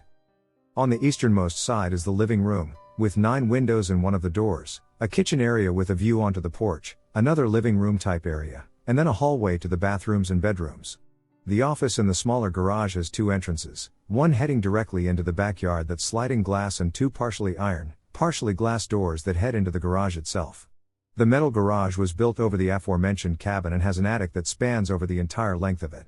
It has a car lift, a paint booth that can fit a limousine, a bathroom, and scaffolding with a heater, which is where the gas can flow from. Around 15 feet behind the shop is a large forest that I have never stepped foot into due to there being a crazy old man living in it. While I haven't stepped into it, my sister and her friends have headed in a few times, each time returning with odd objects. Though they haven't gone into the forest for several years, I remember them bringing out stuff like Baphomet statues, animal bones, and weird rocks before. The only animals we see here are does and fawns passing through our yard to the woods. Now, let's focus on the current events. Around 4 a.m. on Saturday night, I was preparing to go to bed out in my family living room. My room is painted black, and because it's summer here, it gets ridiculously hot during the day, and I don't have good AC at the moment, so I'm sleeping out in the living room.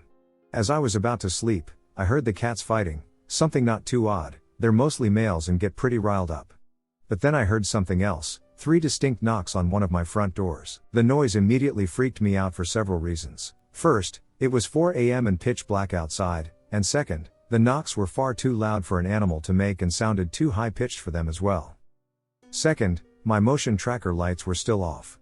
After the knocking, my dogs ran to the other front door, which is partially made of iron and partially made of glass, similar to those in the office, and they barked uncontrollably, a behavior they exhibit only when they see something unfamiliar. I locked all my windows, closed all the blinds, and just sat on my couch bed. In my living room, facing out towards the front yard, there is a half-circle shaped window with no blinds that allows me to see when the motion trackers turn on or off, and I sat, staring at this window for about an hour and a half until they finally came on, and the sun came up. I didn't have the courage to look at what caused the lights to trigger, but from the stories I've heard of skinwalkers, I wasn't going to take a single risk. The next morning, I asked my mom if she had heard a knocking on the door and received a disturbing response from both her and my sister. My mom had also heard knocking at her bedroom windows, while my sister heard it at the sliding glass door to the office. I realized then that the knocking had occurred multiple times, since I could not have confused the sound of tapping on my door with the tapping on my sister's door. While the sun was still up, my sister and I bought some sage because I believe it wards off skinwalkers. However, my mom misplaced it before we could burn it. By the time we realized we couldn't find it, the shop we went to had closed, so we just had to hope nothing worse would come that night. The second night was much more disturbing than the first. While I didn't spot anything, I heard a loud, ambient noise from the woods. The nearest broad comparison I could make is like how a city sounds at the dead of night when there's construction, but this sounded more natural in origin, in some odd way. Another, much more niche comparison would be the song Cave of the Past from Earthbound, as it's the only song I can think of that fits the ambience. I heard this ambience for around half an hour while I walked my dogs in my front yard, and while I wanted to just stay inside and drown out. In my paranoia with some anime, my mom had me take out the dogs, claiming that there's nothing out there that could harm you, although she had heard the knocking the night before. As I was walking the last dog, I heard something from the forest to the east, chanting. I only heard about one short sentence in some dialect I couldn't discern, but that was all I needed to hear to head inside and lock everything up again. From there, I could hear the ambience even inside my house and was up again until the sun crested over the hills. One more thing about this night, though, there was a light that refused to go out. The light was one of the motion trackers on the one-car garage, and each time I looked out at it, I saw nothing. Nevertheless, it remained on throughout the night. Finally, tonight. I woke up late, as staying up until sunrise tends to do, so I forgot to get sage before I headed to work. Once I came home from work, it was already dark out, as I get off by the time the sun is setting. Around 2 a.m., I was taking out my dogs for the last time. Tonight there wasn't any ambience or chanting, and I stayed strictly to the small plot of yard directly in front of my house, but as I was once again taking out the last dog, I heard a noise to the east, and this scared the shit out of me. It sounded like something large had been knocked over or thrown down, something that was loud enough for me to hear hundreds of yards away. Immediately, I turned towards the noise and tugged on my dog's leash to drag them inside, keeping my back to the illuminated sections of my yard while I went inside. I've locked my doors, my car, and all other things I can and have tried ignoring everything, but I feel that I need to find help now. These events are slowly escalating, and I only fear that tomorrow could bring a full-on encounter. I've been unable to sleep again, thanks to this and the fact that it's happened 3 nights in a row. Now, while I think it could be a skinwalker, I think it could also be a Wendigo. They're similar, and Wendigos come from Algonquin-speaking tribes, of which my tribe is part of. If it is a Wendigo, I suspect it would have revealed itself by now. However, a skinwalker might be attempting to lure me into the darkness of the shop. I've been trying to get a hold of a medicine man here in Oregon, but all I can find online are old articles, almost as if it refuses to let me find the help I need so desperately. If anyone knows where I can find one to come bless the house and the property, I would be elated to get this over with. These past few nights alone have been hellish, and I would rather not have to see what I've heard described many times for myself. Thanks for listening if you've made it this far, and any advice is welcome. I swear, this entire story is true, through and through, and I just want peace out here. I apologize if any of this seems unclear right now. It is past 4:30 here, and I am still shaken up, which affects my ability to think clearly. My strange experience in the Alabama Hills, CA. I had experienced something along those lines when I was hiking in the Alabama Hills 2 years ago. I have never spoken or written about the experience before, as I'm honestly still struggling to make sense out of it. I was on my way back to California from 2 weeks camping/sightseeing in Wyoming/Montana/Idaho. I wanted to camp in the Alabama Hills before driving through Yosemite and back to my home in the Bay Area. However, I spent the night before camping at Antelope Island State Park in Utah, then did some shopping in Salt Lake City before I decided to take Highway 50, loneliest highway, through Nevada, and then took a quick drive through Great Basin National Park before crossing the border into California. By the time I got to Alabama Hills it was dark, and I didn't want to mess around with trying to find a campsite in the dark and unfamiliar terrain, and I really wanted a shower, so I decided to get a motel room for the night in Lone Pine, California. The following morning I was up before the sun, figuring there would be some spectacular sunrise photos to be had from Alabama Hills. After driving around and taking pictures, I thought I would go for a hike to stretch my legs and exercise the dog for a bit before the long drive to Yosemite. There's an arch formation called Mobius Arch that didn't seem like too far of a hike, so that was my intended destination. I had the dog off leash, and we were well on our way, maybe 200 yards from my truck, when suddenly my dog stops in the middle of the trail and just freezes, staring at something up ahead. I walk up to him and stop, trying to see what he's staring at. The sun was sort of in my eyes, and I really couldn't make anything out. Suddenly my dog gets his hackles up and bares his teeth, starts growling, and lets loose with a frantic volley of barking.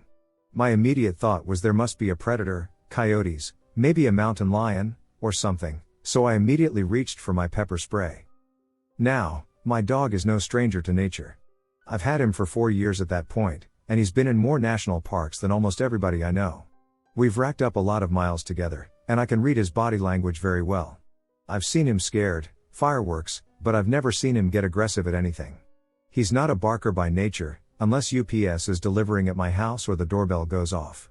He's part terrier and has a strong prey drive, so he will go after anything that runs from him, cats, squirrels, birds, but he's also a big coward and won't generally mess with bigger animals. The day before we just walked past a herd of bison, and he didn't utter a peep. So to see him just absolutely frantically aggressive and scared at the same time just baffled me, and it immediately started ringing alarm bells. Now, I don't know if I was feeding off my dog's energy, but I suddenly got this very deep sense of foreboding, like something was watching and hunting me. It instantly triggered my fight or flight reflex, mainly flight because I still couldn't see anything. Now, I'm 40 years old. I grew up in the middle of a civil war, I was a bona fide gang member in my teens, I'm a U.S. Army infantry veteran, and I've been working as a security contractor since I separated from the service. In short, I've seen some stuff, and I have some faith in my fighting abilities. This was one of the few times in my life where I was really scared for my life. Legs wobbly, sphincter contracting, can't breathe, kind of scared. I transferred my pepper spray to my left hand and drew my pocket knife into an overhand grip in my right hand. I was kicking myself for leaving my Glock 19 behind in the truck. We were in a standoff for what felt like an eternity but was probably no longer than a minute. My dog was alternating between barking and staring, still with his hackles up, head down, and teeth bared. All classic signs of aggression. I tried to coax him forward, but he wasn't budging. I was also reluctant to turn my back in case this was a mountain lion, and I didn't want to trigger the attack. So I started retreating. Face and body still facing forward, I start stepping backwards. My dog also starts backing up right next to me, still growling, still with his hackles up. We backtracked maybe 20 yards around this rock formation when my dog suddenly bolted back to the truck. You know that old joke about two guys and a bear and about just needing to be faster than the other guy? Well, I was that other guy. And the absurdly comical thought that passed through my head was, you little comma, you just left me to get eaten. My dog was gone. I wasn't as fast as him, injuries as an infantryman and arthritis had done a number on my knees, and I couldn't remember the last time I ran, but I ran after him, downhill. Full on scared for my life sprinting, another absurd thought popped into my head, if I trip now and accidentally stab myself with my own knife, my mom is going to laugh at my funeral. Finally the terrain opens up, and I can see my truck and my dog stopped and looking back at me, no longer in an aggressive posture. So I come to a stop and turn around, ready to fight whatever was chasing me. Nothing. Not a damn thing. I've never told this story to anybody else because I know it makes me sound like a big coward. But the fear was very real. Even just typing this up and recounting this, I'm getting the shivers and the tingling feeling, and I probably have an elevated blood pressure right now. I have never seen my dog act that way before, so maybe I was just feeding off his energy and his fear transferred to me. I don't know. I can't explain it. But that was one of the few times in my life when I felt like prey. I don't go unarmed in nature anymore. I do have a license to carry, but very often when I'm out there in nature, I don't bother to carry a firearm. Prior to this incident, I thought the biggest threat I would encounter was other people, so I usually only carried in urban situations. Not that there are no bad people in the wild, but I figured the odds were in my favor. Not anymore. I'd probably carry an AR pistol with drum mags the next time I go hiking way out there. Shadow people. So speaking of the woods, some backstory, I live in PA. I have a friend named Nick who lives in the woods. He lives above this trail, called the Freeport Butler Trail. It's some 20 miles, give or take. Supposedly, a little girl died on the trail. I don't know. My older friend Kyle claimed he was on the trail with his brother and saw the little girl who screamed at them. I'm inclined to believe him because I've experienced extraordinary things in my life that defy logic. Just me. Furthermore, as a side note, I walked the trail before at 3 in the morning, which is a story in and of itself, and didn't experience anything besides being fearful I was in the dark, alone. Nevertheless, the experience was still eerie. What is fact, however, is 1. A student from my school ended self on the trail. 2. A creeper was spotted in Nick's woods trying to take away his younger cousin. Yeah. Ducked up.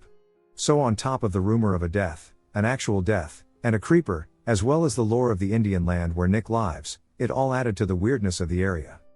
So back in the day, Nick and I would go paranormal/Bigfoot hunting in his woods and record our sessions. To be honest, nothing much of Bigfoot arose, but anyway, we both had paranormal experiences before we went out doing this as a hobby. So we weren't goofing around, we were serious, specifically looking for the paranormal/Bigfoot. Lol. We had a fort in the woods with spikes and everything. Across from Nick's house was this dome-shaped abandoned house he used to live in. It's quite beautiful. The house looks a bit creepy because it is abandoned, which has left the surrounding land unkempt. In Nick's bedroom he has a sliding glass door with no curtains. The way his house is stationed, his room is more or less directly straight on with the abandoned house. Nick and I notice lights on at the abandoned house, even though we don't recall seeing anyone enter it. Nick's driveway is an unpaved private road. Anybody going to the house would be driving on this unpaved road that would be noisy as well as be passing the house he lives at. We would see whoever, if anyone, was going there, either coming up the driveway or at the house, since we can see it from his room. It is possible somebody walked down to it via the woods since there are houses above where Nick lives, but I don't know. They are all older folks. Everyone kept to themselves. This one evening I noticed something in the window at the abandoned house. I'd say the house is about 50 feet away from Nick's current house. So I go outside with him to check it out. Nick has a grayish barn we posted up next to that, about 30 feet left of his house. So Nick and I are about 20 feet from the abandoned house in the woods, between the house and barn. There's a main window at the front of the abandoned house where you can see inside to the kitchen and part of the living room. The house is 2 stories, with an attached garage to the left of the house and a deck that attaches to the front door of the house. Up on the deck is where this main window resided. So since the house is slightly elevated, we can look up inside it. Shit you not, plain as day, the sun was setting but still illuminated timidly. There were 2 shadow figures in the window. I didn't know it then, but I'm confident it was shadow people from what I researched. I'm guessing they were looking at us or in our direction. These weren't 2 people dressed up in all black, they were 2 legit shadow figures. They were so black that you couldn't make out any features. They were face to face with us. I was curious since I had never seen anything like it and was probably shitting my pants. It was so vivid and unreal. I would be lying if I said I didn't experience them again. That's coming up, but damn, it was the first time I saw these beings in the daylight. I don't know why Nick and I never recorded the experience or took a photo of it. Perhaps I did take a photo, but it's been long gone by now. After our disbelief, we went back inside his house, and I guess we tried to forget about it. Either that night or a different night we went back to the house to begin our session for the night. It was probably around 9 but no later than 12 when we would go out and investigate. We were stationed next to a wooden shed outside the abandoned house, probably 10 feet away in some brush, just waiting. Listening. Though we didn't experience much that night, it was an eerie feeling. The eerie feeling we experienced was likely due to what we originally saw coming from that house, which is now shrouded in darkness. Can IT see us? Because we can't sure as shit see IT. So we stay put for a bit, just listening. The only thing I remember is seeing the glare of the moonlight shine insecurely in different pockets of the woods and this unnatural feeling of being watched. For some reason I vividly remember wind gusting on one side of the woods, but dead silence on the other side. After much hesitation, we finally mustered up the courage to go inside the house. We entered by walking up the deck stairs, passing the front window from which we had seen the shadowy figures, and then slightly turned to reach the front door. Inside was a grand living room with a loft overlooking it. To our right was the kitchen, and straight ahead were 3 rooms and a bathroom. Nick and I had a walkabout. Nothing happened. Maybe feeling a bit uneasy. Who wouldn't? After the shit we saw previously. I decided to go to the basement. There was a door to get down there before you got to the 3 rooms on the first floor. This is where it got creepy. I walked downstairs. There's a game room, a kitchen, a bedroom, and a door that leads to the garage. I make it down, turn right, and the kitchen sink is straight ahead. Mind you, this house is abandoned with crap everywhere. For some odd reason, above the sink was a painted upside down cross. To my recollection, none of the house had stranded paint marks, and if they did, the basement definitely wasn't marked up any besides where the cross was at. Coincidence? Not long after, we left, and that was it, to ponder on the strangeness. Lastly, our final time at the house happened a year or 2 after our last encounter with the strange painted cross in the house. We wanted to go paranormal hunting one last time, we kind of fell out of favor of going out and documenting. We also stopped with this whole Bigfoot thing, by the way. This time we documented it. In this particular encounter, it was me and a friend named Dylan who was filming. It was nighttime. A light was on in the kitchen, where seemingly, we don't recall seeing anyone go into the house, and weirdly enough, I don't know why it still had power, thinking about it. So I'm at the right side of the house, where there's a door that leads into the kitchen. So I'm left of the deck and a few feet away from the side door. My friend was filming the door/kitchen where the light was on. I was asking questions to any entity that could hear my voice, including IT. Though I couldn't see anything, neither could my friend nor the camera monitor, but it just so happened, I'm guessing, that the light that was shining from the kitchen was reflecting off the glass of the door and thus made this reflection on the camcorder's monitor. We saw strange shapes in this reflection. We first saw glowing eyes, one by one, fill the reflection. You can make out multiple tiny silhouettes. It was something out of Pet Sematary. To me, they looked like dead cats. So I continued to question the situation, and at one point during the session, something appeared. It was completely dark and looked like a typical gray alien, short, maybe some 4 feet tall, with a dome-shaped head, but completely black. It appeared. I don't know how. Was just there. Some time later it literally shifted out of frame without ever moving, at least not naturally. So at this point I couldn't see its torso or head, only what I think is its tail. I don't know how to explain it. It wasn't low to the ground to suggest it was garbage or a trick of the eye, it was about up to my stomach if I had to guess, just dangling. It was weird. It was pitch black against the kitchen light. It curved down like a cat hanging its tail off of something. After some time, I believe that either IT or something else responded to me in jest. I said something to the effect of, "Show yourself." So remember how I said there was a reflection in the monitor where we saw all this creepy shit come through? Yeah, for literally a second reflection appeared below the first reflection, and it was a shadowy person peering through, as crazy as this sounds, like blinds. It literally appeared and disappeared, peeking through something. Never have I, after all my years of weird shit, experienced something like that again. So pretty much after that my friend and I stopped filming, and that was it. This marked the conclusion of my documentation of Nick's Woods. Shortly after, a state cop bought the house, so I never got the chance to follow up. So that house, whatever those things were I saw, is still a mystery. My curiosity about my years in those worlds never wavered, and maybe it's a good thing it ended, because whatever those things were, they were out of my realm. A few times afterward, I noticed orbs surrounding Nick's house because he had no curtains on any of his windows, allowing the darkness to always peer in. So yeah.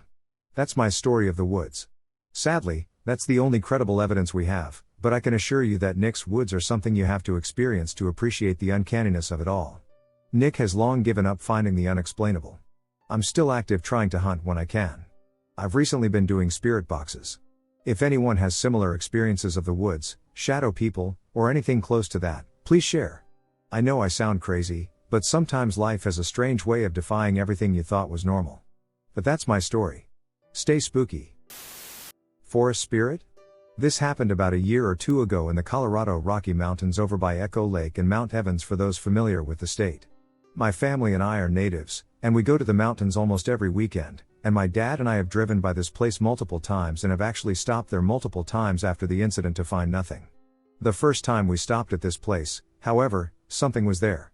I think this was one of those at the wrong place at the wrong time situations, and we only stopped because there was a bathroom and there wouldn't be another one for a while. While my dad is in the bathroom, I'm stuck waiting, looking at this tree that we both now call the witch tree. It's a gray husk-like tree that looks like it's been dead a while but is still standing, almost like a corpse. It's very intimidating, almost like something straight out of the Blair Witch Project. At this time there was a bad energy, for lack of a better description, emanating from the area. But my dad was specifically fixated on this tree, and when he got out of the bathroom, he stopped to look at the tree and then turned to me and said, "I don't like this place." We were both picking up on this unwelcoming vibe, but me being the skeptic, I didn't instantly jump to fear even though this place was giving me every instinctual reason to. This was a resting area that was pretty much in the middle of no man's land if you walked away from the highway, and if you went straight, there was a little path to a small circular clearing with 2 logs laid down as benches and then 3 paths forward. These are not man-made paths or hiking trails, there were simply 3 ways the trees would break open in 3 avenues, and they weren't meant to be explored for more than a few yards. And when I say no man's land, I mean if you walk straight for more than half a mile, you might not find your way back, and on the drive there, you see dense forestry as far as the eye can see. These are places that humans had no right to mess with, and if they did, they most likely didn't come back.